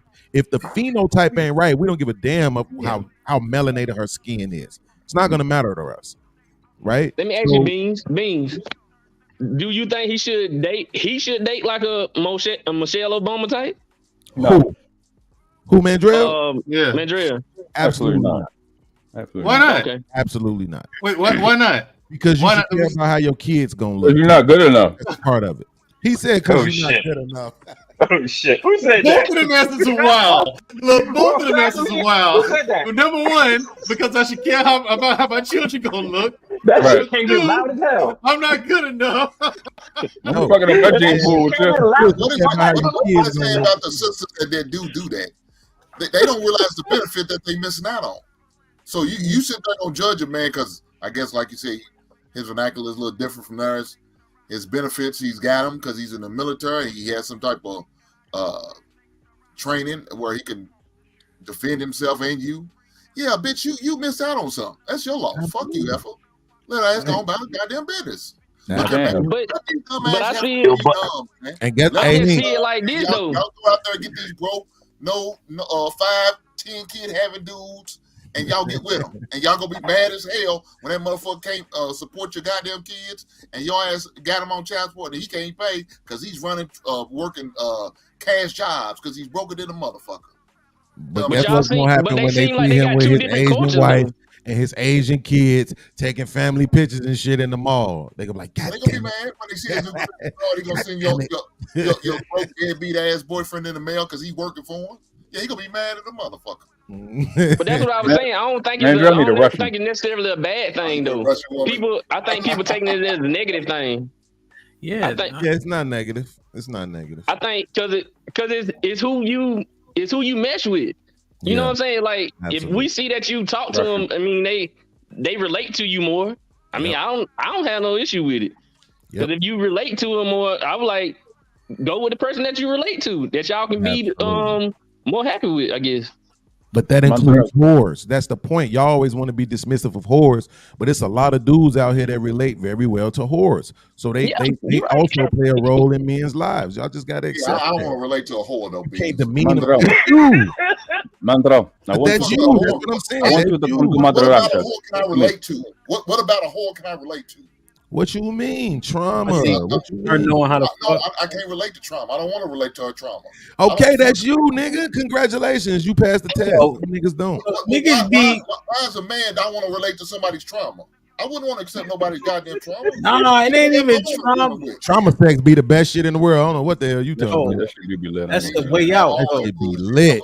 Yo, you heard? Did y'all hear? See, this is where we gotta be real though.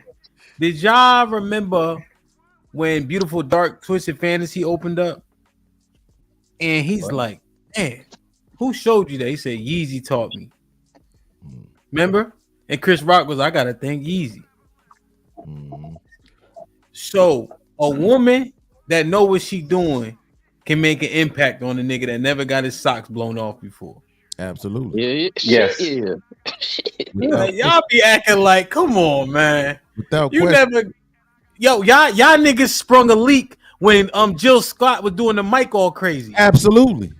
Hell yeah. Absolutely. Now, imagine if that was real life. You know how many niggas was trying to get that after she did that? Man, that shout out to Jill Scott. Stop the cap. Shout out to Jill Scott. Hey, him. I'm gonna tell you what it is. It's people that they get on here and be so righteous.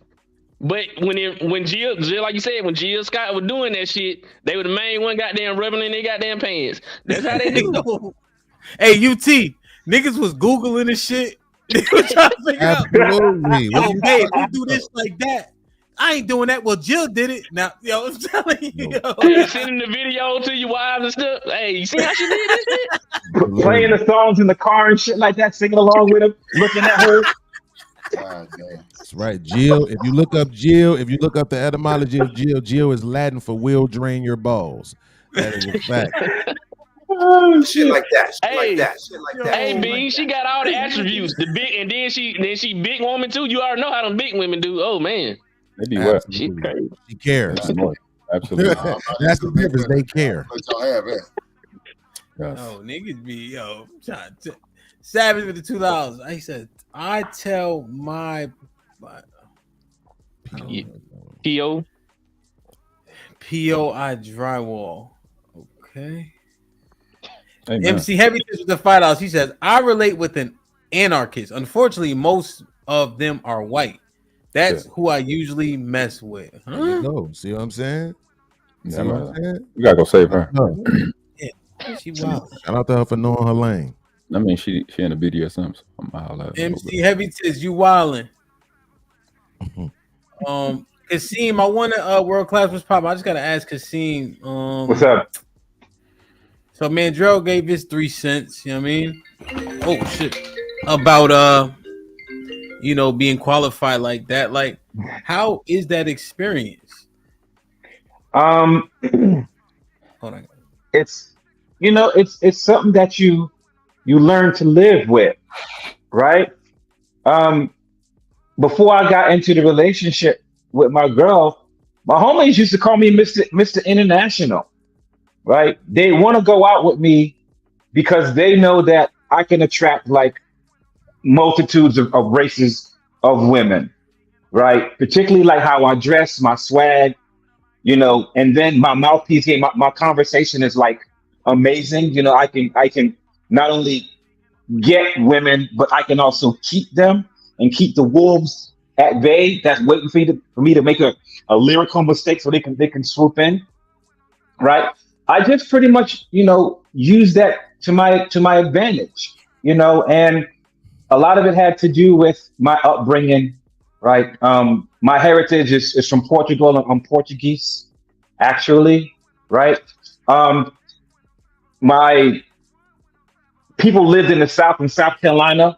We had land in Yamasee, South Carolina, right? So it was a lot of interracial going on there. Like my grandmother is daggone near white. Like all the women on our side of the family are very light skinned and fair skinned, and all the men are dark skinned. So growing up, I had no issues with seeing some very light skinned, almost white aunts, and nieces and things like that. So that wasn't a really big deal with me.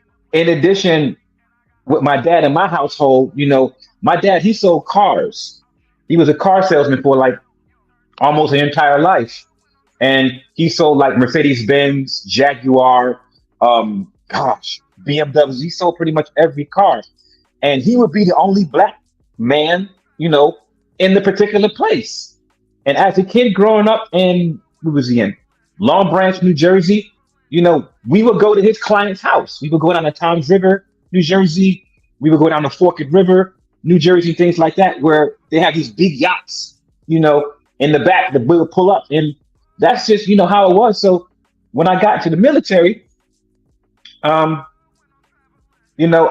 just was looking for like a certain type of woman. And then, I started meeting him and things like that. But then in my profession, because I was a medic, I was going to medical school. So then that's when my vernacular started to change a little bit. I started to, my speech changed a little bit. And I noticed that once my speech changed a little bit, certain women, wasn't really feeling it. But then on the other side, there was more that was into it. So then I started interacting with different other races of women and being really cool, swimming in these waters. So it's just something that you learn to deal with, and hopefully you can use it to your advantage to get in your profession up, right? And then when you in social circles, it kind of helps a little bit, right? To be able to, I'm in a relationship now, but it's kind of nice to be able to pull any one of these girls in here, right? So it's something that you learn to live with, and it's something that you you should use to your advantage if you can. You know what? Let me say this real quick. Hamp, if you can get on cam, we doing cams only on this show. Thank you. Just as a side note, that's a fact. You know, I don't think people, and I'm not referring to Kasim personally when I say this. I don't think people understand what it's like for some folk to hear you say, I grew up with mom and dad was awesome. And then I had this, like, because I know people like this. Mom, dad was awesome, mom was awesome, grew up in suburbs, so they had an opportunity from a young age to experience all races, right? Mexican, Asian, Indian, like, and then on top of all of that, you end up in the military, right? Like, to me, that is the most solid your upbringing can possibly be. So when I see a Kasim, it's not surprising to me that he is the successful, educated person that he is. What I don't understand is how when we see people whose upbringing is the antithesis of that, right? They didn't have the dad. Mom wasn't so awesome. Grew up around nothing but niggas, crackheads, dope things, guns and shit. Never went to the military, probably ended up going to jail, that we act surprised or demeaning when they aren't successful.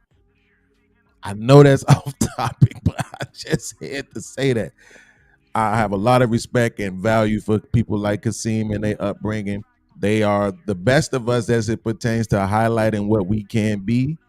But I think grace has to be extended to men and women alike when they don't have that. So stop disrespecting my women, Hink. Whores for life. Did you put the West Side symbol for the whores now? That's what no, that was a W, man. Fucking bees. You know what it is? I think because y'all look like brothers right now that y'all don't know how to act, but y'all need to relax. Oh shit! Shout out to the ladies. I'm on the lady side, bro. I'm sorry. From here on out. That's another L.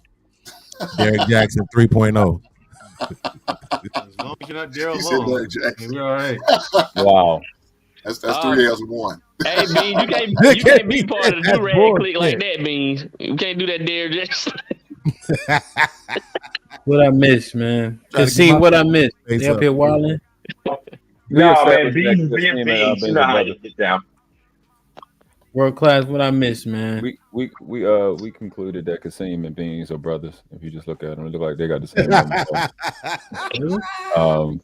You know they look like brothers from Double Impact. Kasim had the good life, and then Beans went to the absolutely.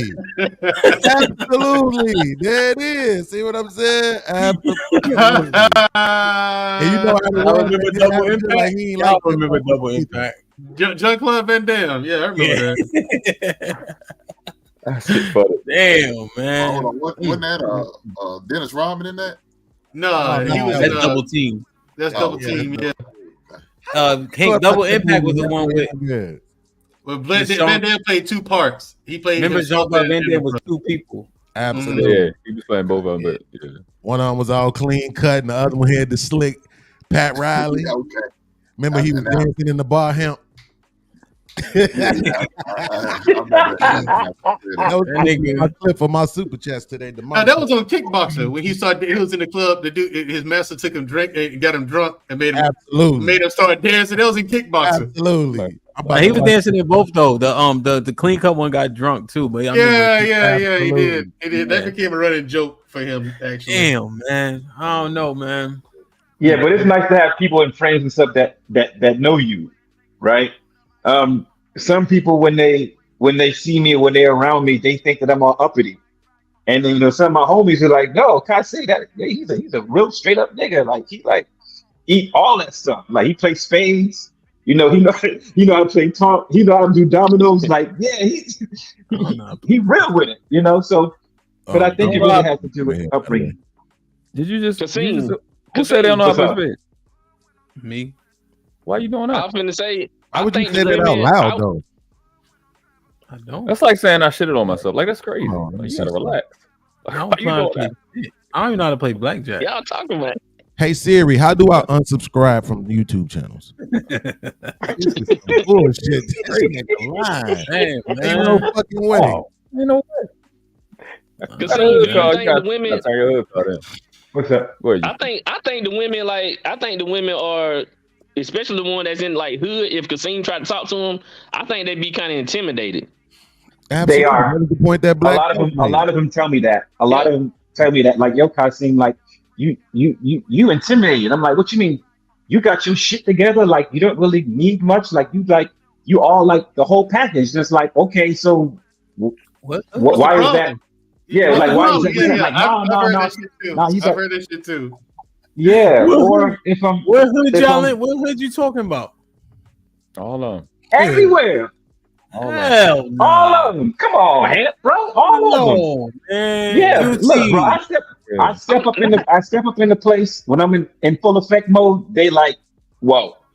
But that's the thing, though. Certain ones that's like intimidated, right? When I'm in full effect mode, they stay back. But the other ones will be like, they know what's up. They're like, oh shit, I see it right there. Let me go ahead and try to shoot my shots. They know when they see it. I'm gonna tell you why I say that. These I'm gonna tell chicks you why I don't say like that, shit. though, him. Right.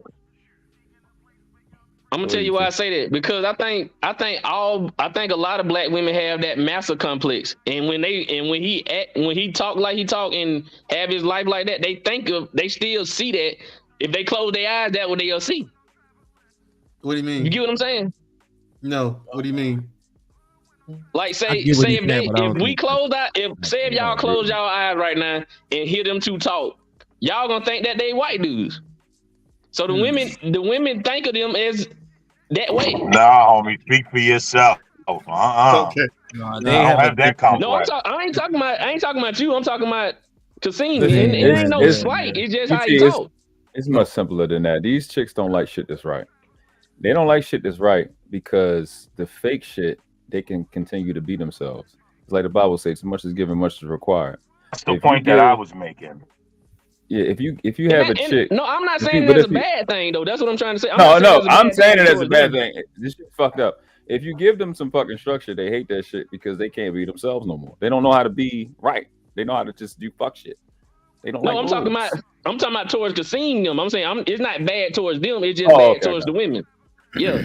Yeah, Yeah, I think it's more aligned. I think it's more aligned with what Black Thought said because, bro, in real life, here's the thing: you can't control them with sex.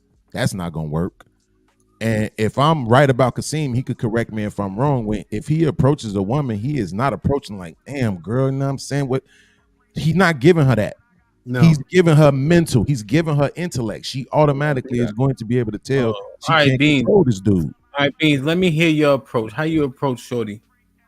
Oh, I'm still hood. Yo, damn, ma, what your name is? Hey, little mama, stop playing those. I know you see me right here. Like I say goofy, funny shit. They go, what? What you mean? Who you talking to? You. Get a number. I saw you staring at me. Don't act like you weren't just staring. Well, nobody's staring at you. Well, you staring now. Come here. Right? I do silly shit. You know what I'm saying? But you funny though. Pause. So that's the different ball game. Like so, like world class ain't funny. So world class, what do you say? The world class ain't funny. He's not. I got bodies. World class. Okay. All right. So let me eliminate Beans. World class ain't funny. That's Hink bullshit. Ain't funny. Hink ain't funny. Kasim ain't funny. Mandrell is not funny at all. So yo, I am popular. I am funny. You know, I think that's hilarious, by the way. Get him out of here, man. Crazy. I'm not listening to no more cap. What would cause you to think I'm not funny? And what would cause you to make you think I'm not funny? Mandrell, Stevie wanted to see you ain't funny, Mandrell. I can tell you what they all do, Hemp. You look like you start your khakis. It's like I start with khakis, really. That's it. Bitch, You I know? got bodies. Get in. Man, they'll pull up like I could kill your uncle with Yeah, I one start finger. with khakis. Get in. I don't put a crease in them. Listen. He I'm pull up, not he be like, facially "What's your credit challenged. score?" I'm not Okay, get facially in. challenged like the rest of you niggas. All I have to do is come up and say I'm Puerto Rican. You like Puerto Rican babies, and I'm getting a vagina. I don't have to do the shit that y'all doing. Listen, all I'm saying is this. I don't have the Coco- struggle genes like y'all got. Reverse Hold your racism. horse- Hold your horses. The niggas that's not funny. What do y'all use when y'all court? What's first? Y'all niggas be dating court. When you They have- approach a woman, what do y'all do? Y'all niggas give him a card. I have We a card. don't. I don't know who he's talking to. Who he talking to? I don't know either, man. I don't know either. Like, Him? Yeah, where do you get Him? that from? No, Oh man, get the fuck out of here. Him. Full of shit, man. Hank, no, he ain't funny. Why is Hank the only one? No, fuck Hank that. is hilarious. Hank is hilarious. He's embarrassing. No. Hank is not funny to women. He funny like when he be talking because he just so candid. But you think Hank going up and telling jokes? Come on, man. Y'all stop running from the question. I can't see it either. I can't see it. Why do you put it? Wait a minute, why do you put Hank on the big? Why do you put Hank on the big screen? I did. He put him on that last. Okay. Oh, Oh, all he right, put him on everybody, that. everybody mute real quick, please. They running from this. The unfunny niggas are trying to run, Beans. I'm not having it. What do you unfunny niggas say to women when you approach them? Mandrell, you first. Matter of fact, let me call a girl. Let me get a woman up here. God damn it. What do you mean? We're gonna role play. Y'all gonna role play. I ain't doing that crazy shit. This nigga's scared. This nigga's scared. Y'all gonna role play. I ain't doing that goofy shit. Y'all some scary. Yo, I can't believe this shit, Beans. You see this shit? You can't give other niggas your playbook, man. Come on. We ain't running no plays, man, Drew. I don't run out. No plays. No. The thing is, Ham, So what? it's You really- asking for game or you asking for jokes? Yeah, it's not. It's actually not that difficult, Ham. You know, you go. You Andrew, go. I don't want. I know what you try to do to me, Joe. You try to give me a monologue about some shit that I don't want to hear. I only want to hear the first 30 seconds, not the first 6, not the last 6 minutes. Mandrell, all right, fine. You funny, Mandrell? Like funny, like joke funny? No, not really. Oh, all right, just making sure. What the fuck you doing all that for? You said it did all that fight for that? What are you talking about?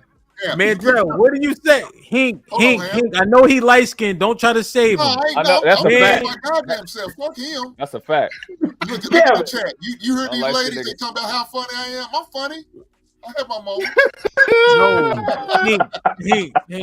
They It's just want funny how you penis. like to have a Hink. shit They on your want beard. penis. That don't make you funny. Oh damn.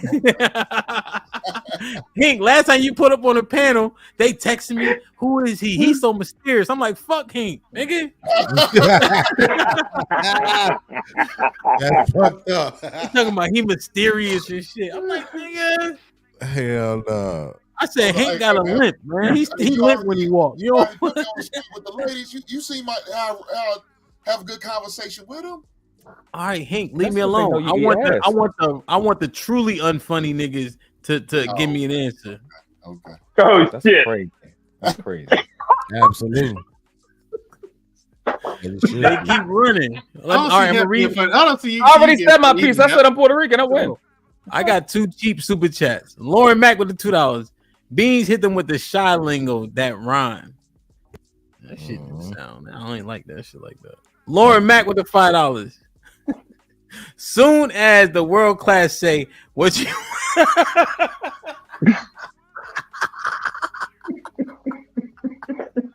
Just think he's even more. That's messed up. Lauren is fucked up. Crazy. Crazy. No, she always Lauren, be in the that is chat. crazy. That is I know, crazy. right? She be in the chat. Work it out This is in the fucking chat. That is racist. Just inflate his ego even more. Look at that. yo, Absolutely. yo, Lauren, be quiet, yo. Oh, Yeah. I don't understand. I don't say to you like that. oh yes, you do. That's bullshit. Yo, that, No, but when I was out there, but real talk, when I was out there, I really didn't approach. I get approached, right? If I go somewhere, Kasim, over here. No, but don't care about none of that. I want to hear you unfunny niggas tell me what y'all pickup lines are. That's it. I don't have pickup lines. Mandrell, I'm pickup funny, lines. Mandrell. Who the fuck use that now? I don't see you being funny. I'm funny. Yo, man, y'all just hit me with the shut up. No, you shut up. Nah, that ain't gonna work. What do you? Hold on, let me tell. No, it ain't as hard as all. Listen. It ain't as difficult as you making it out to be, man. You just, It's not. you just walk up to and start a conversation about whatever's All right, going tell me on what you around. say. Okay. Tell me what you say. I want to know. I need to learn. You just, Oh what do you mean? God. Damn. So this the one time one of the young What do you niggas looking mean? for some advice and I can't get it. Beans, you No, hear no, this? You see this, Beans? Listen, man. It ain't that, again. It ain't that hard. You walk up to her. You ain't got to introduce yourself. Just say, "Hey, how you doing?" And then she's gonna say, "Hey, how you doing?" back, and then you start talking about whatever's going on. Just start a conversation. That's literally all you have to do. It could be about anything. She don't give a fuck about what you're talking about. She just cares that you're talking to her. Do you believe me now? White girl. Russian. Yeah, he was sitting on that for a minute. With the other. He was sitting on that for a minute. And then like with Kasim, Andrew, like you if I'm sure ain't helping your cause right now. if I'm in South America, I Another get L for the light skins, Hank. how's that an L? Take an L on this one. Yo, hey man, How's bro, that an L? just Y'all chill. just can't relate because y'all got to work too hard. Y'all don't look this good. So I get it. You Talk your shit, man. Talk your shit. Yeah, man. got to put in all that work. But I'm with Kasim. When I'm in South America, I get approached. When I'm in Europe, I get approached. When I'm in Australia, if I'm in Australia, fucking forget it in Australia. They run towards black men in Can I Australia. acknowledge, Yes, man, Joe, I can I gotta acknowledge the new member? Shout out to appreciate you, my G. Thank you. Lauren Mack with the $5. Man, Drell looked like he says that's fucking crazy. Wow, she got that from Men in Black. She got that from Men in Black. That's messed up. Lauren, chill out, yo. No, chill. you gave this lame-o world class all that gas, and then for me, no, that's what we doing. No, that was for his accent. That shit is hilarious. What are you talking about? She said she was gonna clutch her purse. Yeah, that's no love. Zero love. That gasses him up. He likes that kind of shit. Lauren, stop, yo. Yo, Lauren, She gonna pull a card out and buy me something. Yo, hold on. Lauren, stop, yo. Stop. Yo, stop, my nigga. Lauren is hilarious though. I like that. Yo, I got tears. Okay, so Mandrell don't got no game. That's fair. No, I don't. That's fair. I'll admit to that. Kasim, you don't have any game either. That what you were admitting? No, I do. But when I was out not there, that as I said, game, I mean, not the best standards though. like I just knew that when I was out there, I just knew if she spoke to me, she wasn't going nowhere. But what if right? When you walk in with that kind of confidence and swag, and it's proven, you don't really have to do much, man. Kasim, I didn't have to do much.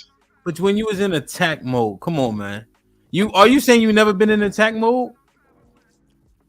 But when I was younger, like in high school, but after that, there was no need for me to do that. Right? My energy, my swag it spoke for itself. The way I look, what I know in my mind, how I smell. All I gotta do is just sit there, make sure I'm in the spot where everybody can see me, and they're eventually gonna come up. Baby will come and she sit down right next to me. Right? I sit there, I sit my little old fashioned on my Jack and Coke, and I'm just chilling. I'll reach over real slow and like, excuse me, can you pass me a napkin? I know she's smelling my cologne. Hey, I know she's smelling it. Yeah, absolutely. And then boom, I get my drink, and then pow, her neck turn, and then boom, she say something. And it's on from there. Kasim, simple as that. Kasim. The cologne game is real. Yeah, bruh. Oh, okay, fine. I got the coroner behind me, man. Put the bodies in the back. Wee. Y'all niggas just who you think y'all talking? I get it. I get it full effect mode. It's a rap, man. It's a rap. Who y'all think y'all talking to? It's a rap. You gotta go to though, don't you? Behind it. Put the man. in the back, boy. Yeah, bro. I get in full effect mode. It's fucking over. Yo, over. See, they making it harder than it actually is. It ain't that hard, man. Listen, man. Y'all niggas, who y'all think y'all talking to, man? You. You don't even know how to play spades. You gonna tell somebody else about that game? Get out of here. We not letting Yeah, that one wait. go. You don't know how to play spades. World class Go, out of here. go hit the We gym. not letting that one go. Yeah, if you don't know how to play spades, go hit the gym, man. Get out of here. I Go want to learn. know what your go-to Go learn is now. and get back. Yeah, you don't know how to play spades, so That's a fact. you're the lame in this room. Now I'm saying, hell, you kind of you lost a few points when you said that. I ain't gonna lie. You can't play spades. You the lame in this room. You know what I can say, Hap? I know how to play spades. You want to play? Exactly. I can play Tom. I can play Wiz. Oh, see, here's the thing about that. A real one They will be actually- like, yeah, I play spades too. They actually want to teach me how to play spades after that. Mm. I don't know how to play no card games at all. Hey, So- you never learn. No, I was outside. I was outside. I thought you was I was inside. outside too. I still learned how to play spades. I was outside, outside too. Mandrell. See, Mandrell, if you know, you know. You know what I mean? But Now everybody was outside. Everybody outside now. Everybody be outside. Everybody know how to play spades. Everybody, yo, Hey, spades is Everybody got a outside body. game too. Everybody had three. I just never found that shit fun. Just sitting down playing cards. That shit boring to me, man. But hey, him to be honest though, how your mentality is, you would be right up in there because you like to talk shit. That's what spades about, pretty much talking shit. Yeah. I just I never played beer pong. I just never had much interest in. I don't know. I just AT, you got I'm definitely about to report this channel for fake news right now. This is serious, bro. bullshit. A lot of people, I got a block This on is that. bullshit. I wish somebody from I'm seriously. I never played none of that shit. Big dog, I swear you said you did a stretch before. Yeah, but I never played beer pong. Now I'm talking about, but you ain't get down with the spades at all. No, hell no. That's You don't like never play crazy. cards in there. You crazy, man. Shit. How the fuck was you gambling? You ain't gamble? Nah, hell nah. Shit, nigga. Hell nah. That you had to stay up out the way. Niggas be Absolutely. nah, I played basketball and I went to the rec. That's it. Absolutely. In and out, man. Well, look, don't feel bad though, because to be honest with you, right? I'm gonna keep it a buck with you. And my family, the spades talk, that's for the kiddie table. Right? Oh, hold on. What, real quick. I want to hit me. Trinidad T, come up here. We actually need a lady's input on this. I think niggas is capping. I think these non-funny niggas had a hard time getting home. I might not be the I wouldn't call it that. Here's the thing, Hap. I'm being as honest as possible. Hold on, no, I'm joking, Mandrell. But Beans is talking. I just hard. dropped it. I don't know her. It's another game called Bid Wiz, right? Mm-hmm. See, I agree with you. It's for the grown folks. I don't even know how to play that one. That's what I'm talking. How do you not know how to play Wiz, man? Wiz like this. It's just like spades. It's up when the person given the last card in the deck, they turn it over, and that's what the trump card is. That's what the trump suit is. So if it's diamonds instead of spades, it's the diamonds is trump. Mandrell, we don't give a shit about. Wait. What that say? Lord look like. UT look like he talk on speaker. You is a loud talking motherfucker though. That's a fact though. Yeah. DJ Rip just became a member. Oh shit. Appreciate you, my brother. Thank you for the lock in. You feel me? Lauren Mack with the $5 says Hamp look. No, read it. Hamp look like he would talk with his hands like a rap video. Dear Max, you wanna? Don't act like you can't read now, nigga. No, right. read it. Don't Does it got this going on here? Bullshit. You got this going on here? Lauren Mack with the $4.99. Oh my God! He do hand-to-hand puppy sales. Get the fuck out. Hey, all of a sudden he can't read. All of a sudden. All of a sudden. Oh look, man. Hey, Lauren, I hope you get an offender bender on your way home, Lauren. Damn. Hey, he was so happy to read. He was so happy to read mine. Now he was so happy. He brought my shit up twice. Oh, that shit is crazy. I hope she getting a fender bender, man. And see him. You got a woman. You got a woman like that. You got a woman like that, joking and stuff like that. that's the type of conversation. You roll with it. Yeah. But Mandrell, see, I don't know. Would that be a good fit for you to go back and forth with the wit? I don't know if that's one of your strongest. I love points. it.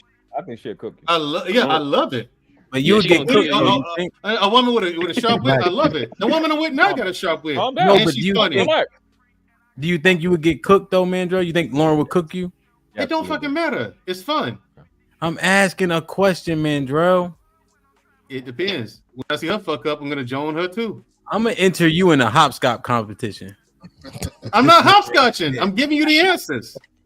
Can't y'all see it? I see this Mandrell just hopping back and forth. I'm not hopping nowhere. I'm giving you the answers. Do I think she you cooked think me she like would out cook roast you? me?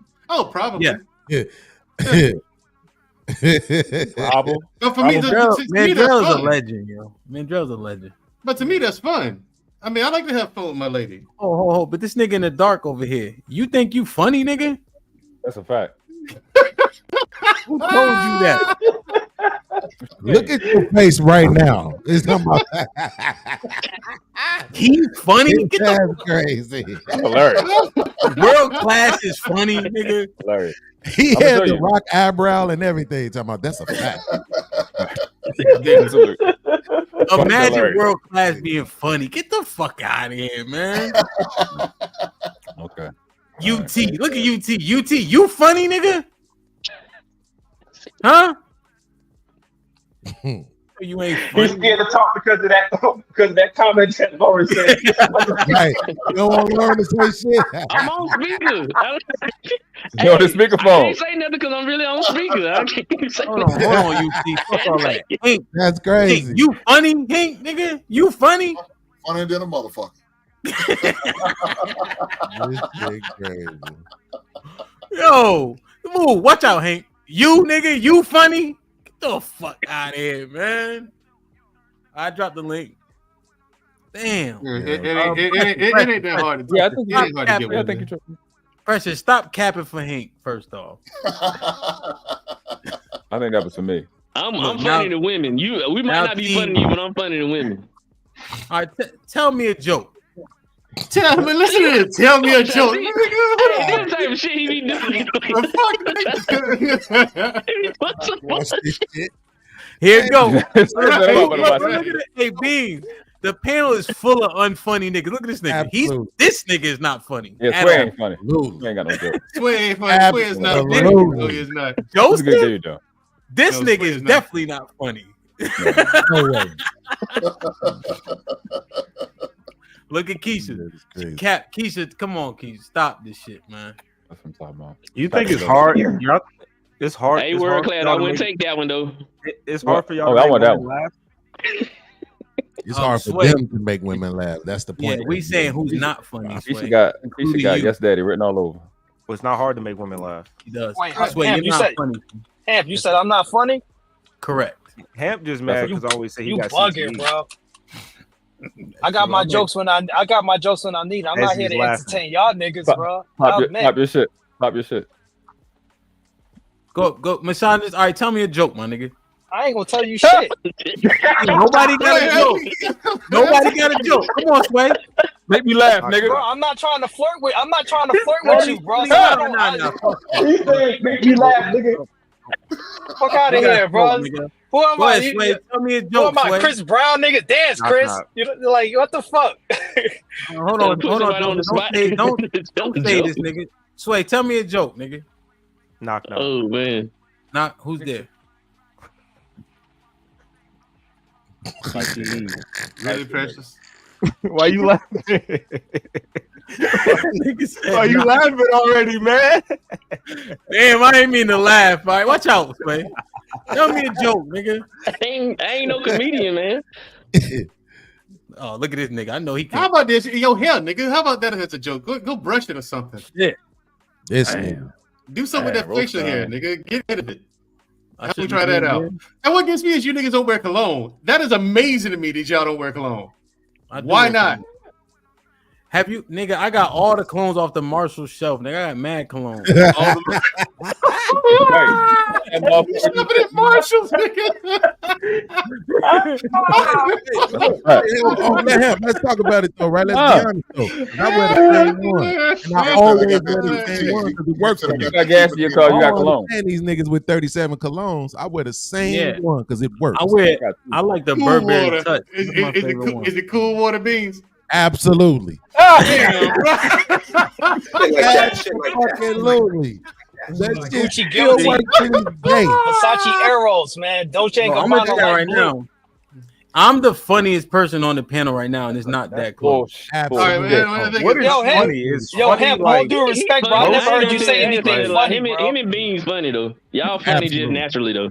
Hey, yo, Hemp, I actually never heard you say anything funny, man. You might have a little, you know, you might get a chuckle every now and again, but I never actually heard you say anything funny. I'm not on no hating shit. That just is what it is, man. You are hating. Ham, you're not telling no jokes. It's racism. I don't tell jokes. I'm just my delivery of information is funny. Yeah, so you like saying like that's for everybody though. Yeah, But you try to y'all get don't us to have tell a a good joke. delivery. You want us to tell a joke That's and not shit. true at all.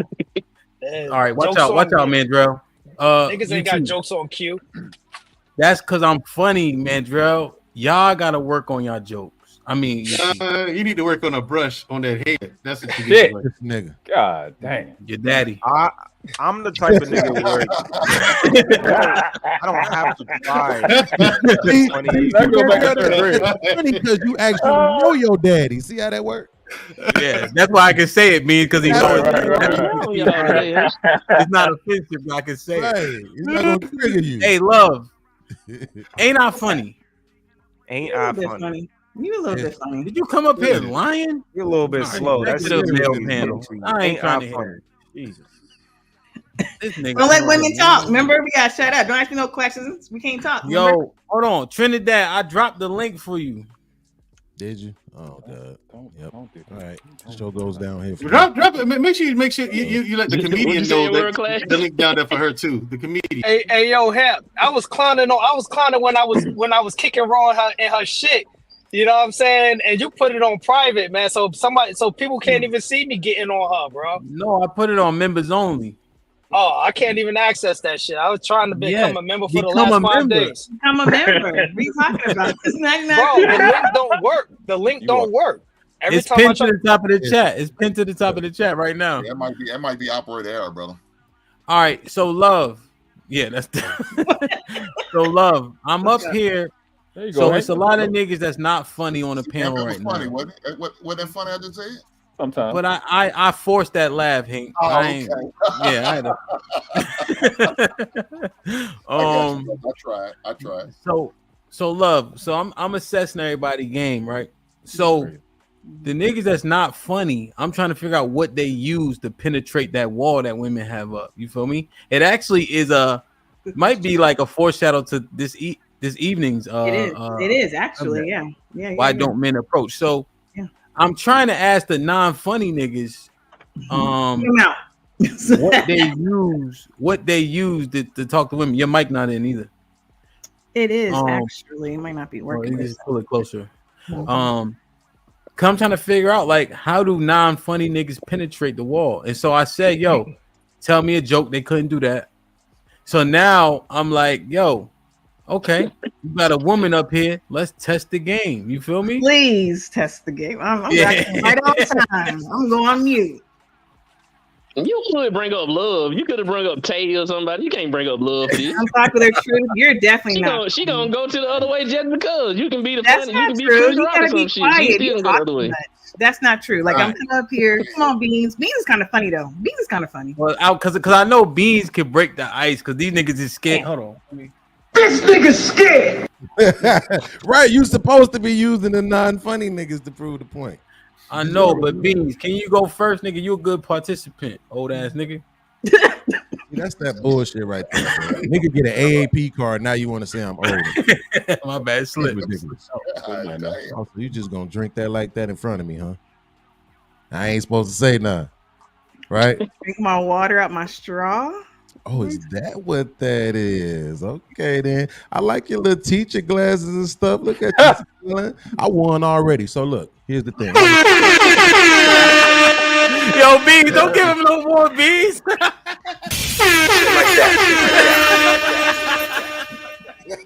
Oh, I'm shit. getting hot. Let me Alright. get off my sweater. I'm getting hot. Hold on. Yo, that shit worked like a motherfucker. Please warm me up. Come on. What's next? Who's next? All right, UT, don't let me down, UT. You a legend. I ain't never said I was gonna be able to say nothing love, man.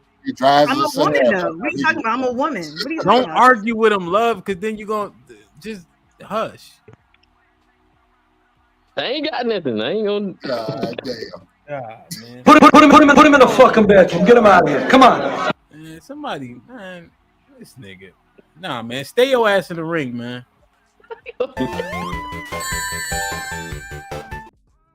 Rings out this nigga, man. Oh, somebody to tell a joke on cue. Like, come on, Sway. Oh, it's supposed to be me? Yeah. I ain't gonna lie to you. For the most part, I just be, and it's all dictated on the environment. I don't know what you want from me. Shit. Pull up on love. I ain't gonna lie to you. I have to want to pull up on love. I don't. Damn. That's not a just be. love. I just. It's a game, man. Go, Kasim. ain't no good game, man. It's I feel the same way Sway do. It's something. Everything's got to be. I got to be really. Beat it, Kasim. I feel like Beans just want to pull up on any decent looking black woman. Sway, you had your shot. I love You had all your of them. That's a spot. fact. You know what I mean? So he's in it. I don't see that for me. Absolutely. Nah, Love. Sway, you had your shot, Sway. Love Go is ahead. like you- an auntie. So How you doing, love? You good today? I'm doing good. Thank you, Hank. How you doing? You know, we in our familiar spot once again. You know how we do. Ain't nothing Beans could say or do about it either. Prove it. Just me and you. Prove it. You already know what it is. You right. You know how you talk to me real good. You right. You right. You got it. All the You time. already know. Hank, don't give him all your game, Hank. My bad. Right. Don't give him all Soon your as one of us would have said something like that, she would have been talking shit. Shit like that. Shit like that. Look, UT hating. Hank, he hating. He didn't want to talk to me. He wasn't interested in talking to me. Niggas already coming up here with a damn advantage, and they want to try to Yo, Hank. Hey, Hank, stop mentoring that nigga, Hank. I'm gonna have to, man. I'm gonna have to cut him off.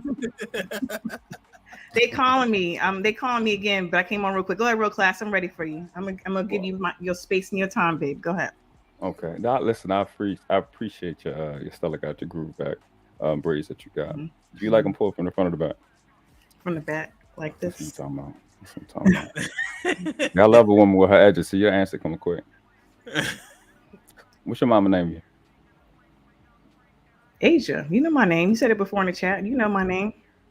But we role playing. I never met you before. I know, but I'm flirting with you. Come on. What you talking about? Okay. So I don't, you know what I'm saying? If you want some Puerto Rican bit. Damn, nigga. Don't let them get you up your square. If you want some Puerto Rican babies, holler at me. Puerto Rican babies. Babies, absolutely. So what? Put him in the fucking bedroom. Get him out of here. Come on. Threatening to get me pregnant? Supposed to get? I think that one. That's a threat, yo. I'm supposed to, exactly. What's up? Terrible. Listen, Hey, can you bring Ro up here? Bring Ro up Oh, you here. got something from my cousin? You want my cousin? That's your cousin? Like that ass. Ro's your cousin? Damn. Yo, Lawrence said Joe looked like he bathed his Uncle Cologne. Brute used to wear Brute. Yeah, you like a Brute or a Stetson type. Who, me? Yeah, Isaac Nah, good with man. 2,000. The hate is real. Dang. Nah, hold on. Versace Arrows, Gucci Guilty, Dolce and Gabbana, light blue, amber white. Nah. That's a whole paycheck. Lauren Mack with the $2. Now, you Beans act trying like to I'm put broke some- or something. My only I'm thing is just weird. saying, I ain't wasting my. He said Beans trying to put some paint where. And Lauren with the $5 said, "Young Sway look like he low key insults his dates and she fall in love. He say you know your knees ashy, right?" I like Lauren. She's I ain't funny. gonna lie to you. It's Lauren is I funny. do I roast use back that, and though. forth, but I'm more. What is it? Sway, you had your shot. Let Right, me and then try to insult us. I'm not trying to And holler then that try to love. insult me. Nah, we don't want to hear that shit. Like, that wasn't Nobody even gotta necessary. go. Can I address the That wasn't super even chat? necessary. No. No. What? The level of disrespect. No.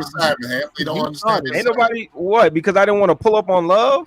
Yes, hold on, misogynist, because she gotta go. Go ahead, misogynist.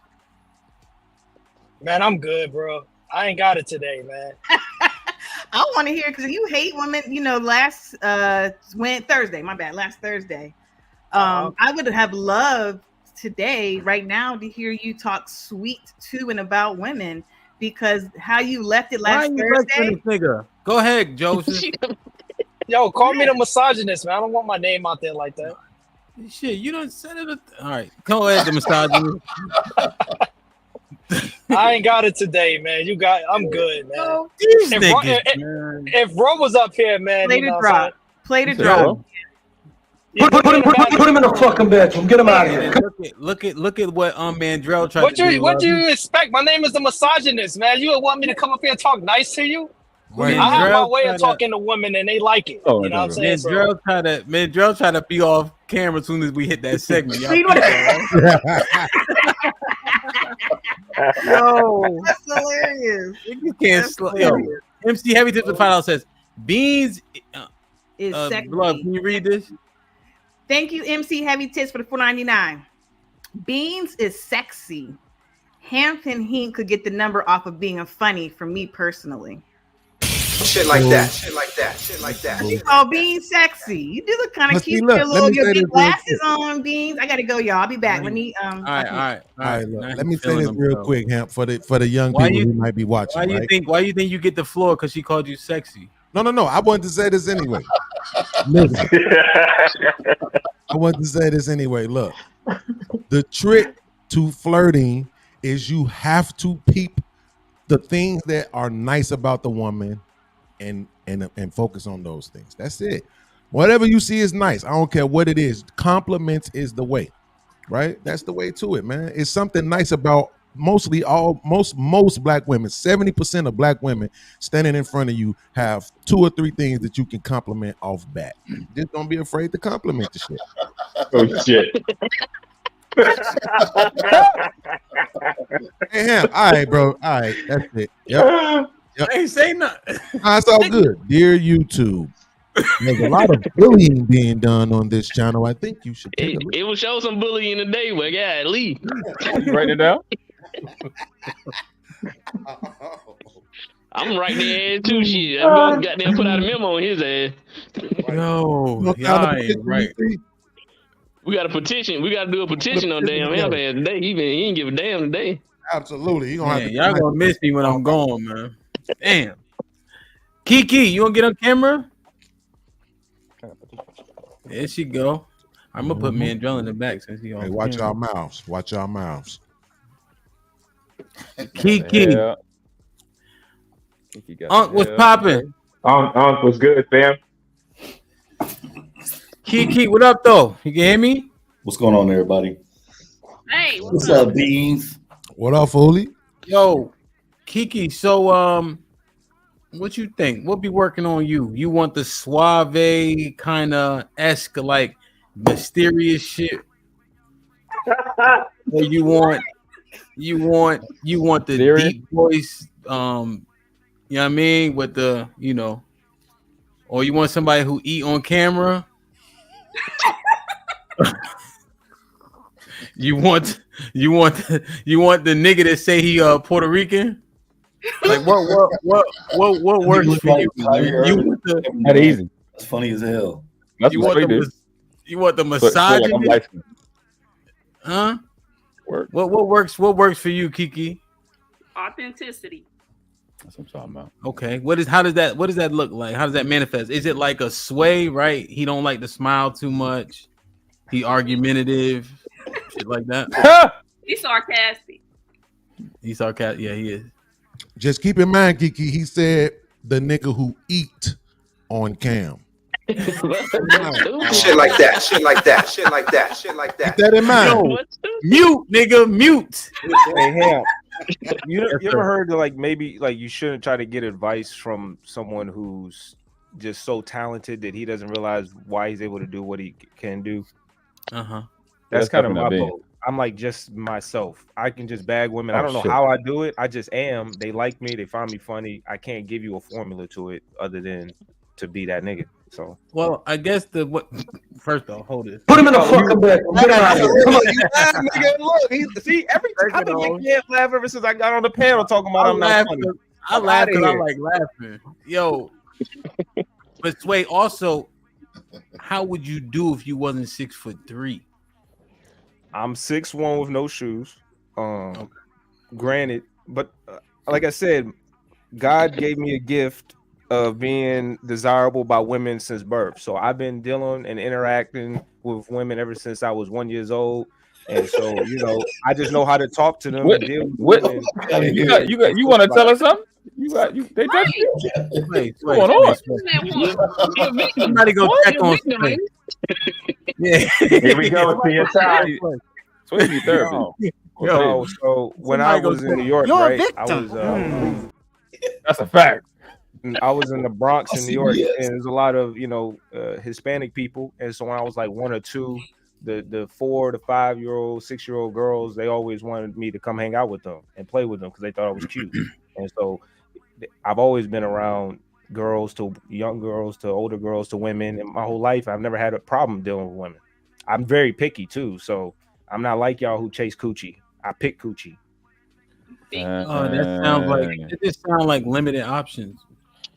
I limit my own options though. I do that on purpose. I don't know. I just hear that argument from niggas who don't be getting that much pussy. They be like, nigga, it's quality over quantity. I would say that too. Non-pussy getting nigga. I would say that too. I mean, if I wanted to fuck a bunch of 5s or 4s or 6s, like y'all niggas desire to, I could. But like I said, that ain't love for the 5s and all 6s the time.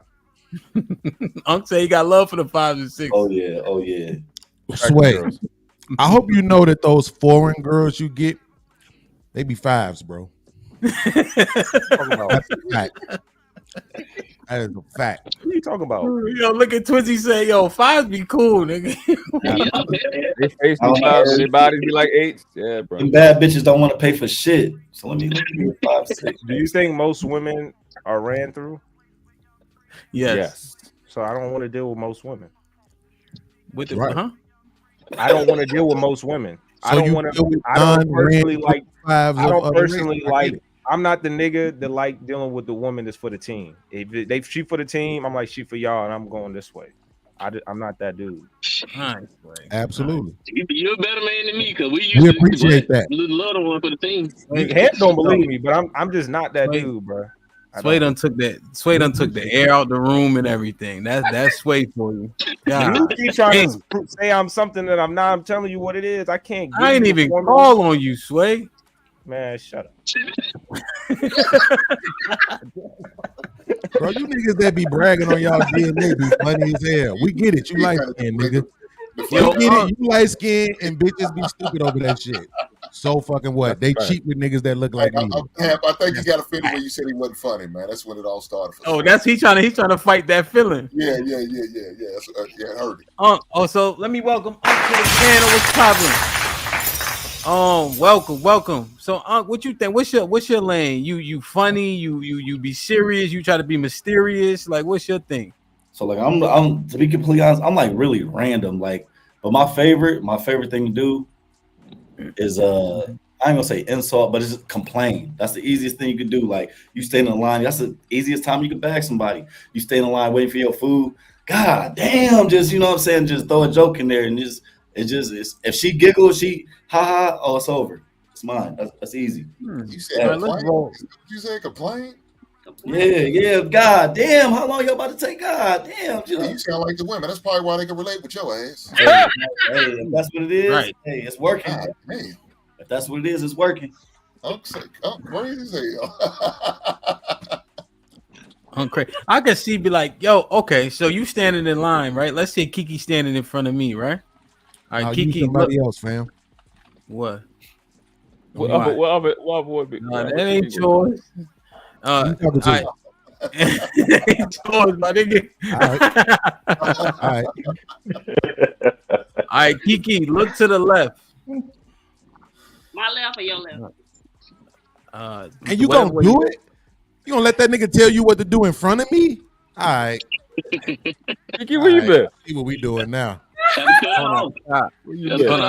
Wait, so Trinidad T is a female, right? Yes, absolutely. Yes, but Please, I'm begging. Irritating. Bring down I would the recommend. pound. I would recommend you slow down. You press the button to bring up as slow as possible. But I need to actually drop somebody. All right, Sway ain't on camera. Sway. Yeah, my girl I'm getting out, changed man. behind me right now. I got so shit I gotta I do, can't bro. be on cam. I'm If you want to drop me, that's fine. But my girl. That up, yeah, you might clear out the panel. Nah, I don't need to drop you. You good, Sway. If I need to, Trent. Oh, she just left. Yo, Trinidad, hit the link. I'm interested to see why they telling me I'm wilding. Really? You don't want to find out, bro. How many times I man. tell you certain niggas is lost cause, don't deal with it, don't take fight our it. word for it, huh? And every time, How many of us? you gotta fuck around and find out. Listen. We not hating. What I found, Trinidad, hit the link, mommy. Now, what I found out is y'all tried to say all this about Keisha. Keisha, one of my favorite people so far. Keisha the worst one. You like that toxic shit. Nah, because here's the thing. When I talk to Keisha, we have a dialogue. Wow. But you get that from all of them, though. You get that from all of them. You know what? because Hey, the only way you can learn. I ain't never had a problem out of Keisha. Yeah, I'm like, it's cool as long as they don't treat me wrong. I don't give a fuck if they fucking y'all up and being disingenuous. They disingenuous in y'all conversation, but when they talk to me, they correct and they honest and somehow can come to a conclusion instead of being circular and not telling to do a whataboutism. It's crazy how they don't throw whataboutisms to Hamp, but as soon as world class asks the same question, well, what about men and what? But that's easy though. See, this is what I'm saying. See, Hamp set a standard. No, he don't, nigga. They just dick sucking. They dick riding. That's all that is. They just dick riding. That's why. No, when they didn't have a reason, they didn't know who he was. But when you came over, he set a standard. He said, "Look," he say things like, "I don't want people to answer with some." Right? He don't just say that to the ladies. He don't just say that to niggas who he think ain't as tall as he is. Everybody. They don't give a fuck how many subscribers you got. None of that shit. Everybody is held to the same standard. So that's why he gets the cooperation that he gets. Hey, Beans, aren't you the same one that says that the angry mans or the Antons, they get a certain level of treatment because they are who they are in the sector that they're in? Dick riding. So this is the problem, right? This is the reason why So we ask if you can say it for them, I'm gonna say the same shit for this nigga Ham. They dick This is why riding. we ask you niggas how old you are. That's how you know you borderline making. That might be how you feel about Ham and how you compartmentalize it, but I don't think that's how they do it. Wait, if you heard what I just said, what's up? truly, you wouldn't even needed to make that comment. I'm telling you that the man set a standard on his show from day one. And I said, if that's how you compartmentalize it, talking about It's not a Keisha, no. compartmentalization. It's the same thing that we say about dealing with the women. Is that if this is what we saying we on from day one, they either gonna comply or they not, right? All right, He set a standard on his show, but what I'm saying is, Sway, he don't cherry pick the standard. He don't say, well, this nigga got more subscribers, so he could do what he wants to. No. Everybody get held to the same standard. That wasn't the reason why I said what I said. But anyway, let's get to Trinidad. I know that's what Hamp is itching to get to. You can see her. Well, Trinidad, can you hear me? Her connection is behind. Look at God. You got a skippy connection. When you do it, he might not be there when you want him. But he's right on time to interrupt that. Chill. Trinidad, can you hear me? Y'all mute real quick. I just want to make sure. Trigger, I got you. Trinidad, can you hear me? Let me see. Let me type it in the chat. I think she just want to show you her Eagles paraphernalia. I don't know why. Damn, nigga, what you got a degree in this shit? You be typing fast as hell. Yeah, I use So on my let me fingers. ask you. No, I can't. No, I didn't. No, I couldn't hear you. Can you hear me hear now? me? Yes, Can you but hear me? No, I didn't. Yeah, can you hear me? yes. Can you hear me? God is trying to tell you something.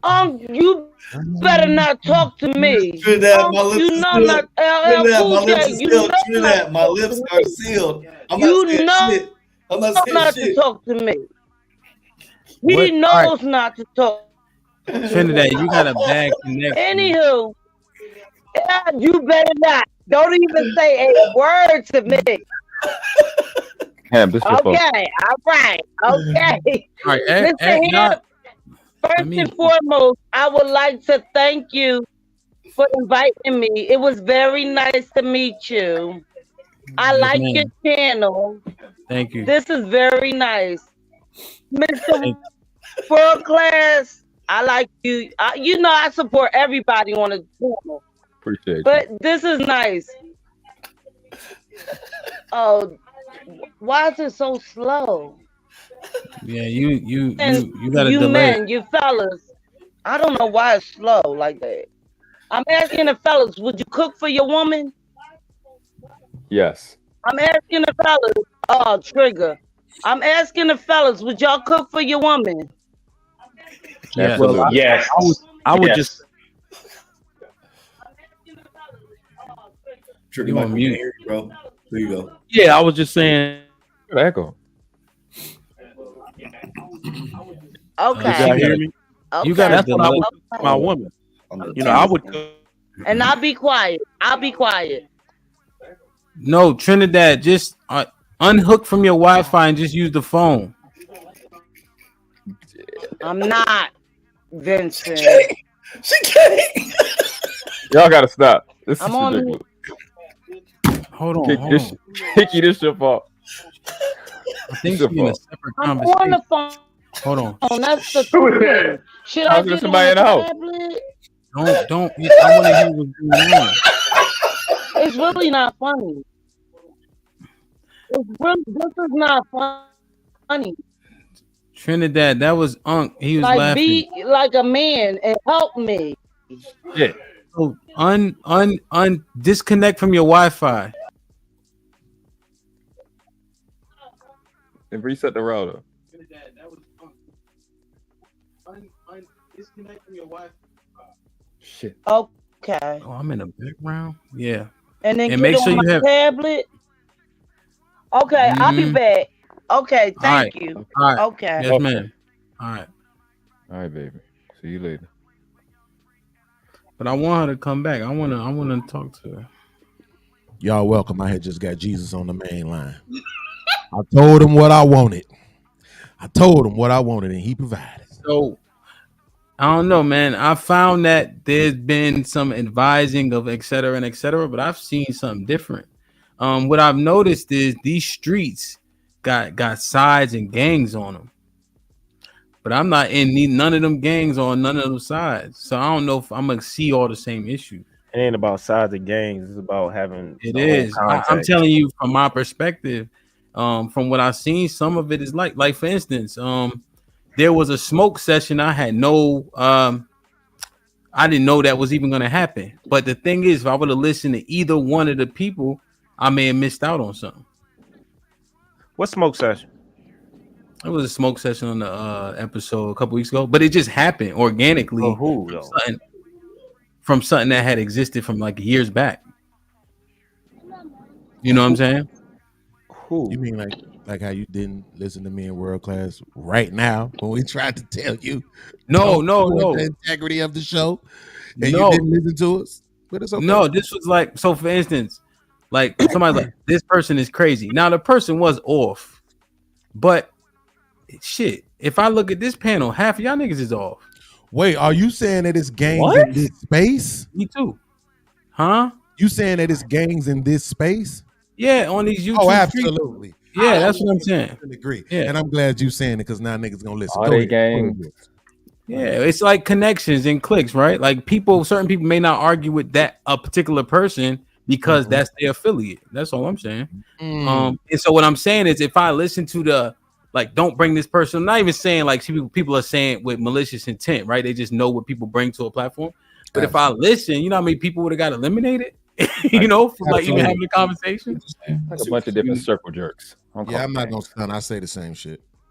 Yeah. All right. So Unc said he start argument. No. He said he complained in the line. Goofy. It just sound goofy.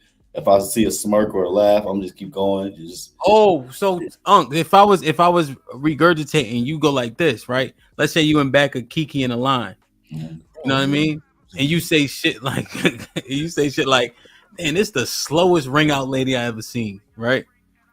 And she do a little chuckle, like she noticed what you said. Yeah. Then that might be a lane for you type shit. I know because as soon as you get a laugh, you can tell she's kind of sort of, she might be interested. Well, I know that's my stealer. I know that's my speed because she likes to laugh. There's some miserable people out here. She like to laugh. Oh, I got you. I'm a funny dude. I got you. Okay. See, this is why this is dangerous, right? I tell women all the time, you got to be careful how you laugh at niggas and how you say hi to niggas. Right? I agree. You laugh in the wrong way, or you say hi too well.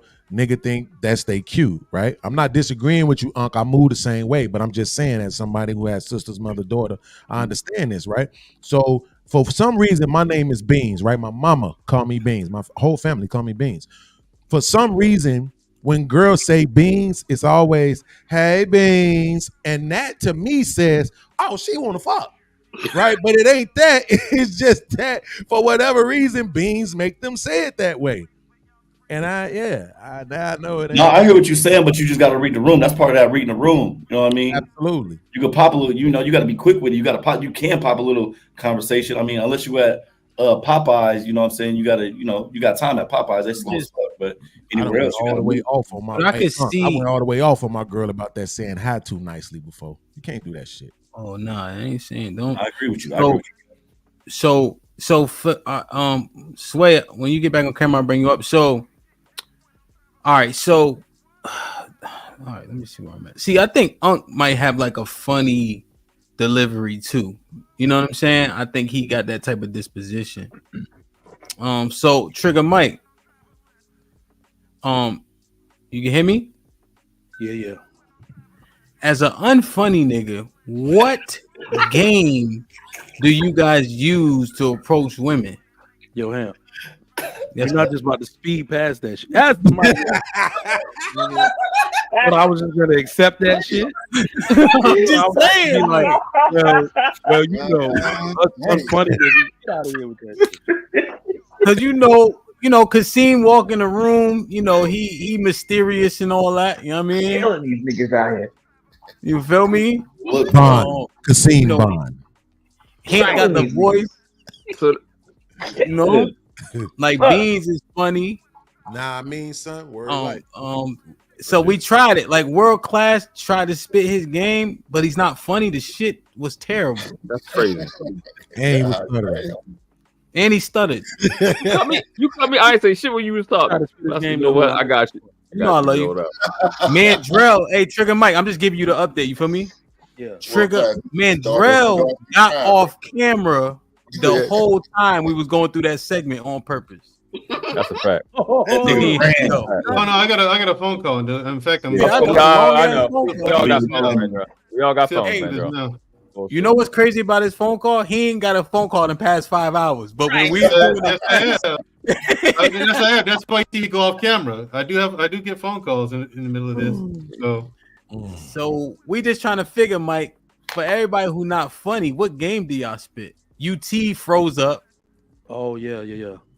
Well, I would have like dudes who don't have that type of thing. I wouldn't be jealous. You're not gonna get girls in the beginning. So what dudes can do if they don't have game, if they're not funny, and you look up to dudes like that, you could try shit like self-deprecating humor. So the worst thing I've ever heard, or the most untrue thing I've ever heard. Mike, hold your horses. What game did you use? Because you're not funny. So what game did you use to be successful? I'm corny. I'm corny. Now he called me a nigga. He ain't never called me a nigga ever. Nigga. Oh no, hold on. Let me hear him say that. Hold up. I'm corny. Okay. I'm corny. And the worst part about it is that people look at corny like it's a bad thing. You could be confident and corny. Like corniness is funny to like a lot of women. I'm not joking. I am not joking. Like I'm that dude. Like you'll mess around and call me corny and then wonder why your girl is sitting there talking to me half the class. You see what I'm saying? So if you're confident in your corniness, plus I'm African, so that shit is a different type of, you know what I mean? Yeah, that's a negative. I want the court to take notice that Hamp doing all this bullshit, but you ain't do shit. You ain't do some bullshit. You ain't do the shit. You on some bullshit. When you see you hop in the ring and do nothing, talking about man, sound funny. Nigga. All right, oh yeah, get some super chat. This is the competition I had in that ring. A Puerto Rican Baltimore dude is an insane combo. Can't understand shit you say. Love y'all nerds though. Lauren would have probably said Hank looked like he say watering hole instead of pond or lake.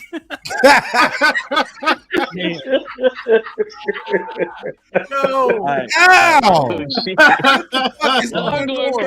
Lauren be working out in the chat. She be working out in the chat. Lauren is in her bag today. She is in her bag today, man.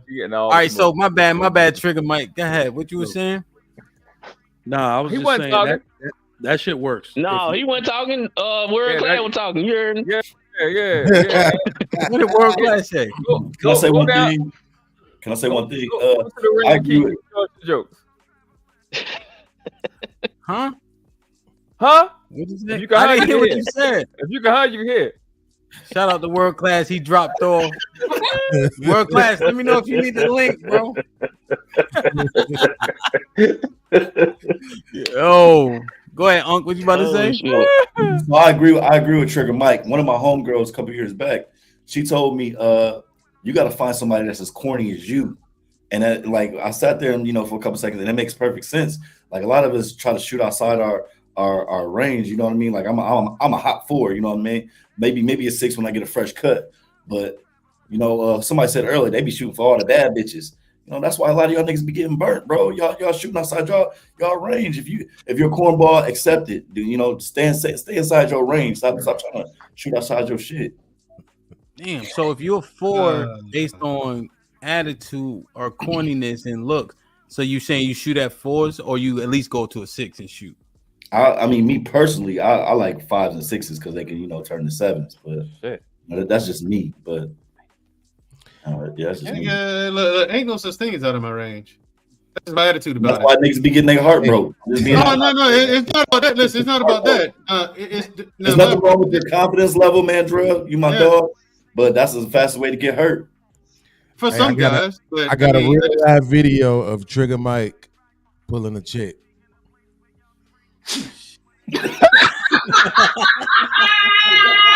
Oh shit. Stupid, damn it, man. I'm sorry, Trigger. I couldn't resist, bro. I gotta fuck with that. No, my thing is my confidence is up there, but I'm also a realist. But the thing is, I also approach things in a realistic fashion. Like, I mean, it depends on the type of woman. I like to watch how she moves first. I mean, I'm just not one to just go to the grocery store and see a woman I've never seen before. You don't have time to watch her move. Exactly. Then I keep pushing. I'm not impressed by your beauty. There's a pretty women a dime a dozen. I don't give a shit about that. Okay. Who are you? Okay, who are you? What's your next move? Huh? What's your next move? Outside of all that, what's your next move? Out of all what? Say you don't go by her looks or nothing. No, I mean, I'm not saying that. I'm just saying what I'm saying is I like to watch that woman moves first. I like to see how she talks. If there's no time or no opportunity to observe that, I just keep moving. So you peep her from the scene and then walk up to her. This nigga's scared. Unless, yeah, you have to. Again, that's a part of being selective. Y'all can be done and run. Y'all can be done and run to a brick wall if you want to. I ain't that guy. How she's talking? If you seeing her from you look and observe. But how do you know how she's talking? What do you mean? What setting are we in? Kiki on his ass. Easiest one, grocery store. She getting a bag of chips. You You see her, you walk past her. Oh, she looks nice. Yeah, then I keep moving. You said you observe and see how she's talking. Yeah. Right? Okay. Yeah. How do you know how she's talking when you observing from afar? You listen and pay attention. What if she's not talking? Okay, you keep moving. Don't worry about it. That's the one you let stay where they at. You might miss an opportunity. It's over with. Oh well. Oh well. No. How do you wait. How do y'all not understand what I'm talking about here? Yo, I don't wait. Before everybody Yeah, jump in, listen. What Unc just told him is what he actually does. Right? what When did you Unc think tell about me? it, because he ducking. If he don't get no type of signs, or if he can't see a green light, he ducking that smoke. Exactly. He ain't shooting. He ain't shooting like that. Because when you shooting, that's how you really going for shit out of your league. You just waiting for shit to trickle to you and all that. But there's no such thing as out of my league. I'm you choosing her. You No. avoiding I'm not it. avoiding. You Hold on, avoiding no. I'm not avoiding shit. I'm going after what I want. And Here's what what he I does, want though. is not necessarily just her beauty. I want more than that. Mandrell, And if I don't see that in you, hold on. If I don't see that in you, it's lip then service. okay, I keep moving. It's lip service. But when How's Kiki that just lip put you- service? I'm about to tell you. When Kiki put you on a hot seat, you didn't have no answers to a There regular. was no ass hot question. seat. What regular question? I asked, what setting are we in? Like It had to be a perfect place. It was Yeah, not it a had to be perfect place. It had to be It's a just book a place. club. Just give me a book club. But then that's plenty of shit to talk about there. Now I do get to observe her. in a book Perfect club. place. If I were to be honest, There's I no talk to perfect a lot place. of women. Mandrell, you already know. I talk to a lot of women. They don't want to be bothered at the gym. They don't want to be bothered at the laundromat. They don't want to be bothered at the grocery store. You picking up, you dropping your kid off at school in the morning. They want to be bothered. So what's the perfect place? There's The no club? such thing as there's no such thing as a perfect place. I don't go He to said you're gonna be clubs. missing out being a stalker, man, bro. And here's the thing. Here's the lie. thing. Let's take the gym for example, right? Because you They niggas, don't wanna be bothered, slow. motherfucker. y'all acting slow. I You ain't getting calling y'all flamed, slow, bro. No, I'm not. He's not even Unc saying got anything. you. Unc got you running. Kiki got you running. Yo, One of the I don't biggest know, trends. bro. One of the biggest Wait, trends he right now. got me. Wait, hold on. He's Mandrell. smoking me because. What he's Get up out smoking? of there, You say Mandrell. so? It is no. Because one of the biggest trends on Get up on out of there, TikTok- Mandrell. No, one of the biggest trends on TikTok and YouTube right now is chicks getting denied. They're filming dudes just barely looking at them. So now dudes don't even want to say shit to them in the That's gym. y'all. Mandrell, you just say you don't say shit. Hey, I didn't say that, dumbass. You just said you Keep don't. up. You just say that. And I'm telling you, they Hey, don't man, Joe, is this stoicism right now? You said, hold on. You said if you don't hear the women talking, you ain't gonna go up to them. Oh my god. No, here's the thing. Let's say there's a chick in the gym, Oh, shit. and I like her, and I'm curious. And let's say there's a lady in the gym. I like her. I want to go talk to her. I will go up to her and talk to her about what she's doing, which is the exercise. Now, if she rejects me, then or gives me or something like that, then I just walk away. Or if I'm at a grocery store, she picks something You up. just said you wouldn't do that in the grocery store. Oh, God. I tried to give him a scenario. I tried. You tried. just said you What was wouldn't do this- that in what the was grocery this- hold store. on. So Hey, why would you do it in the grocery gym? store is a good place to talk to Grocery women. store, she getting a bag of chips It's a off good the place to shelf. talk to women. Yeah, you talk to whether you talk to her about the bag of chips, or if there's nothing there for you, keep moving. How many calories are in 12 Mandrell, this No, shit we don't ain't talk about working. that. Hold on. You not? Did you listen to what you said? Yeah, I did. I know You what I listen to mean. What Why you don't said you? then? You said that if the woman's not talking, you gonna move on. That what you said when the grocery store thing. Now you saying when you go to the gym, she working out, you gonna. If that bitch staring at a bag of chips talking to herself, I don't think I want her number. I'm just being honest. Mandrell, you know you hit rock bottom when you got UT Crazy and Unc as man hell. trying to give you goddamn Definitely advice on shoot my women. shot at her. You hit He's not all trying the to way give me to the advice. He's goddamn not bottom. giving me advice at talking all. about? I mean, why he's not following me? I don't understand. Hank, I don't know. Hank, hold on. I don't know what you got against me. Every time I go to talking, you got something to say. Why? I don't even get that.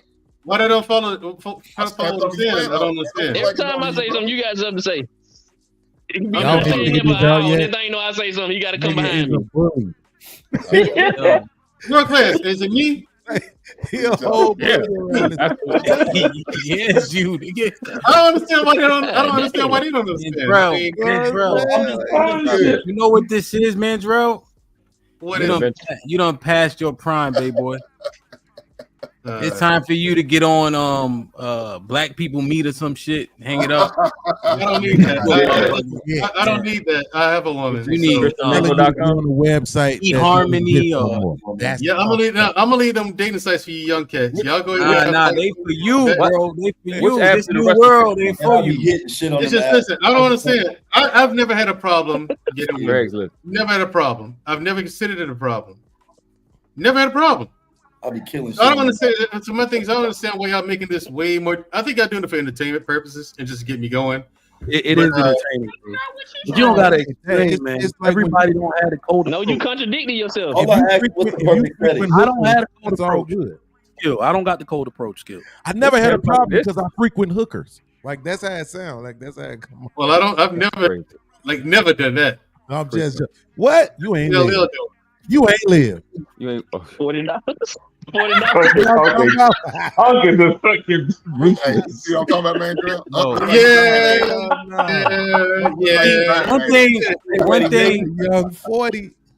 One thing I like about Unc, he ain't been capping about shit. I could tell, man. But Yeah, I think he ain't capping either. Yeah, okay, her no, absolutely. He's just absolutely. It comes with the trade. It was amazing. Huh? Hey, yo, Ham, I got a question for you, fam. Do you think it's important? You think it's important to always keep your game sharp, right? Even when you're in a relationship, because you don't want to be that dude.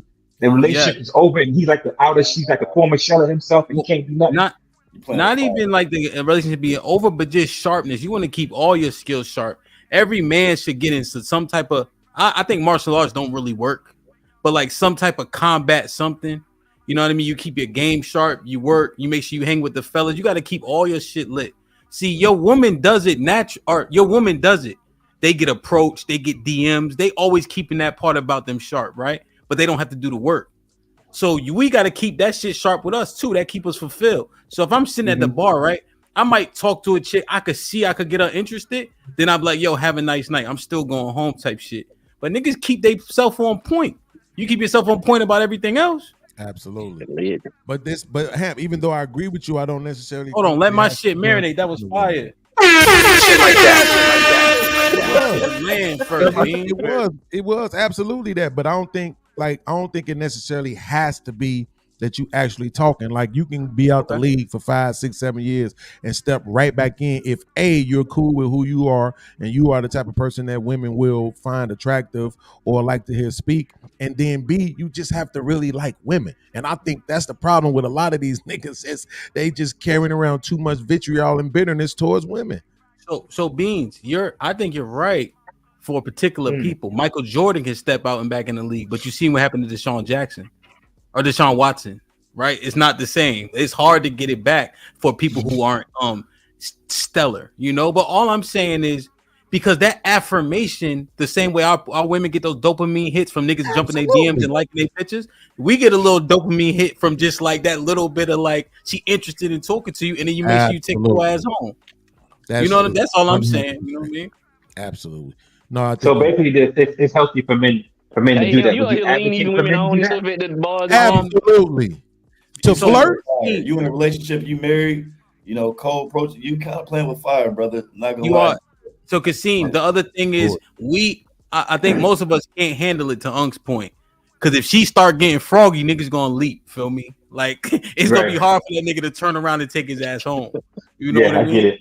But for me, so I'm always like, you know what I'm saying? So I'm working 99% of the time I go outside, you know, so it's customary, that environment, you know, but if you're not used to it, then I think to Unc's point, to your concern, probably chill out. No, but I think you make a good point because I was on the panel like a couple of weeks ago and this one dude was like, oh, Kasim, man, you can't, I don't know why you talking like that. You can't pull no young girls. I'm looking at dude like, yo, fam, all I do is work around 23 to 28 years old. Throw women like every day, like all like that's all I do, right? And I know if I wasn't in a relationship right now, I know I can get me one of them at that particular age. Because I agree with you 100%. It's important to keep your swag, you keep your game tight. You don't want to be that dude that's a former shell of himself, right? And then you out there and you whack as hell. So I get it. Yeah, that's all it is, man. You know what I mean? Like I just don't want man dress. Hold on, let me read these. Granville with the $5. Fuck all y'all on the panel and these hoes. And then T.O. was popping. Gremlin 211 getting curb stomped right now. Who is that? Who's that? Talking about me. Oh. Yo, just get it. Whoever got that landed on the keys to maintain it. You feel me? You do look like Gizmo. That is racism against Gremlin. This nigga ain't It shit. is. So y'all Yeah, gonna it have is. to savage sway. Y'all might have to drop somebody if y'all want. Damn. So what you about to say? I'm about to say something. I just don't want. Well, Hank got a chick pending. I got a chick. A word? Yeah. I've said that like 8 times. My fault. I wasn't listening. My fault. That's why you're right. And that's the problem. You don't listen. I listen well. No, you do not. You didn't know I had a chick, even though I said it repeatedly throughout the day. Nah, but I stepped out a little bit. Nah, I've been listening well. That's how I was able to dissect all your points. You feel me? You can't dissect them. You don't even understand them. Shit. Somebody's in there. You don't even understand them. I mean, yeah, Gerald, I ain't gonna hold you. It's been kind of easy to kick your ass today, pause. I ain't gonna hold you. No, it hasn't. I love you, but yeah, that shit like butter, bro. Yeah, It's you easy been to do that. contradicting yourself. Yeah. Man, Gerald, but everybody lose. Everybody lose once or 2 days. Can I make a comment? Yeah, people like you do. You can't keep up. Casino. Man, Gerald, you been getting your ass kicked, bro. You gotta admit it sometimes. I don't see it. Not today. That's crazy. I don't see it today though. All right, I figure. You know what? It's You got the right screen up. It's just no. What I saw today is y'all just inability to keep up or comprehend. Y'all too narrow-minded. Man, Drell, you was wilding today. Wow. I ain't gonna hold you. How was I wilding? Huh? In what way was I wilding? Pick a topic. I'm still on the. I still. I don't see it. I'll fuck with Mandrell though. I'll fuck with Mandrell. Damn, man. Okay, so Beans. What happened? So Trigger Mike said, "Lean into your corniness." And women, you can still be confident and corny, and women will focus on the confidence and not the corny. Right. That seems difficult. Not really. No. That's it's easy for him to say that because when everything stops working, he can just say, "But I am African," and then they assume he own a lot of gold or camels and shit, so they just come back and. I'm sorry. Here's the thing, though. I'm considered a corny guy. You know what I'm saying? And I've had women I dated tell me I was corny. I'm like, so. Yeah, you like the shit? You like my thing? Is the stuff I've introduced you to? You like it now? But so aren't you corny? Is that for meeting a chick or is that for relationships? What y'all talking about right now? Either or, take your pick. Either or.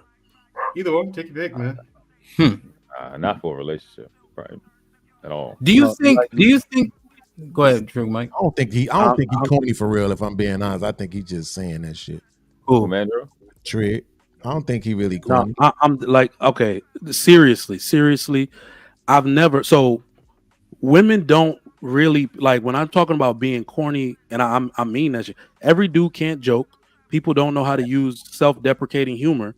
So all you got to do is say shit that don't make sense and really mean it, right? Because if you're laughing, they gonna laugh. And once you see her geek again, even if she's saying, "Oh my God, you so corny," you should be like, "Got her ass." Literally, a woman that's laughing. If you see your crush laughing at the corniest dude in the class, you better go holler at her because he gonna take her from you. Laughter is definitely the key. Let me ask a question though. World class. I don't see that working in DC or the tri-state. Do you see that working in a Baltimore? Like the particular environment, I don't know if it lends to that. Like if you corny, you're a lick. That's what, like you a lick. That's what I'm thinking. Like you corny, it comes off as naive. Yeah, that's how they're gonna take it. But that's why I think he's emphasizing the humor part of it, right? Yeah. Like you know, what I'm beans. You don't get you don't know what this feels like. But let's put it in a perspective. What feels like? I'm from Chicago. Not being, what I don't not know being what funny. Not being funny. Oh, that so part. so growing up, who's from B-more? Who's from B-more? World class. I'm from Baltimore. We don't call it B-more. You know, I don't know why I y'all went to do. college with a bunch of B-more and DC people. All right. And here's the thing: when you get around people that grew up a certain way, that act a certain way, especially like the real hood type of people, you can't be them at being that. Absolutely not. You literally got to lean into being something completely opposite of them. I'm not gonna beat. I was raised in a 2-parent household. Or I'm not gonna beat a hood person at being hood. So that's why I've never tried it. I lean completely into the other shit to provide an alternative. And the best part about it, just because I'm corny, don't mean I'm not competent. Because the funny thing is, when everybody see my ass get up in front of the class, getting the principal's list award, now it's that corny nigga with the Jordans on and the shape up that look just like the hood nigga, but he got some other shit going on. You see what I'm saying? So yeah, but what he asked me was in the environment we grew up in the environment that you just asked me about. No, it ain't working. Where you from? Probably, yeah, possibly. But what I'm telling you is I pull B-more chicks with that exact steez though. That's How'd it why work out? you gotta fuck with somebody that's just hella DC chicks. Hold on. How did that work out? Exactly the way I wanted it to. Exactly the way I wanted it to. What I will say, and this is why I use the term alternative though. What I'm saying is that they might still have a thing for you as the hood dude. They're just gonna develop a new thing for me, the corny dude. Okay, man. Also, so you the sneaky link, or no, or the husband. Either way. Either and way. the hood, so the hood dude is the sneaky link. He could be. Oh, let me ask you a question. Let me ask everybody a question. Sugar Mike, if you had to rate yourself 1 through 10 on physical, what would you rate yourself? Right now, Jesus Christ, 0. I'm shaped like a 0 right now. This nigga ain't shit. This nigga right here, boy. This shit full in the back. I'm joking. What would you give yourself, Mike? 3. I got broad shoulders. Unc, you said 4, right? Yeah. So I gotta get Trinidad up here. She's trying to hit the link. I gotta see what y'all talking about. You don't. I don't think. Okay, go ahead. I mean, y'all got. It's the me and Daryl Long situation all like over that again, shit, man. Absolutely. I never met her, so I've been dealing with Mandrell for 5 hours. I ain't saying about that. We were. I've been told you dropped. We literally wrote. We've been saying about that too. Mandrell been bothering me for 5 hours straight. Nobody said nothing. Listen. I don't see why y'all have such a low. Y'all talking shit about me when y'all the ones with low opinion of yourselves. You sell 3s and 4s and shit like that. I don't understand this. And y'all got me talking about me. Wait. Yeah, right. And these niggas on wait, now hold on. And y'all niggas on the pedal admitting that you ain't shit. Hold on. Marine life. So Mandrell can go. Because I'm curious what Mandrell got to say. Go ahead. Talk your shit, Mandrell. Y'all niggas up here talking about Mandrell, what do you Mandrell, what do you rate yourself? Mandrell, what do you rate yourself? He lifts 700-pound tires. A solid 8.5 out of 10. Stop it. Don't be mad. Don't be mad. Confidence, ego talking, or is that your realistic? No, it's not ego. It got nothing to do with it. Is that your realistic? It's a fact. At 8, you have to have like a 12-pack, my nigga. Where's the nigga lifts 700? He lifts 700-pound tires. That's your confidence. Not your ego. Your confidence. You just rated yourself at 8. Did you hear what you just said? I did. Hold on, and I meant it. We got chicks that look like Lizzo rating themselves like 8. So That's some fat broads. You see what I'm getting at? That's some fat broads, not me. Hey, Ham, you asked about body shape, right? Where you have to let them You have asked it. about body shape. Yeah, And what I do is what you rate Mandrell? What I do is stay in shape for a living. So you got a 12-pack. Yes, my obliques showing everything, my dude. Come on. Don't fuck with me. I'm not about to ask him about it. You're about as fat as I am, brother. Uncle want to see it. Uncle want to see it in a minute. Yeah, let me see it. Mandrell does that for a living, man. All right. It's hard to comprehend everybody talking. Let me ask UT, what you rate yourself? 7. Don't you believe it? No, I'm just playing UT. World class, what you rate yourself? You get on it for talking about 6 right now. I need to get in shape. 6. Yeah, body. I got to get shape. Kasim, what you rate yourself? I would say like 6.5. I got good skin. My skin is good. On the melanin side of the game. And my teeth is like all natural white. Yeah, so yeah. Hank, what'd you rate yourself, Hank? You know, I'm a dime plus 99, motherfuckers. Fuck that shit. Fuck that shit. Fuck that shit. That's how the women answer, Hank. Beans, what'd you rate yourself? Yeah, how them women answer that. I'm just... Yeah, I give myself a 5. How Hank been acting lately. The stomach, I'm gonna be a solid 8. Though. Get the fuck out of here. You won. You what? We just doing body, or we doing that the total package? What we doing? No, just physical. Yeah. Yeah, that's what I'm saying. The body, right? See, people, I don't know, for some reason, people think I'm fat. I just have a stomach. But if I lose a stomach, I'm a solid 8 every day of the week. Ain't nothing to talk about. I ran a 4.5 in high school, so I know I can't get nowhere close to that. So my standard is pretty high. Damn.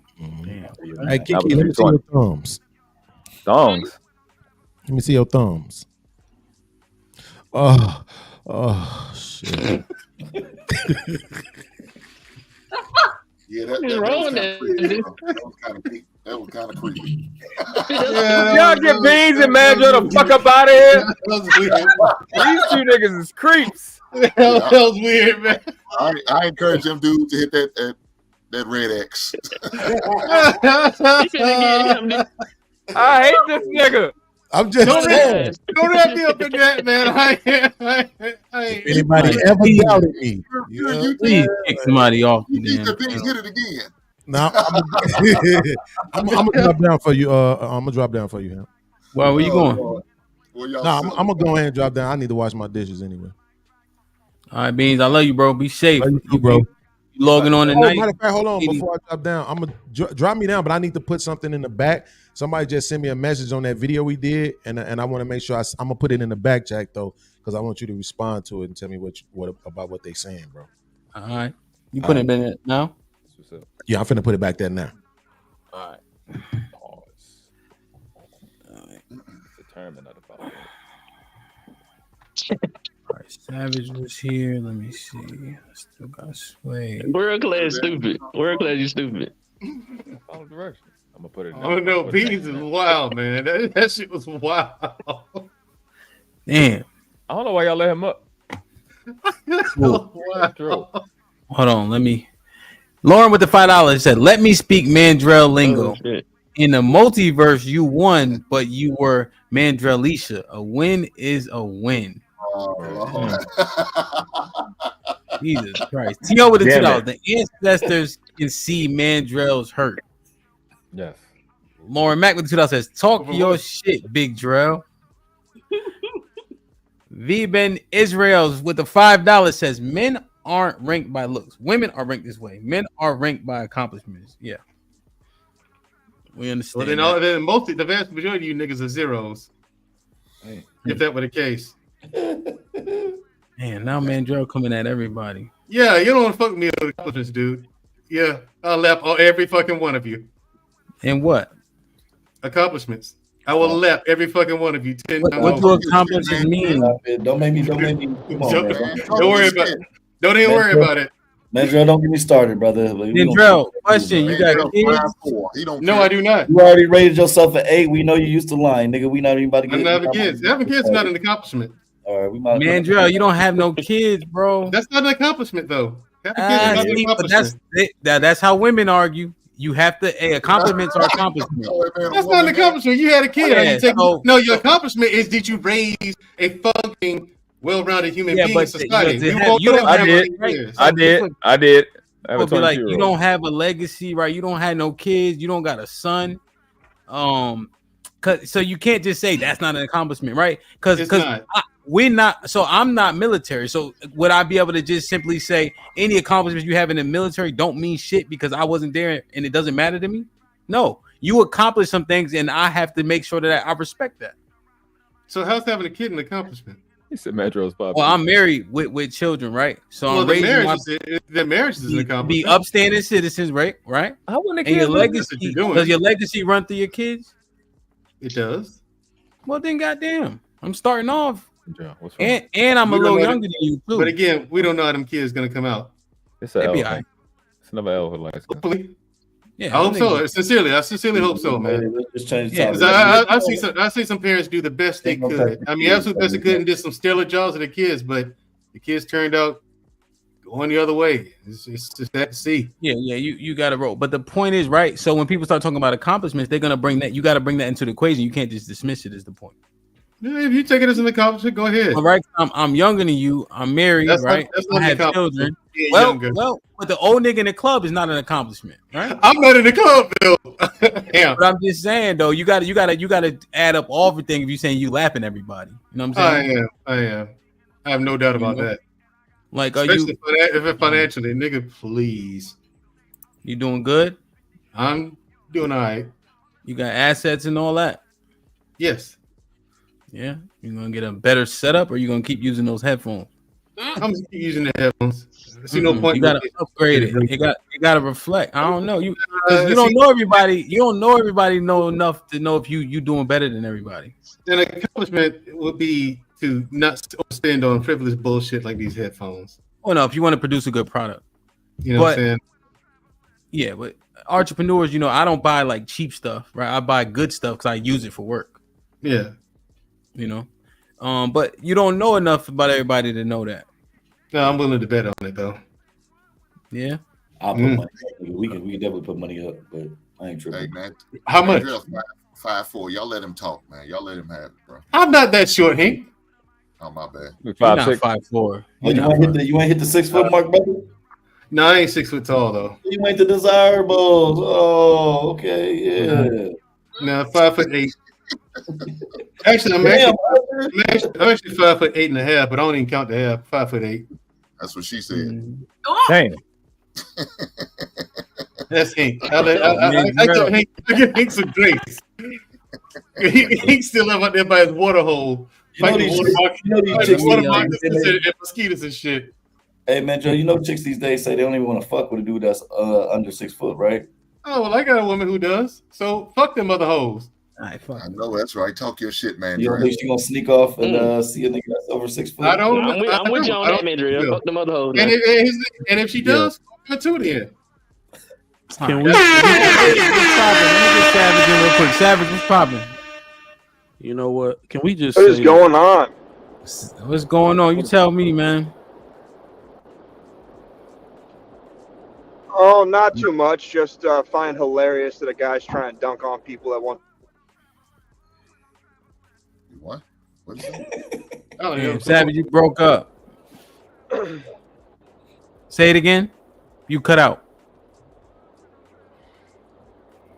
Savage, you cut out. That's a little crazy. It's hilarious. Savage. A guy. I think it's hilarious. A guy. Can you hear me? Yeah, go ahead. Can you hear me? Yes. I think it's hilarious. A guy that wants to talk to a woman about calories in the chip aisle dunk on all the other men on the show. I find that weird. What's weird? They brought it up. Who are you talking about exactly? He's talking about me. He's talking about chips. I guess. Andrew. Yeah, well, here's the thing. If you've been paying attention, they came at me with crazy shit. I just fired back. That's all. So they started it. Yeah, but when you, yes, sir. But when you're swinging that haymaker, you have to at least swing in the direction of the person that's swinging at you. Talking about your comeback being, I'll talk to them about calories on the chip bag. Like, what woman really wants to have a conversation? I never said I would talk to her about calories on the chip bag. Someone else said that. That wasn't me. I do remember hearing that, but those words did not come out of my mouth. I made that joke because you ain't talking about shit. You said you're gonna see her you supposedly gonna see her in the aisle. I'm just start talking to her. About what? About whatever. About whatever. You said she's already gonna be talking. That's how you gonna approach a chick. It could be about the chip. That's a cold approach. And see, there you go, Savage. I didn't say I was going to talk to her about the calories on the chip bag. That was you said you're going to talk to a chick that's already talking to herself. That's what you said. I didn't say talking to herself. You said yeah, you did. You said no, I did not. No, I did not. You said that. Go back and rewind the tape. We can rewind it. You took something I said and made it. That's why I made it a joke. That's why I made it a joke. You said you said you're going to talk to a chick who's talking. Like you can run off the flow of her talking. But if she's in a chip aisle, just minding her fucking business, she ain't talking about shit. Okay, That's why I made that joke. okay. Here's the thing. Here's how I know you're not following, and this is difficult for you. So I'll use layman's terms. Here we go. Here we go. Right. Oh God. Listen. God, Since you didn't pick up on this, I was talking about two different scenarios, but I left out that context because it's fairly fucking obvious that a woman's not gonna be talking to herself on a pile. But if we're in a social setting, a lounge, a gala, something like that, she's gonna be socializing with other people. Then I will listen to her conversation and listen to what she has to say and go from there. If she's on a chip out in the grocery. God damn. He done dropped this nigga. You keep talking, man. Because he just And lying. you shut the fuck up. Yeah. Huh? Damn. T.O. with the 20 ball. UT. Can I read the super chat? Thanks, UT. T.O. with the 20 ball. Sit your ass down for a few minutes and go work off that hurt. No eating after midnight. Wow. Yo, so Mandrell could come back at what time is that? 6:10, unless somebody pays his bail. 20 ball. Vin Ben Israel says with the $2. Stop worrying about black women want. Build yourself. Crown Reach with the $2. What up though? Salute Risky and panel. Great combo. Damn, man. It's hard out here, man. Question. They was telling me, a couple cats was telling me that it's easy talking to women. Y'all agree with that? No. No, Yeah. it's not. No. Yes. No, it's not. Yeah, it's very easy. I don't think There's a very small number of men who could pull that shit off successfully. It's definitely a learned skill. It's a skill, and not everyone has it. A lot of it has to do with confidence, how much confidence you have, and knowing how to read the room and looking at body language. It's a whole lot that goes into it. So it's something you got to develop with time. You say talking, you mean successful? What you mean? Just Yeah. holler at them, open your mouth, getting over the initial fear. Or what you mean? Yeah, I think you gotta. I think you have to win. I'm not saying you have to win all the time, but you definitely have to win. Yeah, you got to be in a position of dominance too. That's what. So if you're not like one of these Casanova looking dudes where you were just blessed with all the good genes, you got to use other shit to talk to women. Period. Always come from a position of dominance. If your whip is clean, then if she's sitting there staring at your whip, nigga, that's your opening. You know what I'm saying? You gotta wait until you're in a position where it's like, okay, she checking for me, I'm not checking for her. What? No. So how did so then you got very, very limited options. You just waiting for her to look at you. I'm talking about like going up to the group of 6 women. Okay, that's a tactic though. I'm drawing a blank on what it means though. So I wouldn't do that. Tactic where you talk to the women in the group to get to the one you actually want. That's an actual tactic. Well, no, it's like this. Oh. Is that easy? I won't say that's easy, but it's not. No, I'm saying like this. Like you go up, you speak to all the ladies, and then you make sure you speak to the one that you actually want. Like you point her out in the crowd of her girls. Yeah. I ain't never did that. Yeah, it's like you walk up to them and be like, "What y'all on? What's up?" Look at, make eye contact. That's not. So I'm different. That's not easy though. Yeah, I talk to everybody around her. The girl that I want, I talk to everybody but her. That's how I've always gotten that girl. Good tactic. That's a good tactic. But y'all gotta remember, no offense when I say this. Good tactic. Women get very jealous and shit like that. Wait, hold on. How's that? If you just meeting them, how's that a good tactic? When you gonna say it again? If you just not gonna talk to the one you want. It's just a strategy, bro. Let me look it up. It's a strategy where you're pulling. If you can pull the gaze of all the women around her, she's going to be interested in you, like the dude that has the attention of the other women. Versus you taking her out of the group and she feeling special. That gives her the power to reject you. Kasim, I figured it out. She jealous. What's that? What you got? That's what I was just about to say. A lot of chicks, it's hard to walk up on a group of women because they cock block. That's where that term cock block. They overthinking it, Kasim. They thinking they self out some pussy. They making it way too complicated. They worrying about the repercussions of their actions. God damn. That shit really just fucking. That's why I said it's what's easy. happening. Just take shots. Just say it don't matter. Well, I don't know if it's easy. Like I still, if I'm growing up super good, a group of 6 women. Yeah, that shit is not easy. But you just said I'm gonna take a deep breath and I'm gonna go though every time. Like if I need, you know what I'm saying? Or if I see I learned that at when I was at Fort Campbell, Kentucky, when I used to go to the NCO club. You know what I'm saying? The girls came in packs and groups and stuff like that. You know, so you had to go over there to those group of women and shoot your shot, right? It wasn't like something that, you know, especially if you was a lower ranking dude, you had to go over there because the other NCOs, you know what I'm saying, that would come in there, they would just take you out, you know, so it's something that you got to develop, man. But both strategies work too, Hamp. So we got to remember every single strategy comes with a trade-off. Hamp shoot his shot at every girl he want to shoot at, but he also get the stamp of, man, this nigga talk to everybody. Like that's what girls be like. You see what I'm saying? I'm not special. He just be talking to everybody. You see what I'm saying? Every dude that has a certain way about them gets a stamp. So I was afraid of that stamp. I ain't never want to look like the cold approach. Please. You see what I'm saying? Now, Big Trigger Mike, on that point, I had sex with a whole floor at school. I had sex with God damn. Yeah. You was a football nigga, weren't you? You was a football dude. Yeah, that's y'all teams. But so I was winning. It was working. But what I'm saying is multiple approaches work. So I know that approach works. But so here's the interesting part. We gotta break it down for everybody in their individual strength. Football dudes get asked simply because they're football dudes, especially in college. That's the way it was. So you got to have a different approach if everybody don't know you, quote unquote.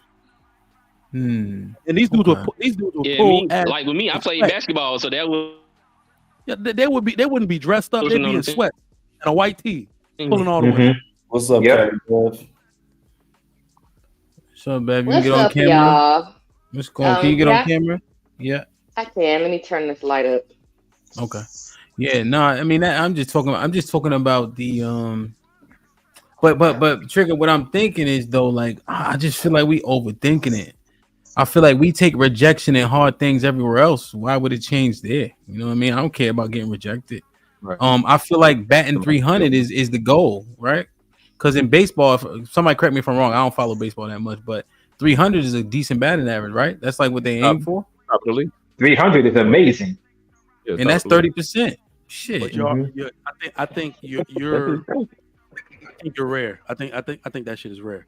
The dude that can get rejected and not care and keep going, that's rare. That's why most men shut down because of that rejection. Yep. I mean, what's up, Callie? What's up? How you doing? How y'all doing, gentlemen? What's up, Trigger? What's up, Callie? How are you? What up, Callie? Good, world class. Kasim, see some familiar faces. Kiki, I talked to you once. What's going on? Yeah, let me read these couple super chats real quick. I got you, All Callie. right. Just read these real quick. V Ben Israel with $2. Jeez, no clue what y'all talking about. Bad advice. We not giving advice. I think you might have just got here, so you don't understand the context of the conversation. We not talking about men building themselves up and then women to come. We talking about what we talking about exactly. We literally saying spit game, be successful or not. Are you shooting yourself in the foot, or are you doing the right things and rejection is a part of it? That's all we talking about. I'll go my bad. God damn it. My bad. I thought you was done. Yeah. I'm on my Kasim shit now. You see I'm being serious. I see. T.O. with the 5. Look how you got shit, to be honest. It's not hard. You just got to be ready for rejection and not take it to heart. Well, I don't think that shit make it hard though. The fact that you have to be ready not to take it to heart is what makes it raise the difficulty level. You know what I mean? But I understand what he's saying. Be love with the being a member. Shit like that. Out of the middle of the panel, I would entertain Kasim. He is well spoken, listens, and has presence that is different about him. Oh, fuck you too. Shit.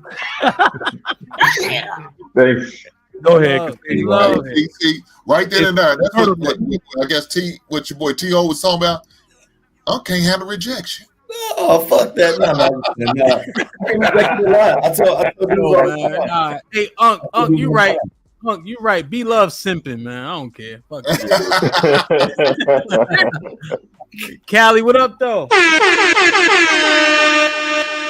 Yeah, just got off that overtime grind. But look, I clicked the link because Trigger Mike said if you want to talk to You got a somebody, job? talk to her friend. Huh? Charlie, you got a job? No. We got a little smoke. Go ahead, Callie. Give him what he asked. Yeah, I got a job. ready for Half the the next time battle. y'all see me online during the day, I be at my job. But anyway, look.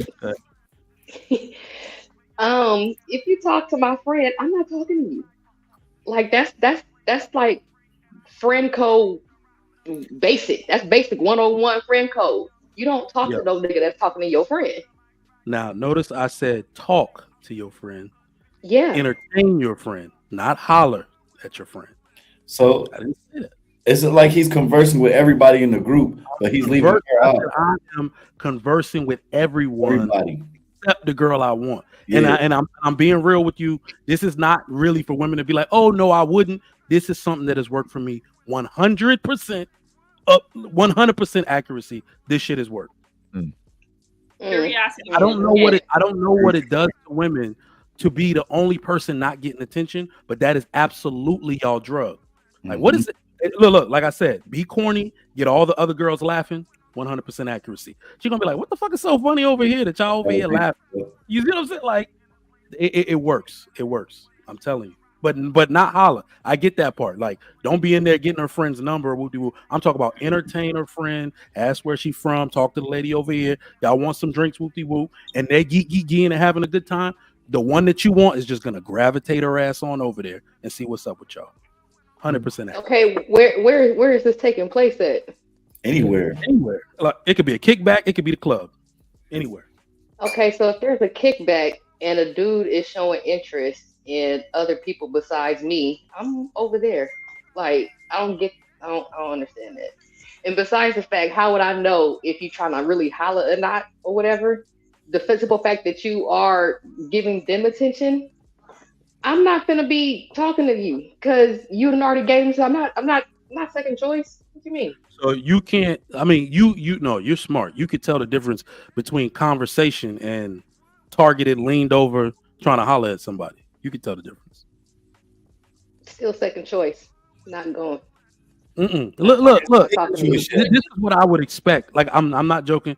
I would, with your conscious mind, I think you're talking about it. But what I'm saying is, this is almost. It's like we have it's like girls have a girlish quality to have attention from the center of attention. If I'm got everybody laughing in your group of girls, right, and everybody's chilling, having a good time, you will gravitate to just be one of the ones laughing too. That is my segue to now, because this is the part we haven't even talked about yet. That is my segue now, because I'm the one in the position of power to turn to you and be like, and your name is? You see what I'm saying? So now you're not in a position of power, because if I would have cold approached you and you felt like being the dominant one, you could have rejected me. But now that I got everybody else around you laughing, they're having a good time, and I've got the acceptance of your group, mind you, this is your group of friends who laughing at my jokes. Now I'm the one in position of power. Validation. Okay, so why would I not be included in the group if we're all in a group laughing? How would I not be in the group? Oh, y'all, you're overthinking it. Thinking about it too hard. I mean, I'm really not. This is like something that's like really happened in real life. A dude came up to my group or whatever. We're all laughing and talking. How would and I'm trying to merge the two scenarios here, right? How would I not be in the group if you're at my group? Okay, if you're in the group right there, let's say, if you're in the group right there, I'm making eye contact with everybody but you. There's a million ways to skin this cat. What that mean? Making eye contact with everybody but me. Oh. I'm making when I'm laughing or I'm telling a joke, I'm looking at her. Okay, so this is so is this under the assumption that she is feeling you? That's under that assumption that she feeling you. You don't know that yet. the girl is feeling the guy. No, yet, but I'm feeling her. No, but I'm saying the only reason why she would care is if the girl is feeling you. The most important thing is you're getting validation from all her friends that this dude is cool. No, yeah, but let me ask you this, Who cares? Wait, hold on, because that's not true. You being How many times I'm have really you talked not. to one of your, hold on? How many times have you talked to one of your married homegirls And when you ask her how she met her husband, she started off with, "Ooh, I couldn't stand this nigga." Not all women like their dude or like the dude they end up with at first. In fact, I'll say at least half of them don't. They were ready to reject him. He got on their nerves. They didn't like something about him. They thought he was corny. Then all of a sudden, somehow, he got in their good graces and they got together. So she don't have to be feeling me. But what I'm saying is she's going to want my attention. I don't like so what I think it is, and this is actually something that I think black men got to deal with the worst. Our women are extremely rude with rejection. You see what I'm saying? So if you give them any bit of leeway to have dominance over you, they're not gonna reject you softly. They're not gonna they're gonna reject you in front of everybody else. Oh, nigga, get out my face. That type of shit. So I when that shit happened to me, like in middle school, I said that shit not happening to me no more.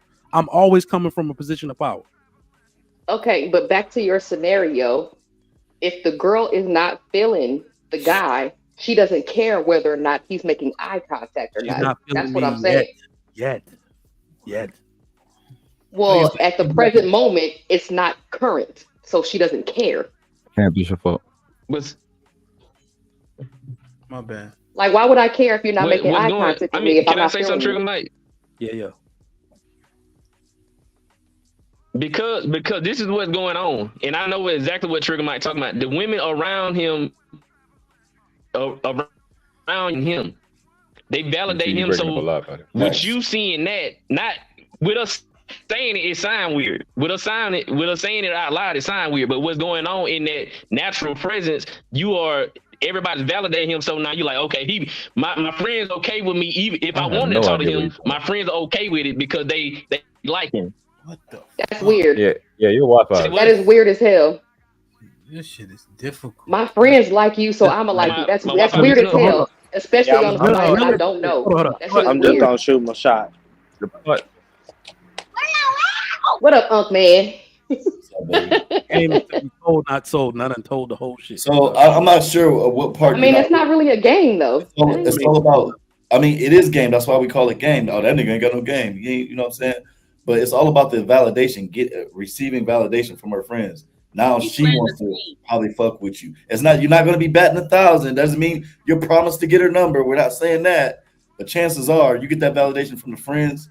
You probably gonna knock it out the park. That's all it is. Yeah, that's weird to me. It's just somebody. So real quick, DJ Hemp. Somebody said it's called the 11th man theory. I don't know if that's what it's actually called, but I did see somebody typing in the chat. I did see that too. Okay, so if y'all want to do research, I mean, it's just we're not the only ones that have heard of this or have tried it. It is the actual name to it, so we know it must work or something. No. Ignoring the chick that you like will work. I just don't understand. Yes. When you initially meet a group of chicks and just ignoring the one you want that first time and I don't understand how that works at all. Because when the fuck you gonna see it again? Yeah, this sounds like this seems like an environment where you have several different opportunities to see her. Okay. So I get the environment already. In that particular instance, you're doing all of that so you can have power when you ultimately approach her. That's what I'm saying. So you can approach her in that same time frame, right? But you're talking, you're asking a friend if they want drinks. You're like, yo, what's good? Like, who is this? Tell me your friends' names. What we all doing here? Like, that type of thing. And then by the time everybody get in and feeling you be like, and your name is. You're not gonna let her out of your sight at that particular point. You're just massaging the moment, but you're not giving her attention. And then you can literally go off with her after the fact. But I'm telling you with 100% accuracy, I've never been rejected by the one I actually wanted when I've used that method. I was paying attention to everybody around her. Then I hit her with and your name is, shook her hand with a smile. My name is such and such. Bless you. Was not ignoring her. Cali, that shit ain't working, huh? No, it's not. I think when people, like I said, when people saying it out loud, it sound bad. But when you actually in the moment, it happens. I don't see it happen, huh? Yeah, I've been in the moment and I did not care because I was not feeling that dude. Like, who cares? It might not been you. You might be the outlier. He's not talking to me and I'm looking over here. So, Callie, you've seen somebody try to use that. Is that what you're saying? Yeah. Okay. All right. Like ignoring the chick. Yeah, it wasn't nothing. We was all having a good time or whatever like that. He bought us a round of drinks. It was cool. But Okay, Yeah, he that wasn't is. talking to me. And Damn. So let me read this real quick. Yeah. Viven Israel tells us, "Wanna be zesty, drunk the what is he saying? That nigga drunk." But Callie, let me Hold on, ask you this. hold on. Now y'all had it back and forth, and I didn't gain anything from it. Okay. CO with the $5. Entertain the whole group, including the girl y'all want, and get them all comfortable. Then you go for the kill. Even if you get rejected, it's not awkward. Okay. Yeah. So That's what I think. That's what he meant. So Mike, this seems so involved though. It seems so complicated. It's not there.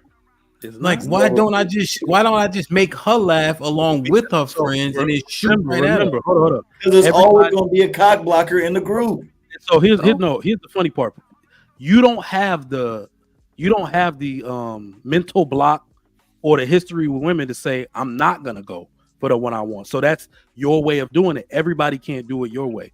This is one of the ways dudes who can actually talk and hold a conversation and enunciate and conjugate verbs. If you are able to be conversational, that's one way to get around the woman you want.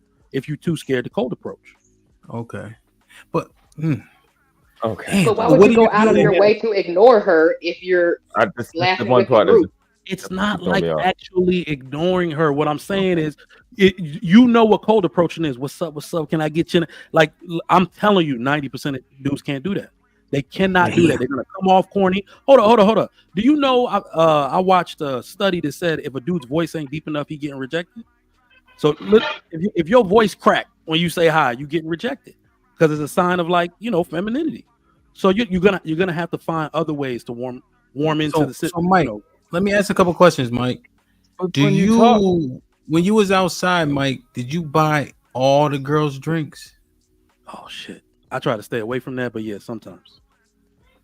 Okay. Can I say now, if a woman was by herself, what did you avoid those type of situations, or you look for lane? No, my bad. I'm usually in a group. So yeah, my boys, we bought drink, but I'm usually in a group of dudes when I do that too. So why wouldn't it make sense to like walk through the middle of the group, close to the one that you like, look her dead in her eyes? I mean, get this close. I'm like, what's up with you? As you walk by, stop with your hands in your pocket and rap with her. Wow. So here's what I think though. For the dude that works for, that shit gonna work. I think Kelly that Mary. I'm So you telling giving- you, you giving I that think thing more for most men guys. world class are gonna get rejected with that method. I large thoroughly doubt it. I dudes are gonna thoroughly get- doubt it. Because No, listen, this is why. This is why. This If is why. you're the dude that doesn't get rejected, it's gonna work for you. But Listen, for the this is dude why- that get rejected, that shit got a high rejection rate. Because we're both saying this is what'll help most guys, right? Yours require an understanding, mine's require an understanding. I'm talking body language, you talking strategy. If you have a chick, like if you walking up to a group of chicks, you'll see who making eye contact with you. Because you, however height, you look however, you know who looking at you. That's the one you go to. You put your hands in your pocket. What's up, shorty? What's up with you? What you doing? If you're trying to smash, what about if That's it's the dude you actually want? Can I say something? DJ? Either way. Yes, sir. Hi, ladies. What's up? It's just, But I don't know. I want this question answered though, and you could jump in. D-Town was popping. D-Town? So What's that, y'all? What's the look? everything's everything. So if you by yourself,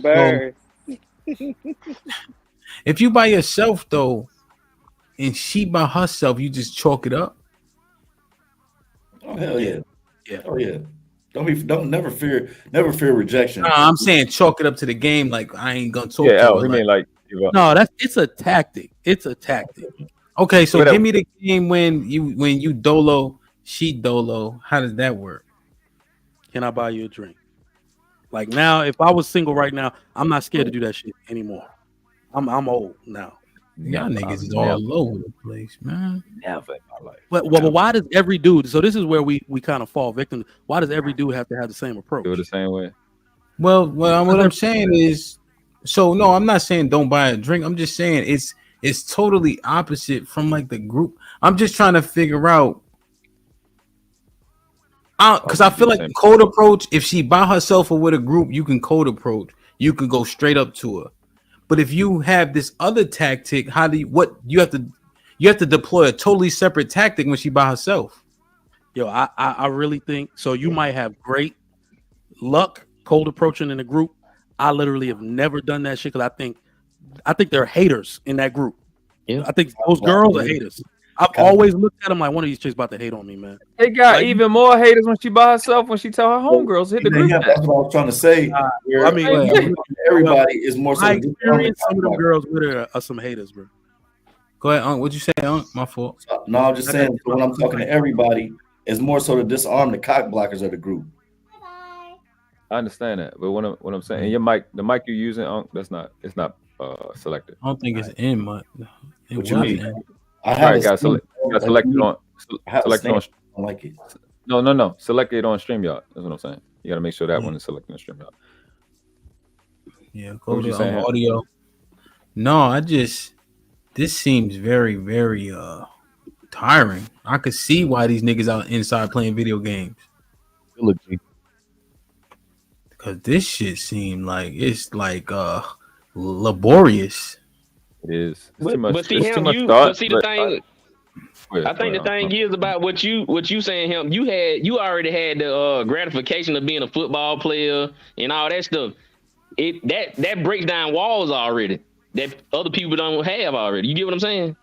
If I'm like, hey, I play football, huh? You can be like, I play football. Well, they probably know you on campus. You know what I'm saying? For you to fuck a whole flow, you had to know you known on campus. Shit like that. So that already breaking down a wall for the women, and they probably already wanted you anyway because they see the top football player on the team. Like in high school, I was one of the top 3 players on the basketball team. So that pussy was just coming just because of that. The wall was already broke down. If you never walked up to a group of chicks and it was like, ew, you probably wouldn't understand what they talking about. Athletes and dudes and fraternities got the most coochie on campus. Let's be honest. The nigga I see get pussy the most is the DJs. Them niggas, that shit different.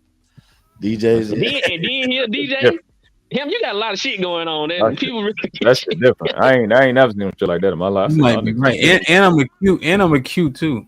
Yeah, you got a lot of shit going on. You can't even fathom what we talking about. You got pretty privilege, pretty much. You don't even see it.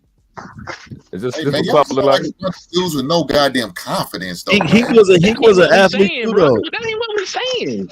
Ink was an I'm athlete just saying too, he got stuff that's going on that already broke down walls. You giving all these other dudes his credit, but y'all sound like y'all talking to yourselves there. I don't understand. I said I just said I played basketball. What are you talking about? Yeah, but I hear you, right? But I just don't understand. I don't understand why it's not the same approach. I mean, you just walk up to the group, to the one you want, holler at it, keep it pushing. Because my mindset, I thought it was a numbers game. Holler about 30, you're gonna get at least 5. Keep it pushing. I see why. Y'all gotta hold on to that woman because y'all ain't gonna get another one. Y'all game is sorry as motherfucker. It's not that we lack confidence; it's to increase your chances of success. That's just what it's all about. So what is y'all missing? What is y'all? What look, if you like a baseball player, you hit 300, you good. You hitting 300, you good. You're gonna get a 10-year, $400 million contract. Who cares? You missing the point though. Hank. No, I'm not. You got weak game. You can't fear rejection. I mean, it's part of the game.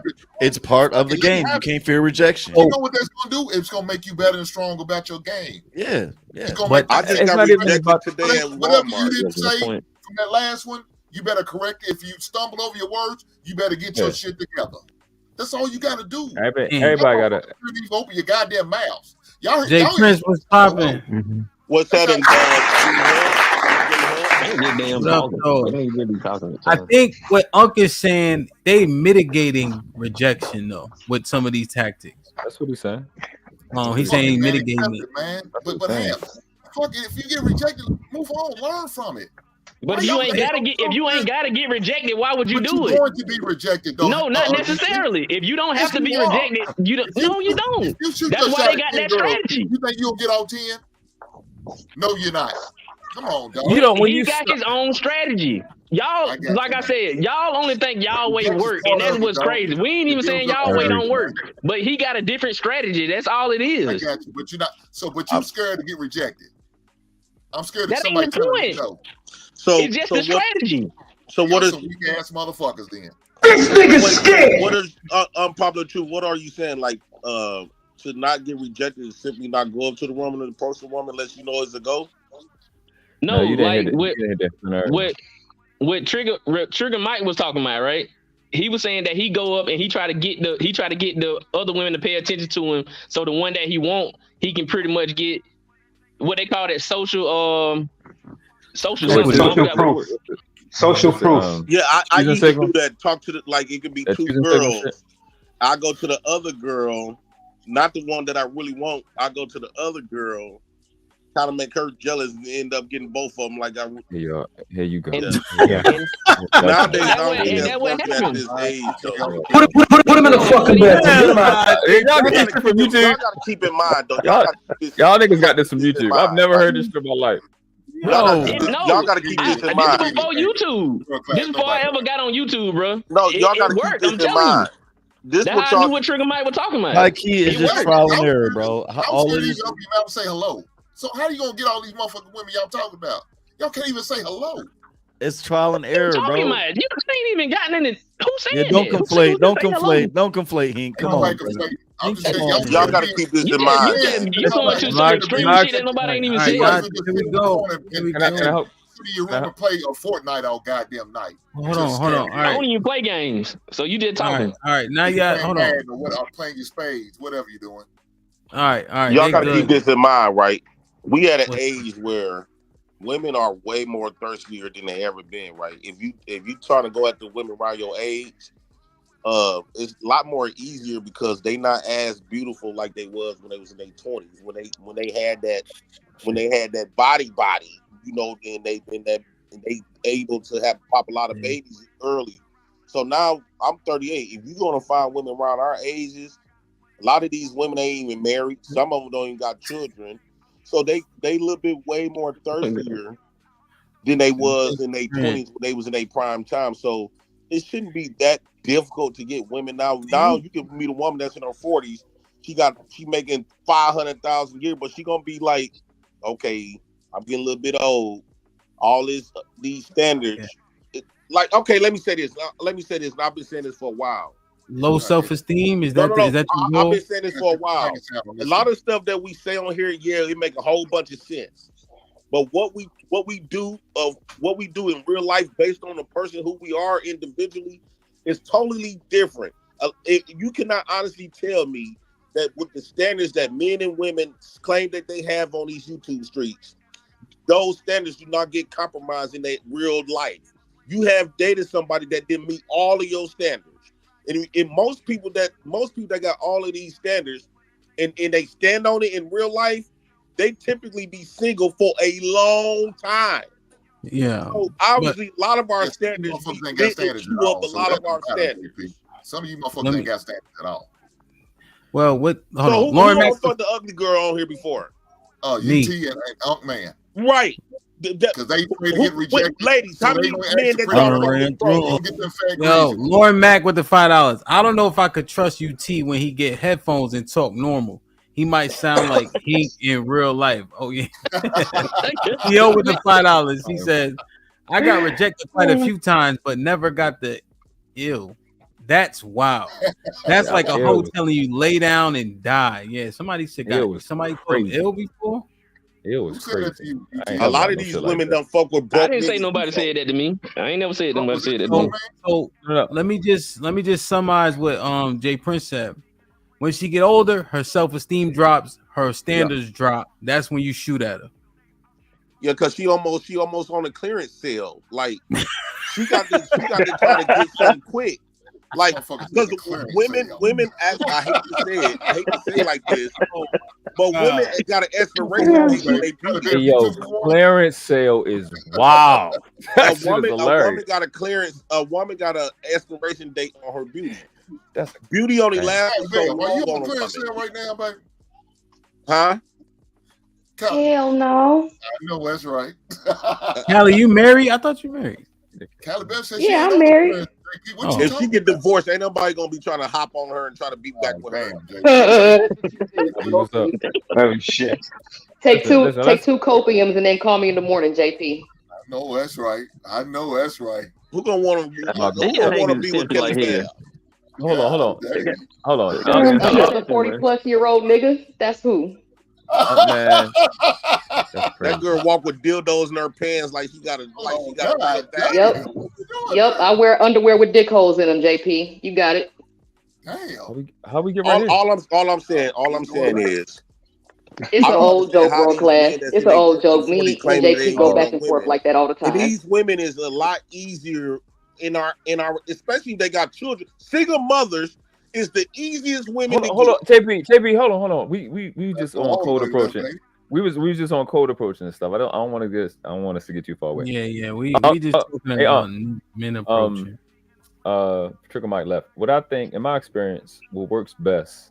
I know we was doing a joke shit earlier. What works best is body language. I think that's getting the feel on how not to be awkward. I think even Kevin Samuels was talking about it. A lot of these guys struggle because they're socially awkward. Having good body language, good tone, learn how to match their frequency, like let them speak and then kind of match their voice tone. That's the best angle. I use humor and wit as backups. Like the way you carry yourself, I think that's what they mean when they say confidence. It's just having good, strong body language, posture, and shit like that. And then obviously being able to open a conversation. So, work like you saying, like, see how she moving and then move like her. Speak, not your body. Like you're not doing what she doing because you don't want to have no feminine. I'm not saying you acting feminine, but you saying adapt to what she doing. Tonality, yeah. With tonality, yeah. Exactly. Body language is just posture, positioning, where you stand, how close you stand to it, depending on. I would want to relinquish that type of control though, and because I'm already coming from a place of potential rejection. Then I'm trying to mimic how she moving around. No. What you're doing is when you hear her speak, you can start lowering your tone throughout the conversation, like so she can feel like you. Like if you out in the streets, it's everybody out here, but she'll start to feel like it's private, like it's just you and her. I've done it so many times that they're like, damn, we in the middle of the store. Yeah. It's just a certain, it's probably a couple levels above the top. I've never tried that. I've never tried to get on her wavelength per se with how she delivering information, but I may not be yelling though, depending on where I am. Maybe I'm missing what you're saying. Because we getting again, that's why I started with body language. So kind of longer the conversation go on, the closer you're getting, so the quieter you can be. But you're kind of reading. So if she like a chick that's like out there, wow, tripping. You kind of start there, but then you just bring her down. You're really getting her in control. Mm-hmm. But I'm saying where you at, just like if you're watching a play, I know how a nigga how he running. If he a shifty, if he a balanced type of runner or a power back. I'm saying what type of person she is, and then I'm just gonna bring it down to this level to where she comes. Let me see if I could. So I used to have this game, right? Maybe this makes sense, work class, right? You see a chick, right? She acting how she acting, and then so I'd be like, yo, I'll be yelling though, yo, shorty, come here. Right? He'd be like, you. I'm like, yeah, you get the fuck over here right now. Yep, shit. And that type of joint should be like, what did I do? Nothing. I'm just playing with you. Right. That we already on that type of time. You know what I'm saying? In a way, right? Because they've been acting rowdy and shit. You know. Right. And then you bring it down. Is that kind of, okay? Yeah. That's it. I mean, I'm. Something. Damn, world class. I don't care what they say about that nigga, bro. Okay, what they be saying, I'm finna dip. I'm finna let somebody else come up. I'm finna go to the store. But thanks for letting me up for the time. Bring me something back from the store, yo. All right, that's a bet. Bring up some Oreos. Stay out the chip aisle, man. Drill over there. They over there looking like she can't wait for one of us to hit her inbox and propose. Damn. But that's what I'm saying now. What are you talking about? Kazam. Oh, okay, sing. Now you're talking about me. Anyway, I'll see y'all later. Good night. The nigga said Kazam, bro. Oh, that's a dude. Yeah, I'm a grown ass motherfucking man in the pants, nigga. I thought that was the old lady dog. God, JP, you like it? No, you know who I thought? He had that. He had a chick on here. No, what the fuck are you doing? That's crazy. That's crazy. No, you had an old black woman that used to be on here. Oh my god! Am I lying? Then he had a woman that was on here like her before. Like him before. No. Let me. No, JP, you gotta take the L on this one. No, that's what y'all want. That's what y'all want. Hold on. I'm finna pull him up. I'm finna pull it. I'm finna pull it up. JB, so you been I'm about to so you pull been it thinking up. about talking to him the whole time? You thought Hold he was on. I'm finna pull it up. You know what this is. This is the ultimate hell for the dark skins. Hey, cause damn, I thought you was that other we person. don't try to loop us in there. Hell no, Hank. No, it's no. Hey, stop talking to me. Hank. Stop bullying me. Hank. Remember last time I was on your show? Nah. And we had to call. I had to call this Don't woman. call him. Nah, don't call me. Don't call me. Wait. Oh God damn. Cause damn, you was sitting far from the back. I'm gonna pull it up so I can show you. JP, fam, like I'm a grown ass man with nuts and everything. I'm in the fucking pounds, man. Cash App. Come on now. Hit on this man. Yo, how many did you have, JP? Man is about to shoot his shot. I gotta go, bro. You're about to shoot his shot. Hit the like button, hit the cash app. Yeah, hit the like button, hit the cash app. I gotta go. I gotta go pick up my kids. Kasim, it's okay, brother. Yeah, I got another show at 7:30 or excuse me, 8 o'clock Central. At what time you on? This shit, yo, it's your fault, bro. Listen. Oh hell The no. crazy thing You know is, what, Jay Prince? He was Jay about Prince, to shoot man. his shot, nigga. Jay Prince, man. Let me get a close up this motherfucker, man. There's nothing that you could pull up in your motherfucking phone that has me look like a motherfucking girl. Nothing you can pull up in your shit to make me look like a motherfucking girl, man. If you on that shit, just fucking say you must have cut your hair. No, man, you dead motherfucker. Look at them Jay glasses, Prince, come on, man. female glasses. Come on, man. Damn. Dolce & Gabbana. What the fuck you talking about? They make female Dolce & Gabbana. But these ain't them. I never seen Dolce & Gabbana glasses. They look like Well, I female mean, glasses. we in different leagues, fam. Whose auntie is this? Like, I got the money to fund your motherfucking hot dog stand, I fam. just did a glimpse at, and I remember him having a woman on here that favored you. That's some bullshit, man. Hey,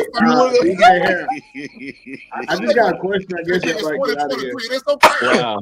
Bro, he confused me with Kardashian, bro. Oh man, this shit is crazy. So DJ, Hold on, dog. one second, guys. We not done with this. You gotta let them. Nobody done.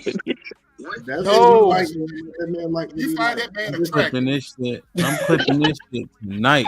No, Daddy don't got, oh my clip it. god. Yo, so the Tonight Show is actually why don't that is funny, dog.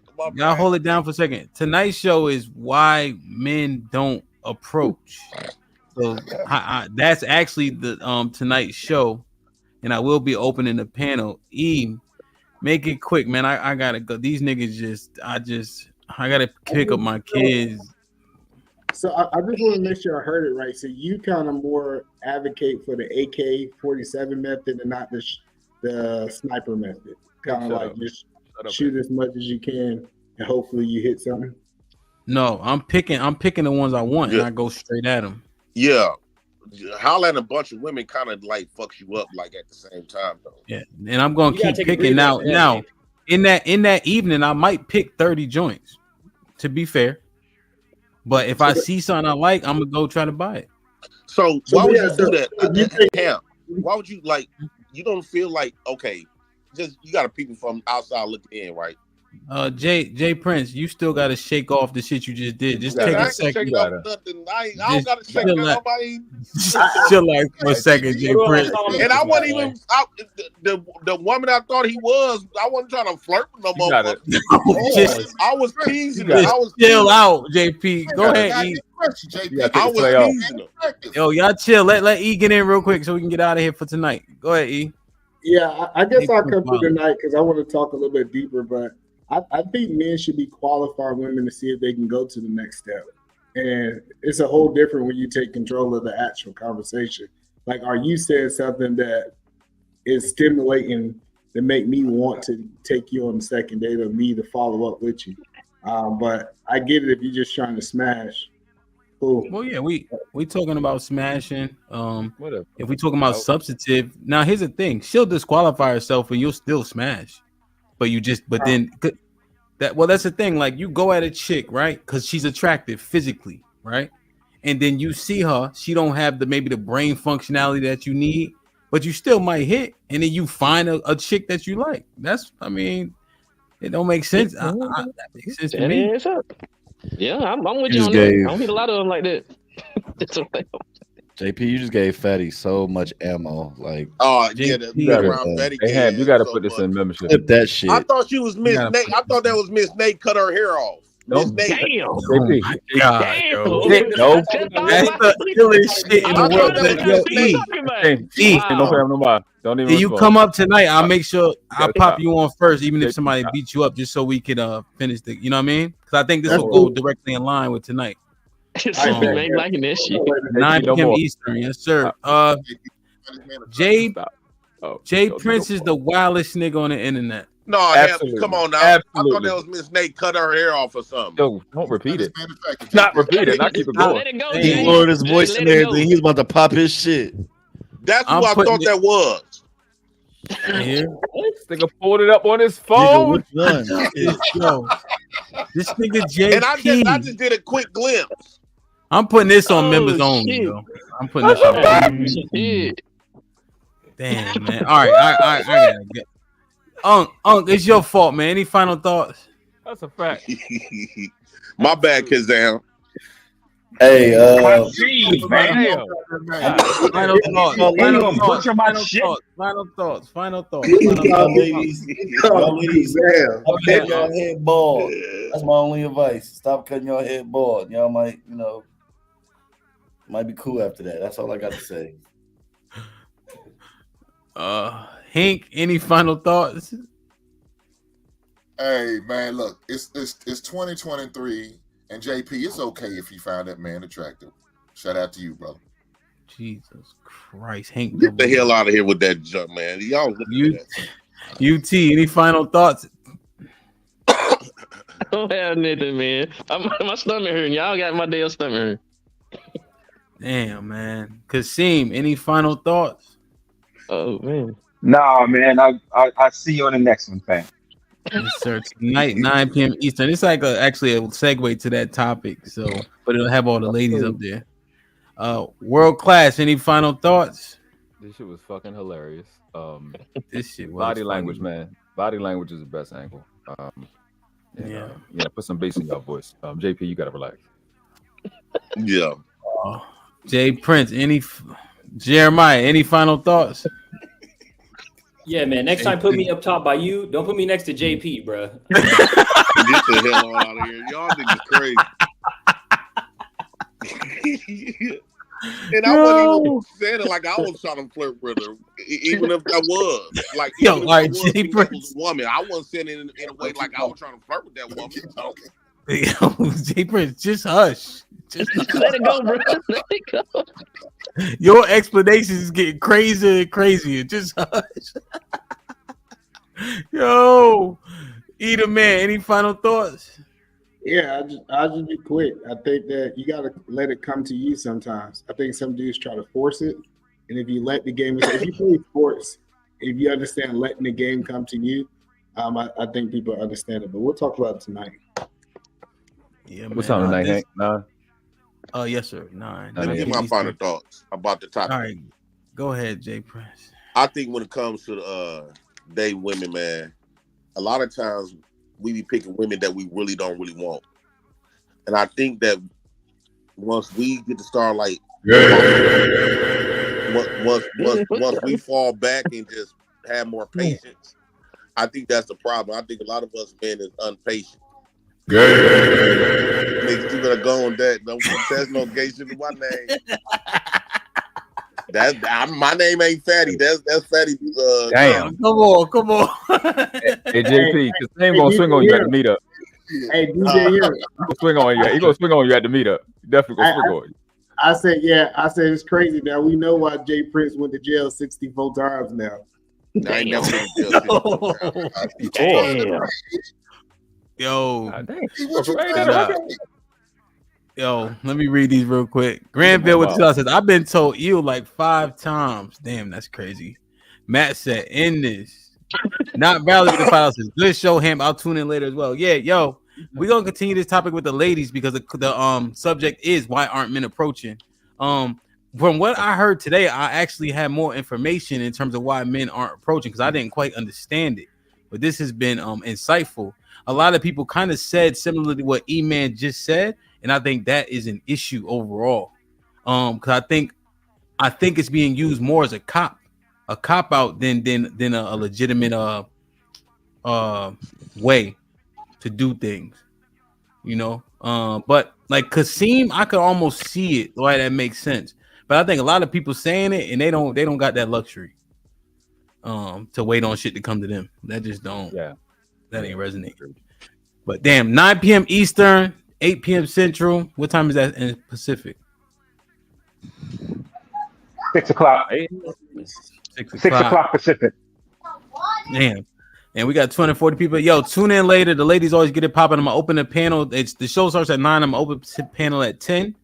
And we're gonna have a conversation. You feel me? I love y'all. I appreciate y'all. Be safe. Do the right thing. Everybody who super chatted and supported. It's a family affair. You feel me? Jay Prince is wilding. Disclaimer: Jay Prince thoughts are his thoughts and his thoughts only. No, get the head. No, Jay Prince for president didn't think that thought that was one of his. Let me stop saying it. You good? Go ahead.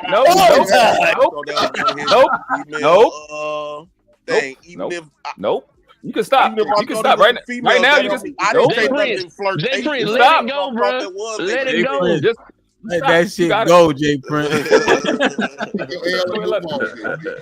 My bad, cause damn, you over there mad than a motherfucker, G. You thought you was hit? You was trying to hit on the man? 9 p.m. Eastern, women's POV. Why are men not approaching? I love y'all. Be safe. I'll see y'all in a couple hours. Like, share, subscribe. Tell a friend, and we out. Oh, you too. Get saying.